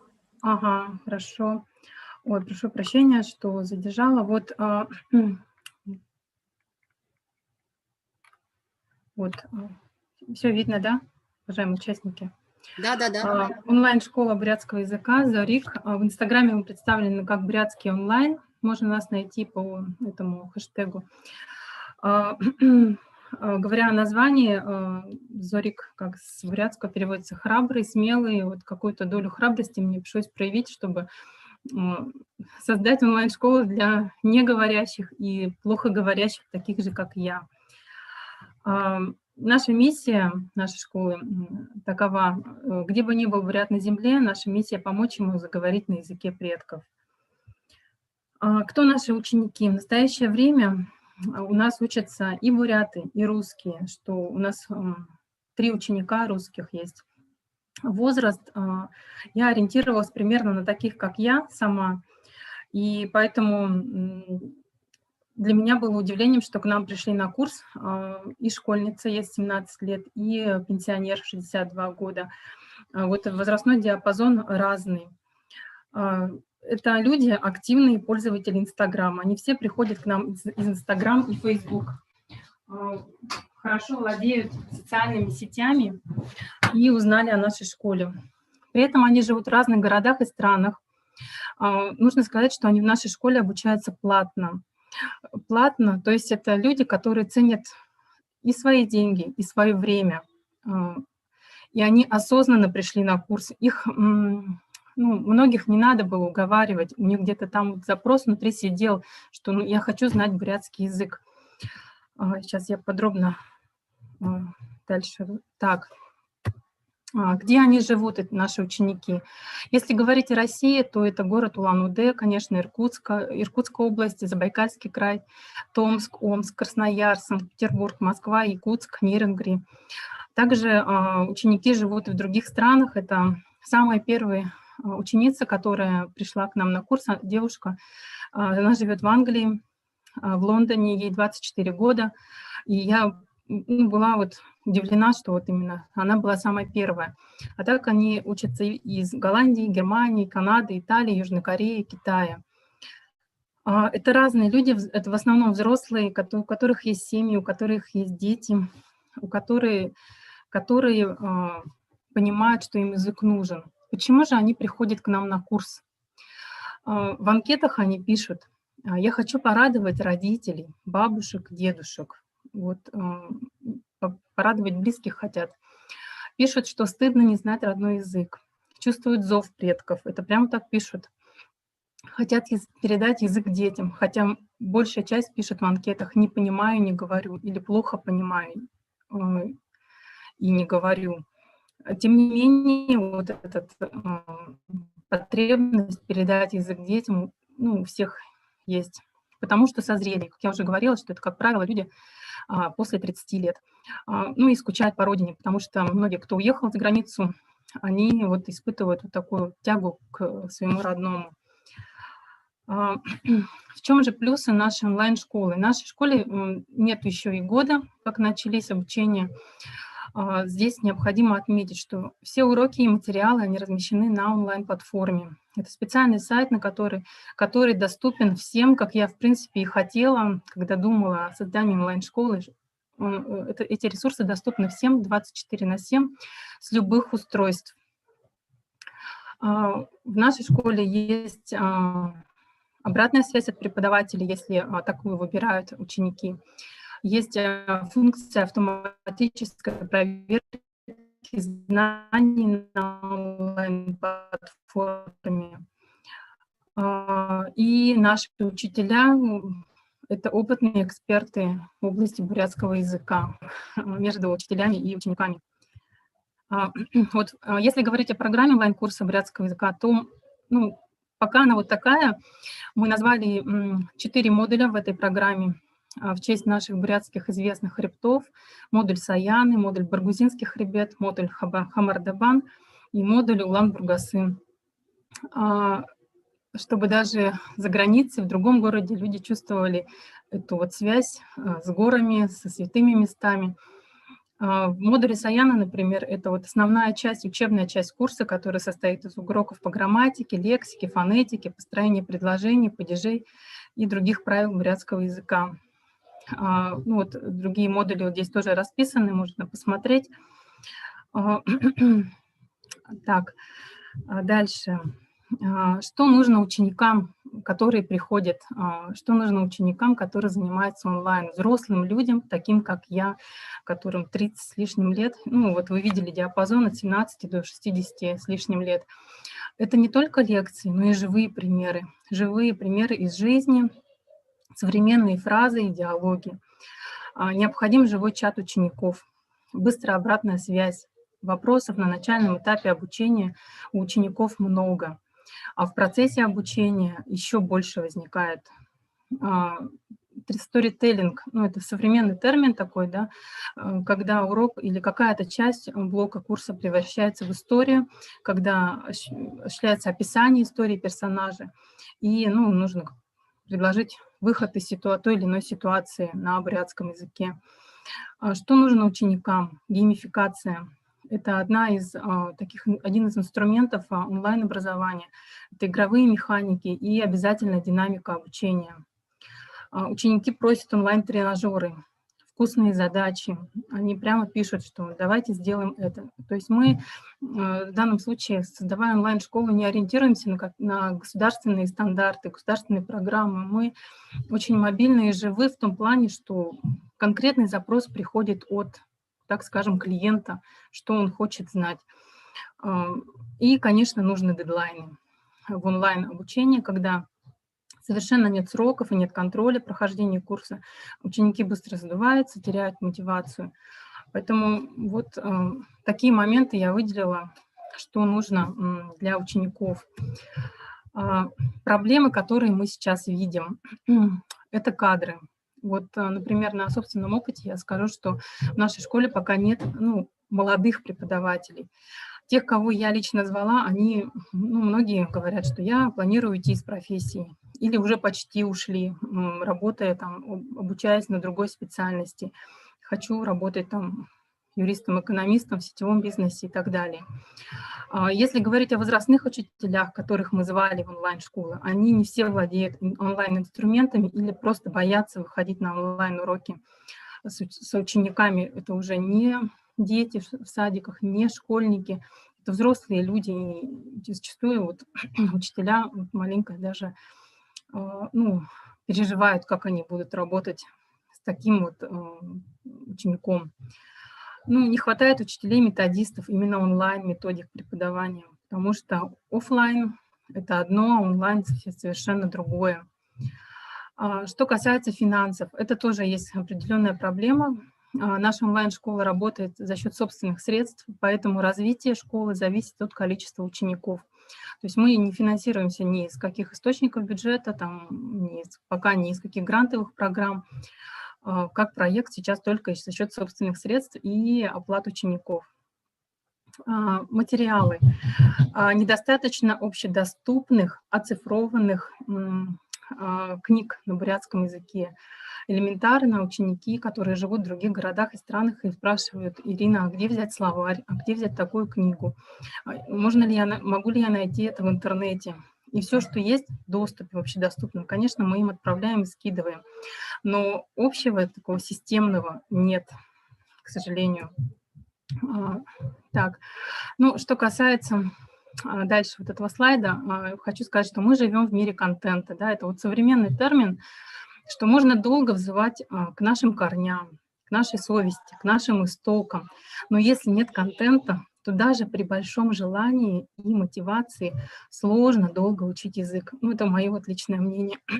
Потому что поэтому нужны посты, нужны сторисы на бурятском языке, нужны статьи, уроки, делать видео для Ютуба, интересные темы, чек-листы, методички, текстики. Вот у нас сейчас даже не тексты нужны, а вот именно текстики, потому что люди, даже взрослые, у них зачастую просто нет времени читать большие тексты. Маленькие тексты, понятные, визуальные, вот такая у нас современная жизнь, и большая часть проще что-то почитать, какой-то пост в Инстаграме или в Фейсбуке, чем вот какой-то длинный текст на бурятском языке. Поэтому вот действительно мы живем в мире контента. Наши планы. Ученики пишут очень часто, что мы хотели бы увидеть онлайн-курс для продолжающих. Те ребята, которые у нас прошли базовый курс для начинающих, они нуждаются в дальнейшем продолжении. И вот чтобы работать над продолжением, необходимы вот специалисты, время, ресурсы. Второе. Ученики просят, даже просто подписчики в Инстаграме пишут: сделайте, пожалуйста, онлайн-курс для детей. Третье. Необходимо внедрять геймификацию, ну и другие механики онлайн-обучения. Я поэтому здесь вас, специалистов, научных работников, практиков в школах, в детских садиках, прошу, если вам это откликнулось, ну, наш проект, пожалуйста, напишите вам в Инстаграм, ну, либо вот я могу контакты дать, кто готов был бы вот поучаствовать в дальнейшей жизнеспособности нашего онлайн-курса. Ну, наши учителя нашей онлайн-школы, я здесь перечислила. Это и учителя высшей школы, преподаватели высшей школы, школьные преподаватели, учителя детского садика, творческие педагоги. Я очень благодарна за то, что они поверили в наш проект и помогают в создании онлайн-школы.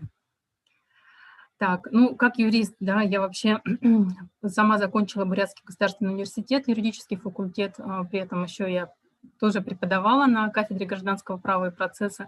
И, конечно, я понимаю всю тяжесть вот законодательного регулирования, о которой говорили и вчера на первом дне, и сегодня упоминали, что законодательство федеральное таково, что ну, как бы не в пользу национальных языков. Но, тем не менее, мое предложение постараться выйти совместно с законодательной инициативой в Государственную Думу от нескольких республик национальных о внесении изменений в законодательство в части обеспечения потребностей носителей родных языков, обеспечения востребованности носителей родных языков, потому что если родной язык не требуется ни на каких уровнях государственной власти, то, соответственно, он просто так ну, долго существовать сложно ему будет. В частности, я предлагаю устанавливать требования об обязательном знании родного языка при поступлении на государственную службу субъекта Российской Федерации, только хотя бы локально в наших национальных республиках, муниципальных образований субъектов Российской Федерации, то есть в наших районах, да, там, Лусах, там, допустим, в Якутии, да, при обеспечении деятельности сфер, связанных хотя бы с образованием, культурой, спортом, туризмом и молодежной политикой. Таким образом, мы смогли бы обеспечить эту востребованность знанием родного языка. Так, ну вот мой доклад закончился. Надеюсь, я уложилась в регламент. И вообще я еще хотела, конечно, показать анкеты наших учеников, если у меня еще есть время.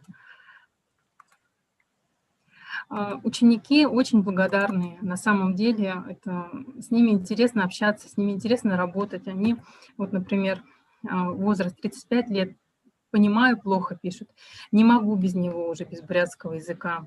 Вот пожарный мужчина, да, к нам пришел, живет, вот следующая анкета, живет в Улан-Удэ, понимаю, но не говорю, пишет, да. Хочу разговаривать дома свободно с семьей. Пишет. Дальше вот. Хочу сохранить язык в 5 пункте, да, почему вы хотите изучать бурятский язык. Это все взрослые люди. Не видно вот анкеты. Да. Ага, да. Ага. Ну, я думаю, что слушатели уже, как бы участники конференции уже поняли, что да, разные категории и разные потребности. Очень наглядно, хорошо все показали. Спасибо вам большое. Вообще опыт интересный. Я думаю, что он был интересен всем участникам, да, и это пример, как онлайн-образование может развиваться не только теми, ну, кто относится к сфере образования, а вообще вот такими людьми, энтузиастами, родителями, как и вот этот хороший термин у нас появился, языковыми активистами. И очень хорошо, что такие люди у нас есть, и их всячески нужно поддерживать. Самое главное, что требуется вот таким людям, как Ирина Сергеевна, это прежде всего поддержка с нашей стороны, всяческая поддержка. Поэтому вот здесь я уже в чате видела, что мы поддерживаем вас, пишут все. Вот, желают вам творческих успехов. И, конечно, мы все, вот от имени всех я хочу выразить вам всего вот самого-самого процветания вот онлайн-школе. И, возможно, этот проект может претендовать на то, чтобы еще и обрести поддержку от государственных каких-то бюджетных средств.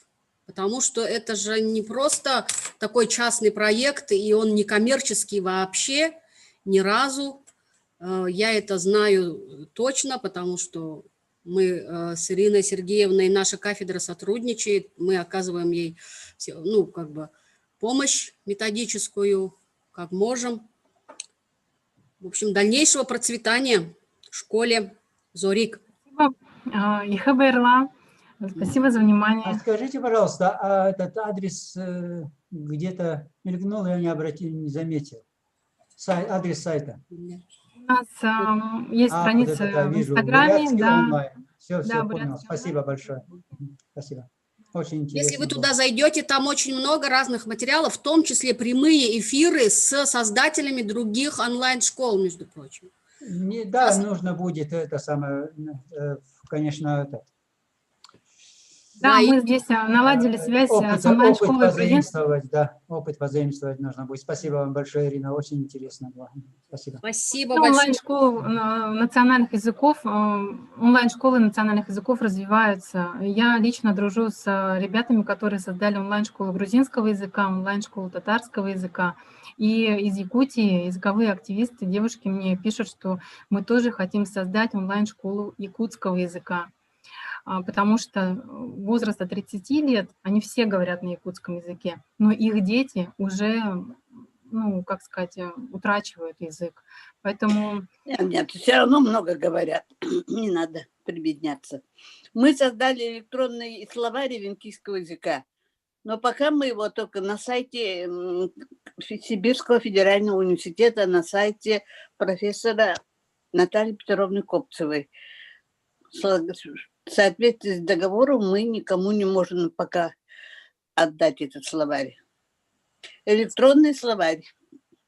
Он выполняет В много чем различных проблема и функций. заключается? В том, что, например, я как плохо говорящий на бурятском языке, я иду в магазин, я вижу книжки, которые, ну, как сказать, общедоступны, но прекрасные учебники, прекрасные материалы, они в основном в библиотеках школ, в университетах и просто в библиотеках. Для массового вот как бы использования я вот спрашиваю преподавателей, почему они не продаются? Потому что они вот выпущены на бюджетные средства, они недоступны, вот как бы нет в прямой продаже. Тираж их небольшой, к сожалению. Поэтому как бы вот есть такая проблема, что в обычных магазинах хороший учебник, вот, хорошие методические материалы, просто их не найти. Хорошо, спасибо, Ирина Сергеевна. Мы продолжим нашу работу. Вот у нас сейчас в основном выступают люди, которые как бы по эту сторону, ну, как бы сказать, по эту сторону экрана, по эту сторону стола преподавательского, учительского и так далее. Но у нас есть еще один участник, который представляет собой, ну, Ирина Сергеевна не совсем, ну, по ту сторону, да, но и в то же время она создатель школы, поэтому она и больше по эту сторону. Так вот, Зуева Анна Сергеевна, следующий наш участник, это наш журналист, известный очень в Бурятии. Она же ученик, опытный экземпляр, можно так сказать, вот вот в опыте реализации программы изучения бурятского языка. Вот как раз на YouTube-проекте «Амиды Хылын», что значит «живой язык». Пожалуйста, Анна Сергеевна, вам слово. Амар Менде, Хундетенухет. Здравствуйте, друзья. Спасибо за приглашение. Да, я тот самый подопытный кролик и ничуть не чураюсь этого определения, потому что прямо сейчас учу бурятский язык вместе с языковым активистом, моим другом, моим бакшой, то есть учителем Сергеем Санхядовым, с которым я познакомилась год назад во время интервью, поскольку я журналист и ютуб-блогер. И он мне в том интервью рассказал о том, что он выучил бурятский с нуля в достаточно осознанном взрослом возрасте, в 40-летнем возрасте. Ради изучения языка, друзья, он уволился с очень крутой работы в Москве, возглавлял там супердепартамент крутого ведомства и освоил язык. И этим летом он предложил мне учить бурятский. Я сначала, конечно, очень опешила, думаю, что это за предложение, да как я его освою, это все так, наверное, сложно. Но Сергей развеял все мои сомнения, убедил меня, что это важное, классное дело, и я сама поняла, что действительно он говорит правильные вещи, тем более я как журналист очень часто езжу по районам, деревням, улусам, в том числе зачастую бурятским, потому что мне больше интересна бурятская культура, религия, кухня, и все мои сюжеты, они так или иначе связаны с культурой именно бурят, потому что, ну, русские, пусть они на меня не обижаются, мне меньше, наверное, интересно, потому что я сама русская и все знаю про русских, поэтому меня все время тянет в бурятские деревни. Я там часто слышу бурятскую речь, и мне как-то тоже хочется коммуницировать с бурятами, а это мне не удается, и я просто мило улыбаюсь. Я решила, что нет, мне тоже нужно выучить бурятский хотя бы какие-то азы. Я, конечно, не заявляю, что осознаю в полной мере язык, хотя это было бы тоже здорово, но какие-то азы мы с Сергеем изучаем прямо сейчас. И мы не просто учим язык, мы снимаем об этом проект на Ютубе. Вот сейчас предыдущий спикер Ирина говорила о том, что не хватает контента на бурятском. Я с ней полностью согласна и считаю, и заявляю, что мы с Сергеем восполняем хоть чуть-чуть эту, как сказать, дыру, что ли, отсутствие того самого контента. Мы снимаем... Хотим снять 10 уроков нашего YouTube-проекта, который назвали «Амиды Хылын». Я сейчас включу демонстрацию экрана. Надеюсь, у меня это получится, и мы посмотрим мою презентацию. Так, совместное использование, если я не ошибаюсь. Угу. Так, сейчас, секунду. Видите ли вы? Надеюсь, да? Видим. Хорошо. Так. Значит, Амиды Хелен. Мы решили, что у нас будет такое жизнерадостное название «Живой язык» с бурятского на русский. Итак, что нового мы создаем и где? Мы создаем, как я уже сказала выше, 10 видеоуроков, направленных на освоение бурятского языка с нуля. Видеоуроки размещаем на YouTube еженедельно по вторникам. Мы не отходим от нашего графика и плана, поскольку я, как YouTube-блогер и журналист, знаю, что аудитория и люди любят, чтобы блогеры были предсказуемыми и выходили в одно и то же время. Поскольку, когда ты сегодня выкладываешь во вторник, а на следующей неделе в среду, люди, это как бы, я не знаю, правильное ли слово употребляю, расхолаживаются и... В общем, нужно быть предсказуемой. Вот сказали во вторник в обед, значит во вторник в обед. И мы голову даем на отсечение, что во вторник серия очередная будет залита. Также мы размещаем наши уроки в моих соцсетях. У меня много подписчиков во ВКонтакте, на Фейсбуке. Есть даже сайт свой личный, который называется Зуева онлайн. В планах мы хотим сделать короткие выжимки из этих 30-минутных, нарезать на 2-3 минутки и заливать в Инстаграм, потому что, как сказала Ирина, я с ней совершенно согласна, у людей нет времени смотреть часовые, как я их называю, кирпичи, или читать большие тексты. Мы все спешим, нам всем нужно зарабатывать, нам не до какого-то суперглубокого погружения, как бы не печально в этом признаваться. Поэтому те маленькие нарезочки самых ярких моментов нашего урока с Сергеем мы хотим монтировать с режиссером и заливать в мои соцсети. Так. Вот как выглядит мой Бакша Сергей. И это обложка нашей первой серии. Я в руках держу бурятский русский словарь, который мне подарил Сергей. Так, какая сверхидея? Мы хотим с Сергеем представить альтернативную, не имеющую аналогов методику преподавания разговорного бурятского языка в рамках контента, специально предназначенного для YouTube аудитории. Это наша сверхзадача, и мы к ней стремимся. Что нас выгодно отличает от других? На мой взгляд, это то, что ведущая проекта не знает бурятского, и он не является для меня родным. Второе. Уроки ведет преподаватель, который тоже не является носителем бурятского языка с детства, хотя является бурятом по национальности. Такого контента я не видела, чтобы бурят, не знающий бурятского, учил русскую, которая не знает русского.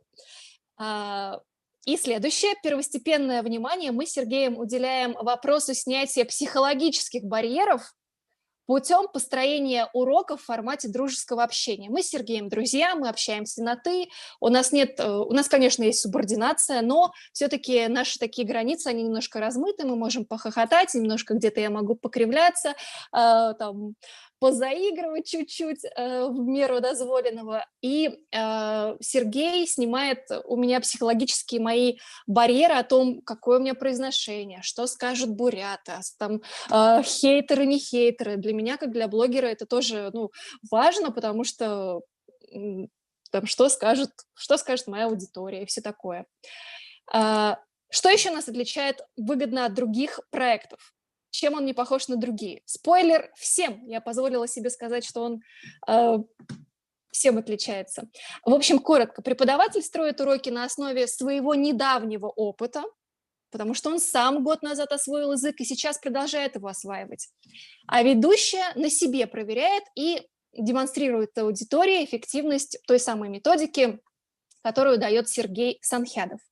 Легкость подачи. И немаловажно, предмет изучения бурятского языка рассматривается нами не просто как способ коммуникации между людьми, а как какой-то особенный мир. И мы этот мир узнаем с помощью бурятских загадок, которые в конце каждого урока мы с Сергеем загадываем нашей аудитории. Тем самым вовлекаем ее в наш процесс и даже дарим им подарочки. Об этом я скажу чуть позже. Кто работает над нашим проектом, сколько это стоит? Несколько слов о команде. В моей команде работает 5 человек. Сам Сергей, он учитель мой, автор сценария. Я ученица, 2 видеооператора, режиссер монтажа. Стоимость производства одного урока длиной в 30 минут обходится в 15 тысяч рублей. Вот. Это снова мы с Сергеем. Я решила показать наши классные фотки. Это обложка второй серии Амиды Хелен. Так. Помогает ли нам кто-то? Сложно ли рассказывать бизнесу и обществу о важности создания такого рода контента? Сейчас наш проект финансируется исключительно за счет собственных средств. Государство в создании Амиды Хелен не участвует. По крайней мере, пока не участвует, может быть, будет участвовать, мы будем только рады. Сегодня самый первый спикер, который выступала из Москвы, сообщила о том, что существует фонд, я даже о нем не знала.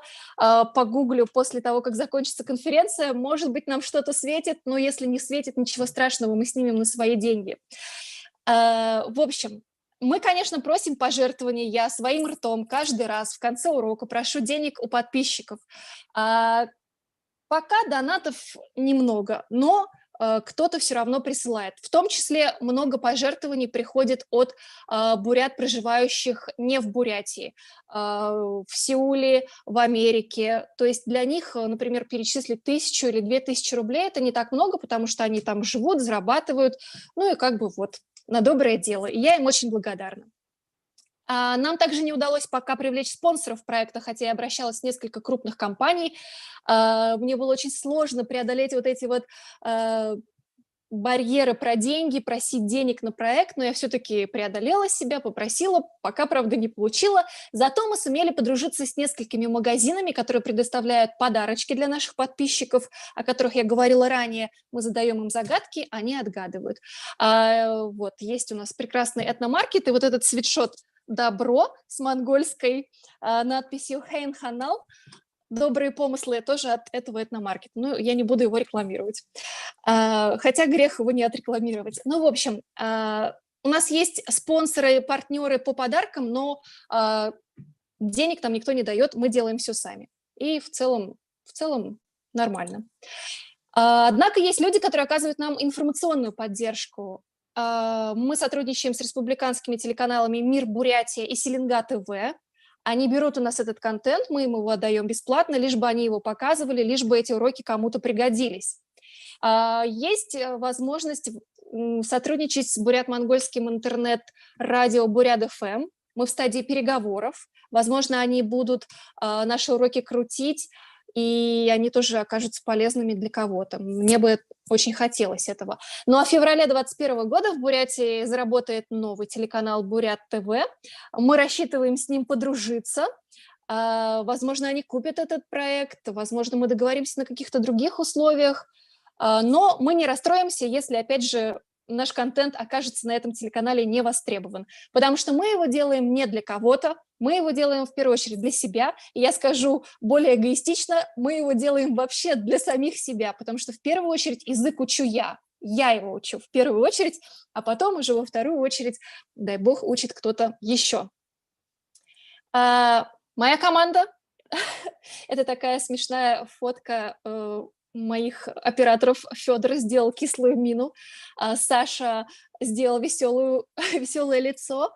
К слову сказать, учу бурятский не только я, но и мои ребята-операторы, потому что они являются хоть и бурятами, но не знают бурятского. И во время нашей съемки ребята тоже учат язык.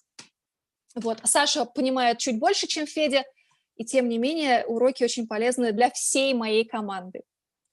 Для кого наш медиапродукт и какой примерный потолок нашей аудитории? Мы создаем наш проект для людей любого гендера и любого возраста. Считаю, что он будет интересен жителям Бурятии, Иркутской области, Забайкальского края, Республики Калмыкия, в которой я была и которую я люблю. Наши языки очень похожи. Вдруг кто-то из них захочет выучить, потому что на меня подписано очень много калмыков. У меня 25 тысяч подписчиков, и среди них достаточно калмыков. И я рассчитываю, что вдруг кто-нибудь захочет наш бурятский язык изучать, кто-то из Калмыкии. Я считаю амбициозно, что потолок аудитории моего проекта более 1 миллиона человек. Пусть будет так. Какой эффект произвел проект Амиды Хелен в обществе? Что нам пишут в комментариях? Мы получаем очень много доброжелательных откликов от подписчиков под каждой нашей серией. Люди пишут, что начали брать с меня пример и изучают язык вместе со мной. Кому-то стало стыдно, что русская девушка решила учить бурятский. Это, конечно, не очень хорошая мотивация. Мы с Сергеем на первом уроке говорили, что стыд, чувство вины – это неправильная мотивация. Я глубоко убеждена, что не надо учить язык только поэтому. Я хочу, чтобы мотивация была правильная, эффективная. Кто что-то хочет узнать больше про мотивацию, хотя вы все специалисты и знаете лучше меня про эффективную мотивацию, но вот в первом уроке мы про нее очень много говорим. В общем, люди пишут, что проект классный, хотя нужно отметить, что у первой и второй серии просмотров было 5-6 тысяч, потом, конечно, просмотры резко упали, но мы не расстроились. С нами остаются те, кто сильно мотивирован, и самые смелые, и самые классные люди, которые продолжают смотреть наши уроки и досмотрят все 10 серий. Хейтерских комментариев практически нет, хотя мы ожидали, что они будут. И для нас очень ценно осознание того, что люди учат бурятский благодаря нашим видеоурокам. И если хоть один человек выучит бурятский, значит, мы делаем наш проект не зря. В заключение. Как создание проекта Амиды Хелен повлияло лично на меня? Ну, во-первых, я осваиваю новый язык, и это уже само по себе очень круто, поскольку изучение языков в прямом смысле наращивает нейроны в голове. Вот. Поэтому это первое. Второе. Создание нового медиапродукта с нуля позволило мне, как журналисту, прокачать навыки медиа-менеджмента. Если раньше я просто снимала сюжеты, то сейчас мне нужно было создать проект с нуля и построить все процессы продюсирования, где мы будем снимать, кто будет снимать, как мы монтировать будем, договориться с рекламодателями, заниматься постпродакшеном, потому что мало снять сюжет, о нем нужно рассказать аудитории, это, то есть сделать постпродакшн, то есть в различных соцсетях рассказывать о том, что я учу бурятский, люди, смотрите. В общем, навыки медиа-менеджмента я сейчас очень хорошо прокачиваю. Ну и укрепился мой личный бренд как человека, как журналиста. Я ежедневно получаю классные отклики, отзывы, заявки на добавление в друзья, репосты моих постов, которые я пишу об Амиды Хелен в социальных сетях. Ну и всенародная любовь. Вот, вот что я еще получила. Так что, друзья, спасибо за приглашение в этой конференции. Было очень лестно и радостно, и удивительно, что есть шанс рассказать про Амиды Хелен. И, пожалуйста, подписывайтесь на канал, смотрите наши уроки. Я уверена, они кому-то пригодятся. Спасибо. БРТ. Спасибо большое, Анна Сергеевна. Я думаю, что проект заинтересовал многих, и у вас подписчиков еще добавится. И я думаю, что он сподвигнет тех, кто захочет создать, может быть, или помочь вам, или начать учить бурятский язык с позитивной мотивацией. Спасибо большое. У нас осталось 30 минут эфира, говорят мне техники, а у нас еще осталось 2 доклада. Поэтому, вот, уважаемые докладчики, пожалуйста, как говорится, не обижайтесь, но можно вас попросить, да, регламент сократить до действительно 10 минут. Да, я Если есть презентация, зачем ее читать? Вот меня удивляет. Да? Я говорю, если вы представили презентацию, зачем ее читать надо было? Время сократили. Так, хорошо, продолжаем работу. Андакова Цирендулма Сойсароновна. Драматизация как эффективный метод при обучении бурятскому языку в старшем дошкольном возрасте. Здесь это презентация одного из эффективных методов. Пожалуйста, Цирендулма Сойсароновна, вам слово. Право вам демонстрации экрана дано. Здравствуйте, уважаемые коллеги. Сэмбена. Меня зовут Цирендулма Сойсароновна. Я воспитатель, учитель бурятского языка в Аршанском детском саду «Ручеек» Тункинского района. На сегодняшний день одной из важнейших проблем для бурят является сохранение родного языка. И эта же проблема коснулась и нашего поселка Ашан. Если в соседних селах, деревнях дети повседневной жизни говорят на родном языке, то в Ашане крайне редко услышишь бурятскую речь. Мы считаем актуальной проблему сохранения бурятского языка в социокультурной среде поселка Ашан. В нашем детском саду накоплен определенный опыт по обучению детей бурятскому языку.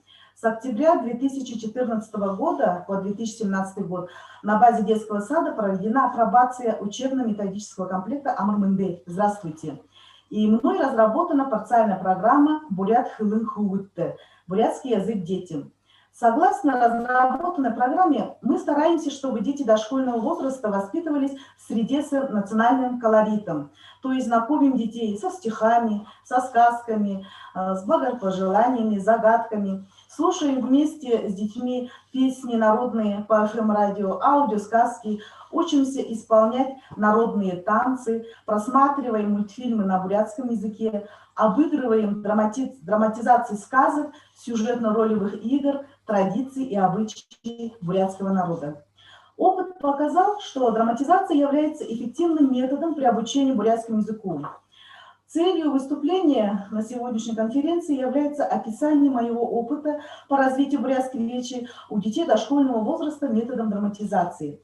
Основными задачами обучения дошкольников бурятскому языку в процессе использования драматизации являются 4 основные задачи. Это коммуникативные, образовательные, развивающие, воспитательные. Из личного опыта могу сказать, что одним из наиболее эффективных средств развития бурятской речи являются игры драматизации, театрализованные игры. Это связано с тем, что игра для ребенка дошкольного возраста является ведущим видных, понятных и привлекательных видов искусств. Использование игр, драматизация, воспитание, обучение, развитие бурятской речи детей дошкольного возраста позволяет решить целый комплекс проблем, связанных с нравственным и художественным воспитанием, развитием коммуникативных личностных качеств, фантазии, воображения, инициативности. В нашем детском саду поставлены популярные известные народные сказки, такие как «Лиса и журавль», «Теремок», «Колобок», «Репка», «Три поросенка», «Волк и 7 козлят», а также авторские сказки Аполлон Тароев «Дятел-труженик», Анастасии Громовой «Сказка про паучка», Виталий Бианки «Мудрая сова», Шарль-Перо «Красная шапочка», а также театрализованное представление «Игра-драматизация. Ателье бурятской одежды». Данная театрализованная игра «Драматизация. Ателье бурятской одежды» охватывает большие возможности решения из разных образовательных направлений, связанных с речевым, социокультурным, эстетическим, познавательным развитием ребенка. В ходе подготовки к игре драматизации проведена большая предварительная работа. Беседы на тему бурятская национальная одежда, кто работает в ателье, из чего шьют одежду, рассматривание образцов тканей, журнал мод, просмотр видеопрезентации «Бурятская народная кухня», разучивание песен, благопожеланий, реплик, счет, цвет, изготовление дидактических игр и альбома «Чего не хватает», одежда, что входит в бурятский национальный костюм, ткани, рассказка, бурятские узоры, аппликация удумы, красивое платье, ручной труд, пуговицы, а также мы проводили беседы по традициям, легендам бурятского народа. Огромную поддержку оказали родители наших воспитанников при изготовлении атрибутов для игры. Кладение доски, наборы ткани, пуговицы, наперстки, лекала выкроить, стенд с образцами одежды, образцы вышивок. В ходе обучения игровым приемам, например, научить закройщика пользоваться сантиметровой лентой и снимать мерки, обводить выкройки, вырезать выкройку по контуру, использовать такие речевые модели, как «Какой костюм вы бы хотели шить?» «Ямор самсата аюлха хусунтепте» – длинный или короткий, с рукавом или без, из какой ткани, У продавца подбирать ткани в соответствии с эскизом, дети изъяснялись. Выбирайте ткань на ваш вкус. В нашем отделе продаются тесьма, пуговицы, на швейной машине заправлять нить, у гладильщика гладить одежду и вешать на плечики, у администраторов встречать клиентов, предлагать посмотреть журналы, у посетителей выбирать одежду, фасон, цвет ткани, делать заказ. Театрализованное представление «Игра драматизации» получилось очень интересным, объемным, познавательным, творческим. Участвуя в драматизации, дети познакомились с окружающим миром во всем его многообразии. Через образы, краски, звуки погрузились в бурятскую языковую среду. Исполняемая роль, произносимые реплики поставили малыша перед необходимостью ясно, четко, понятно изъясняться. На первый план выступили элементы чистого обучения, а иногда в центре внимания находилась сама игра. Данная игра драматизация способствует накоплению нового языкового материала и закреплению ранее полученных знаний по учебно-методическому комплекту Амыр-Мынде. Здравствуйте. В процессе работы над выразительностью реплик персонажей незаметно активизируется словарь ребенка, совершенствуется звуковая культура речи, навыки говорения.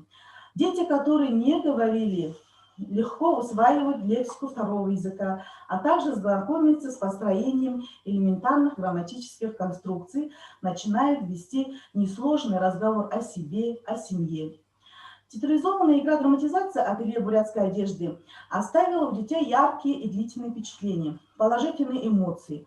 Полученные знания, умения, навыки дети самостоятельно обыгрывают и употребляют в своей повседневной речи. Подводя итог, хочется отметить, что комплексный подход к организации театрализованного представления игры драматизации обуславливает ее эффективность в обучении бурятскому языку. Игра с использованием драматизации способствовала созданию благоприятного психологического климата в группе, помогла лучше усвоить бурятскую речь. И многие дети, которые не говорящие, начали понимать, употреблять слова-словочитания, реплики своей речи. Атмосфера увлеченности и радости, ощущение посильных знаний – все это дало возможность детям преодолевать стеснительность, мешающую им свободно употреблять в речи слова бурятского языка, и благотворно сказалось на результатах обучения. Легче усваивается языковой материал, вместе с этим возникает чувство удовлетворенности. А сейчас, к вашему вниманию, хотим показать фрагмент театрализованного представления игры драматизации ателье бурятской одежды.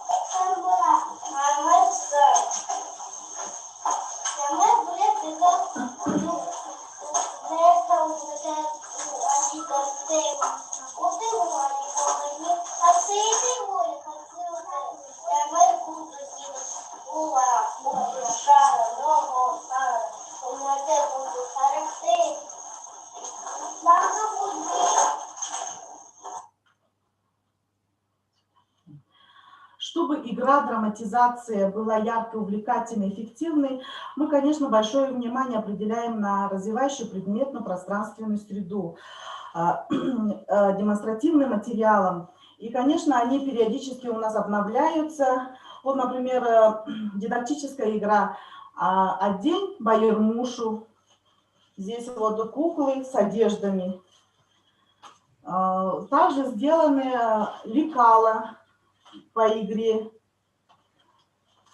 Выпустили вот такие брошюрки про национальный костюм, чтобы дети в свободное время, они хранятся у нас в уголке книги, они чтобы в доступной зоне, чтобы они сами рассматривали все вот эти рисунки с национальными одеждами. Также мы в ходе работы в игре драматизации знакомились с профессией, те, которые работают в ателье, швея, модельер, администратор. Вот сделаны вот такие папки. И еще сделаны вот такие карточки, где мы тренируем речевые модели, но это один из карточек, да, вот таких. А вот здесь нарисована девочка, которая одевает пальто. Би, деглеунденов, би, утлаунденов. Ну, вот таких очень много тренировочных у нас речевых моделей карточек. Также мы создали для игры вот такие макеты. Сариндулмаса Сароновна, спасибо. Ага, спасибо. Спасибо за внимание. Один выступающий, поэтому я вот позволю себе вас прервать. Очень интересно. Я думаю, что для именно обучения языку в дошкольном образовательном учреждении это очень интересный опыт, метод, который вы показали. Я думаю, что особенно для дошкольников будет интересно. Ну, я имею в виду специалистов, работающих там. И у нас спасибо. Но впереди нас ждет, конечно, большой и упорный труд, который непременно принесет свои плоды. Спасибо за внимание. Байерте. Спасибо вам. И у нас на сегодня заключительный доклад. Зинаида Гунзеновна Буралова, это учитель русского языка и литературы Курумканской средней школы номер 1 Курумканского района Республики Бурятия. И она нам расскажет о том, как применяют интеллект-карты, это один, опять же, из интересных приемов, на уроках родного русского языка в сервисе Миндома в условиях дистанционного обучения. Я думаю, что этот опыт тоже интересен будет и можно будет взять на вооружение. Пожалуйста, Зинаида Гунзеновна.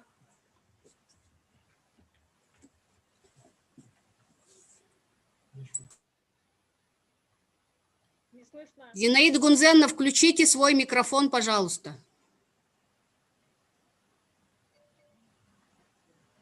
В нижнем левом углу микрофончик.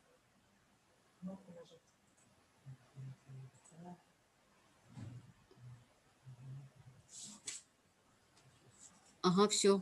Все? Меня слышно, да? Да, слышно. Все, слышно. Здравствуйте, уважаемые коллеги. Меня зовут Зинаида Гунзеновна Буралова. Более 30 лет я учу детей русскому языку и литературе в Курумканской средней школе номер 1 Республика Бурятия. В своей деятельности я придерживаюсь слов великого Константина Дмитриевича Ушинского. Вечно изобретать, пробовать, совершенствовать и совершенствоваться.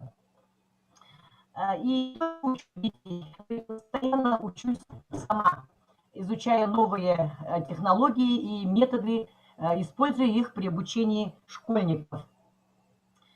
Сегодня я хочу поделиться своим опытом работы в сервисе Миндома в условиях дистанционного обучения. Показать применение метода интеллект-карт на примере родного русского языка. Сегодня дистанционное обучение – это реалии нашей жизни и диктует новые требования и ставит новые задачи перед учителем, как эффективно организовать обучение в новой реальности, какие цифровые инструменты выбрать для продуктивного усвоения материала. В процессе обучения я пришла к выводу, что необходимо сделать процесс визуальным. И именно метод интеллект-карт позволяет, на мой взгляд, делать мыслительную деятельность ребенка зримой и наблюдаемой. Интеллект-карта – это своего рода мысли, изложенные графическим способом на бумаге при очном обучении. И здесь я представляю примеры интеллект-карт, созданных учащимися в бумажном варианте на уроках литературы. А при дистанционном обучении в электронном варианте в сервисе Миндома на уроках родного языка. Данный сервис простой и удобный инструмент для структурирования и визуализации информации. Здесь есть возможность организации групповой и коллективной работы над одной темой, а также совместное редактирование карты. Сейчас мы с вами составим в сервисе Миндома коллективную интеллект-карту по теме «Ключевые слова Великой Победы».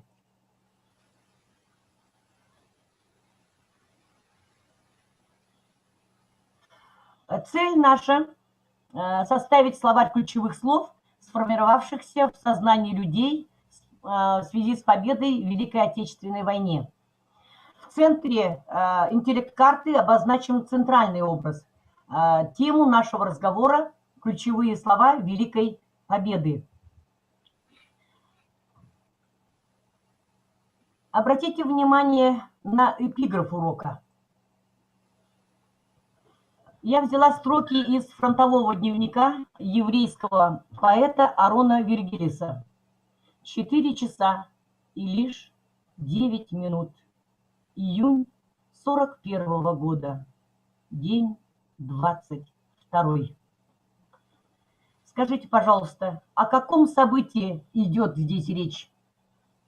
О начале Великой Отечественной войны. Да, правильно. Итак, мы записываем это одно первое ключевое слово – Великая Отечественная война. А почему, скажите, пожалуйста, эта война названа Отечественной? Какое в этом словосочетании, какое слово является ключевым? Пожалуйста, коллеги, помогите. Отечественное. Отечество. Да, отечество, конечно. Поэтому мы с вами запишем вот это слово отечество. И, пожалуйста, подберите синонимы к этому слову. Родина. Родина, конечно. Отчизна. Еще отчизна, да. И в этом, конечно, Великая Отечественная война была самым страшным событием в жизни всех народов Советского Союза. Защищали бок о бок родину люди разных национальностей. Какое ключевое слово мы с вами впишем в интеллект-карту? Ну, я вам помогу. Многонациональная страна. Да, многонациональная, конечно, страна. С оружием в руках воевали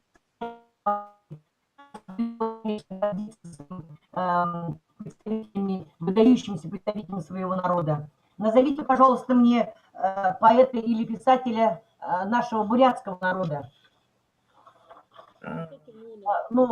Жамсот Умунов. Да, у меня в галерее есть Жамсот Умунов, герой соцтруда, социалистического труда, народный писатель Бурятии, прошедший всю войну, Великую Отечественную войну от Сталинграда до Берлина, и еще является он участником войны с Японией. И мы с вами, я здесь вставила фотографию Жамсот Умунова, ой, простите, Абтоева. Шарабдан Батырбай. Да, конечно.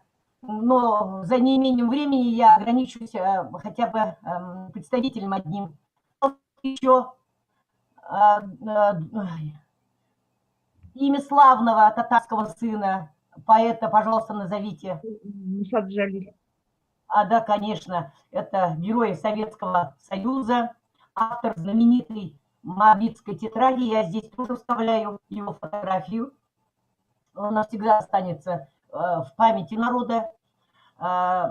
И я думаю, что нужно здесь также прикрепить фотографию еврейского поэта, строки которого я взяла эпиграфом.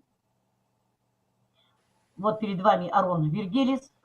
Ну и я не могу не назвать и прикрепить здесь, добавить фотографию Александра Трифоновича Твардовского, также, который прошел всю войну с оружием и с пером в руках, автора знаменитого Василия Теркина. Единственное, что мы можем сегодня сделать для героев Великой Отечественной войны, это чтить и свято хранить память о поистине великой победе. И мы с вами каждый год проводим акцию «Бессмертный полк». Я закрепила сюда фотографию шествия Бессмертного полка. Увеличила. Так, пожалуйста, послушайте песню.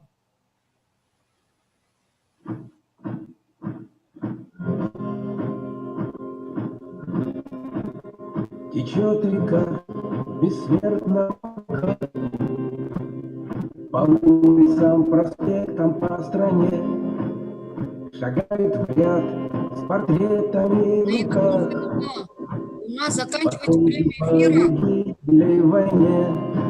На старых фото вечно молодые, свою оставив вахту в небесах, шагают предки с нами, как живые. Течет река бессмертного полка.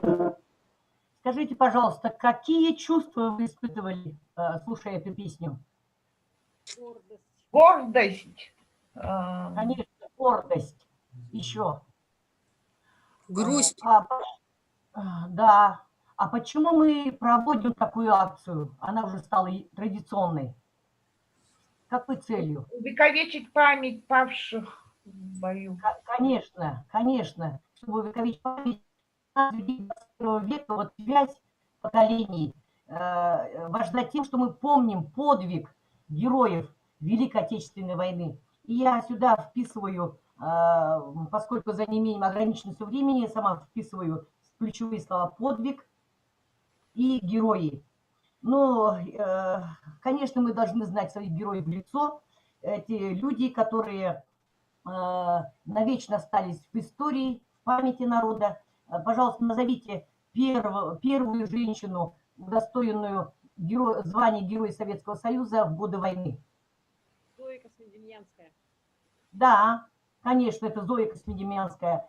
И я не могу не назвать здесь также Александра Матросова, который в 19 лет погиб, закрывая грудью фашистский дзот.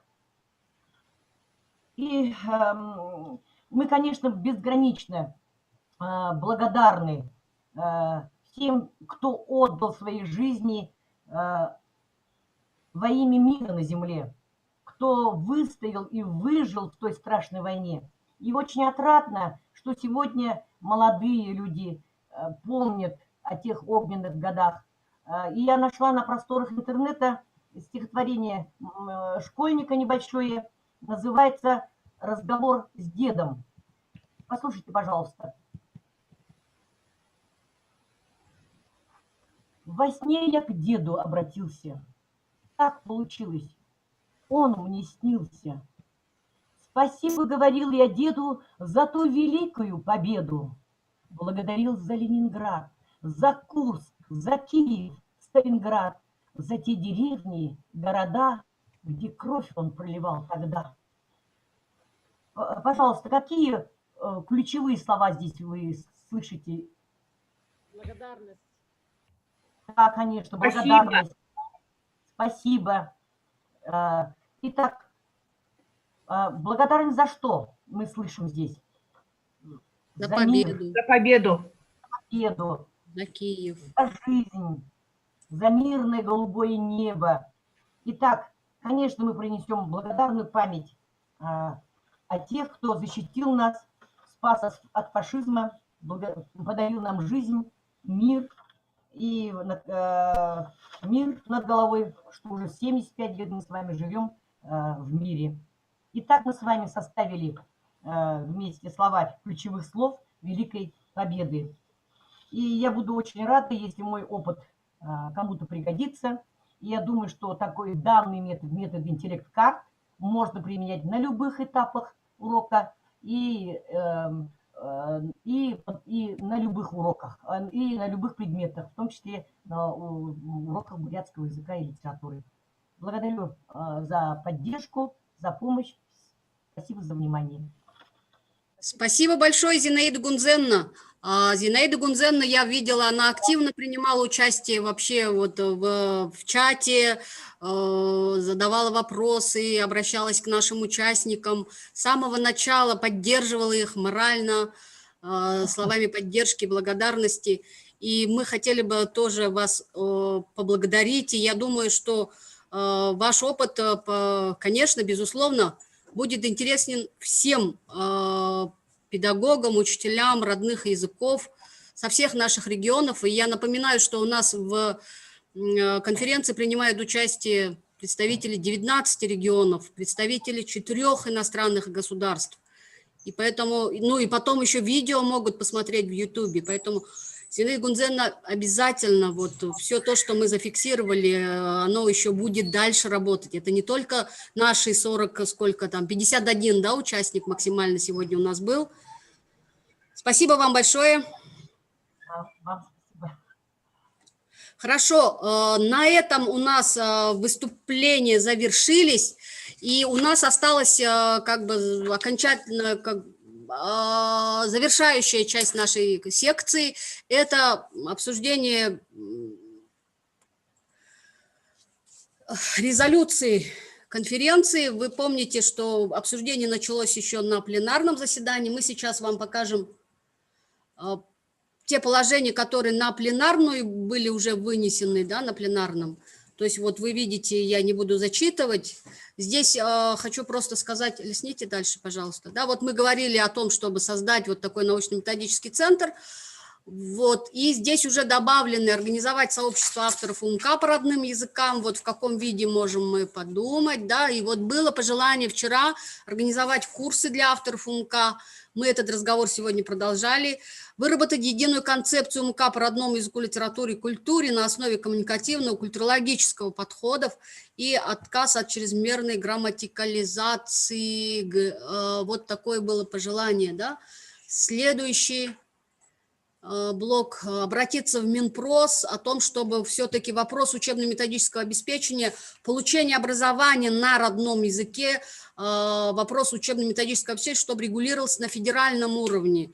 Это может быть или только перевод, допустим, имеющихся, да, учебников, которые в федеральном перечне уже сидят, или же разработку новых уже на родных языках.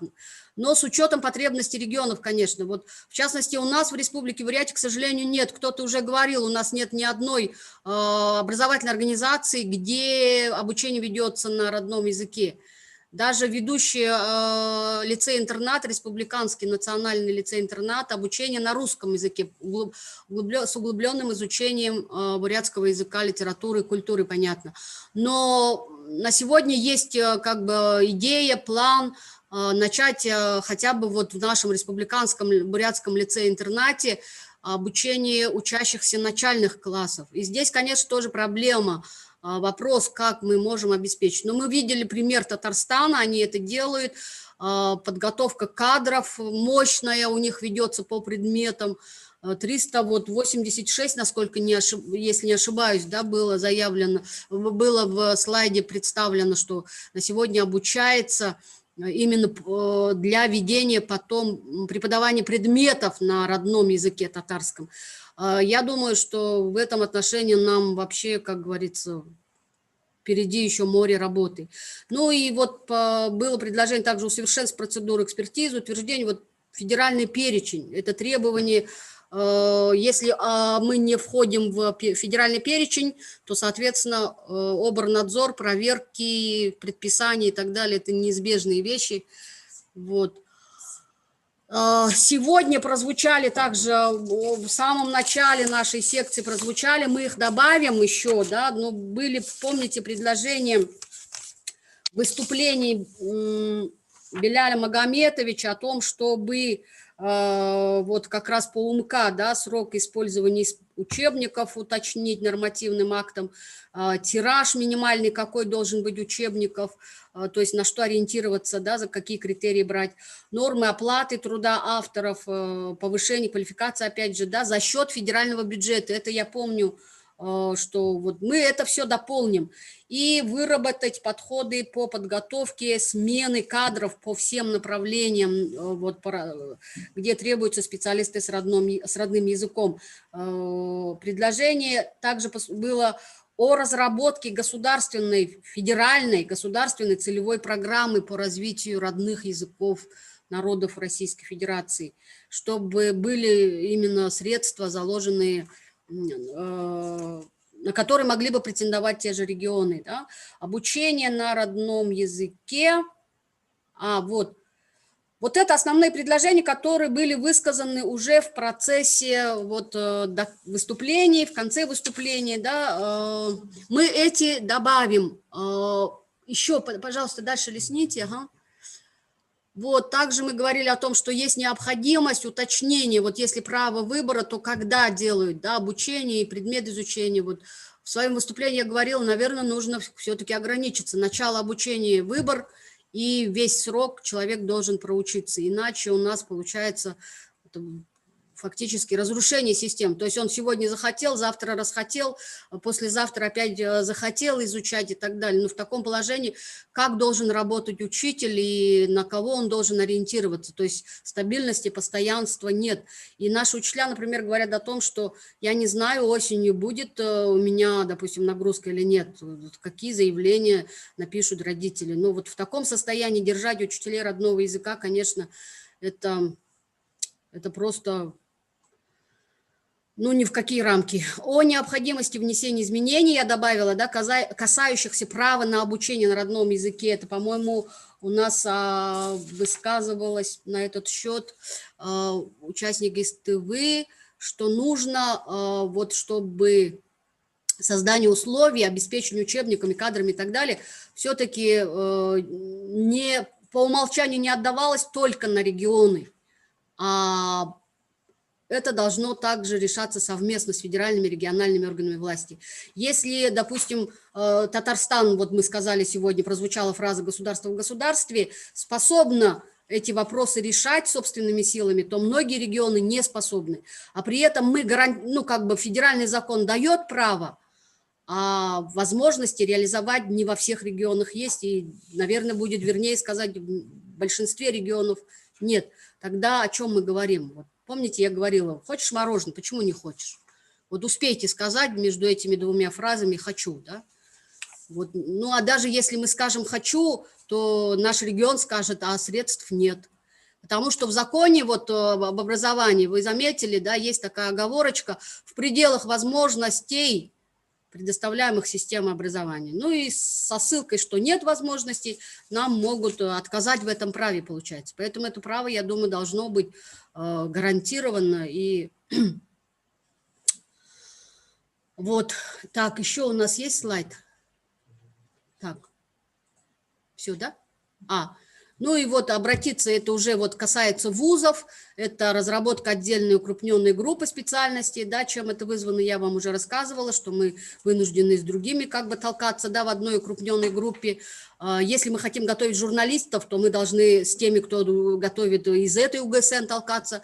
Если хотим готовить переводчиков, то филологов, то мы должны все время вот конкурировать с другими направлениями. Поэтому было бы замечательно, если бы мы могли вот выделиться в отдельную ГСН. Тем более такой прецедент, вот на примере востоковедения, африканистика, я приводила пример, есть, и когда есть вот отдельная укрупненная группа, в нем предусмотрены свои профили, которые нам необходимы, да, педагогические, переводческие и так далее, журналистика.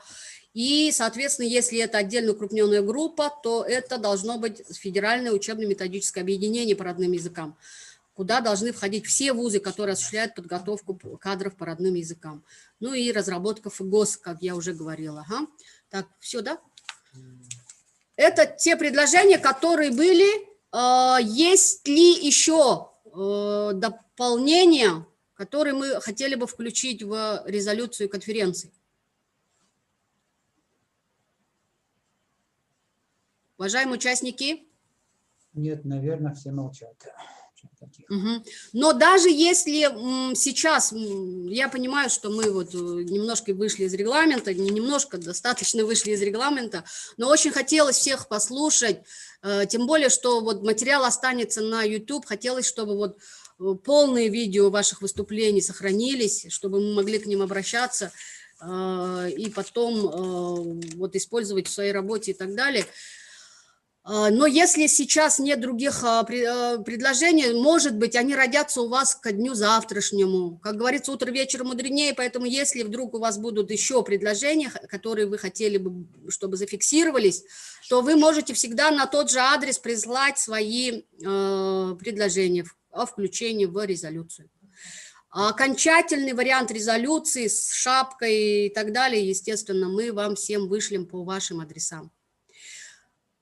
Поэтому, если нет сейчас каких-то других вопросов, выступлений, дополнений, нет? Нет. Ага. Нет. Спасибо вам большое.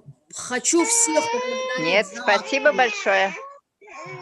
Вам большое спасибо, что отозвались на наше приглашение. Я думаю, что, надеюсь, что вот цель нашей конференции, которую мы ставили перед собой, чтобы была возможность именно обменяться опытом, услышать наших коллег из других регионов, и себя показать, и других, как говорится, посмотреть, она удалась, и надеюсь, что вам наш разговор был полезен. Поздравляю всех с наступающим Новым годом, желаю вам всем от имени всех коллег, прежде всего, здоровья и благополучия вашим семьям. Взаимно, и вам тоже. Спасибо. Спасибо. Мы не говорим «прощайте», мы говорим «дахингулзатрабаирте», что означает «до следующей встречи». До следующей Спасибо вам большое. Да. Байерте. Спасибо за высокую организацию. Спасибо. Байерте. Байерте. Все можно выключить, да? Не-не-не, я можно из себя сфотографировать? Хорошо. Сама себя сейчас.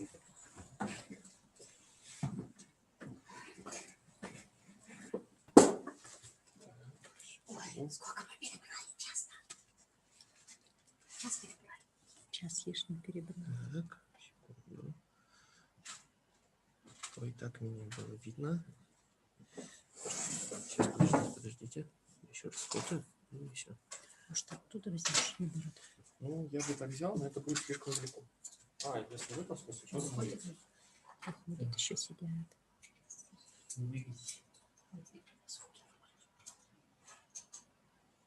Так, лучше еще раз.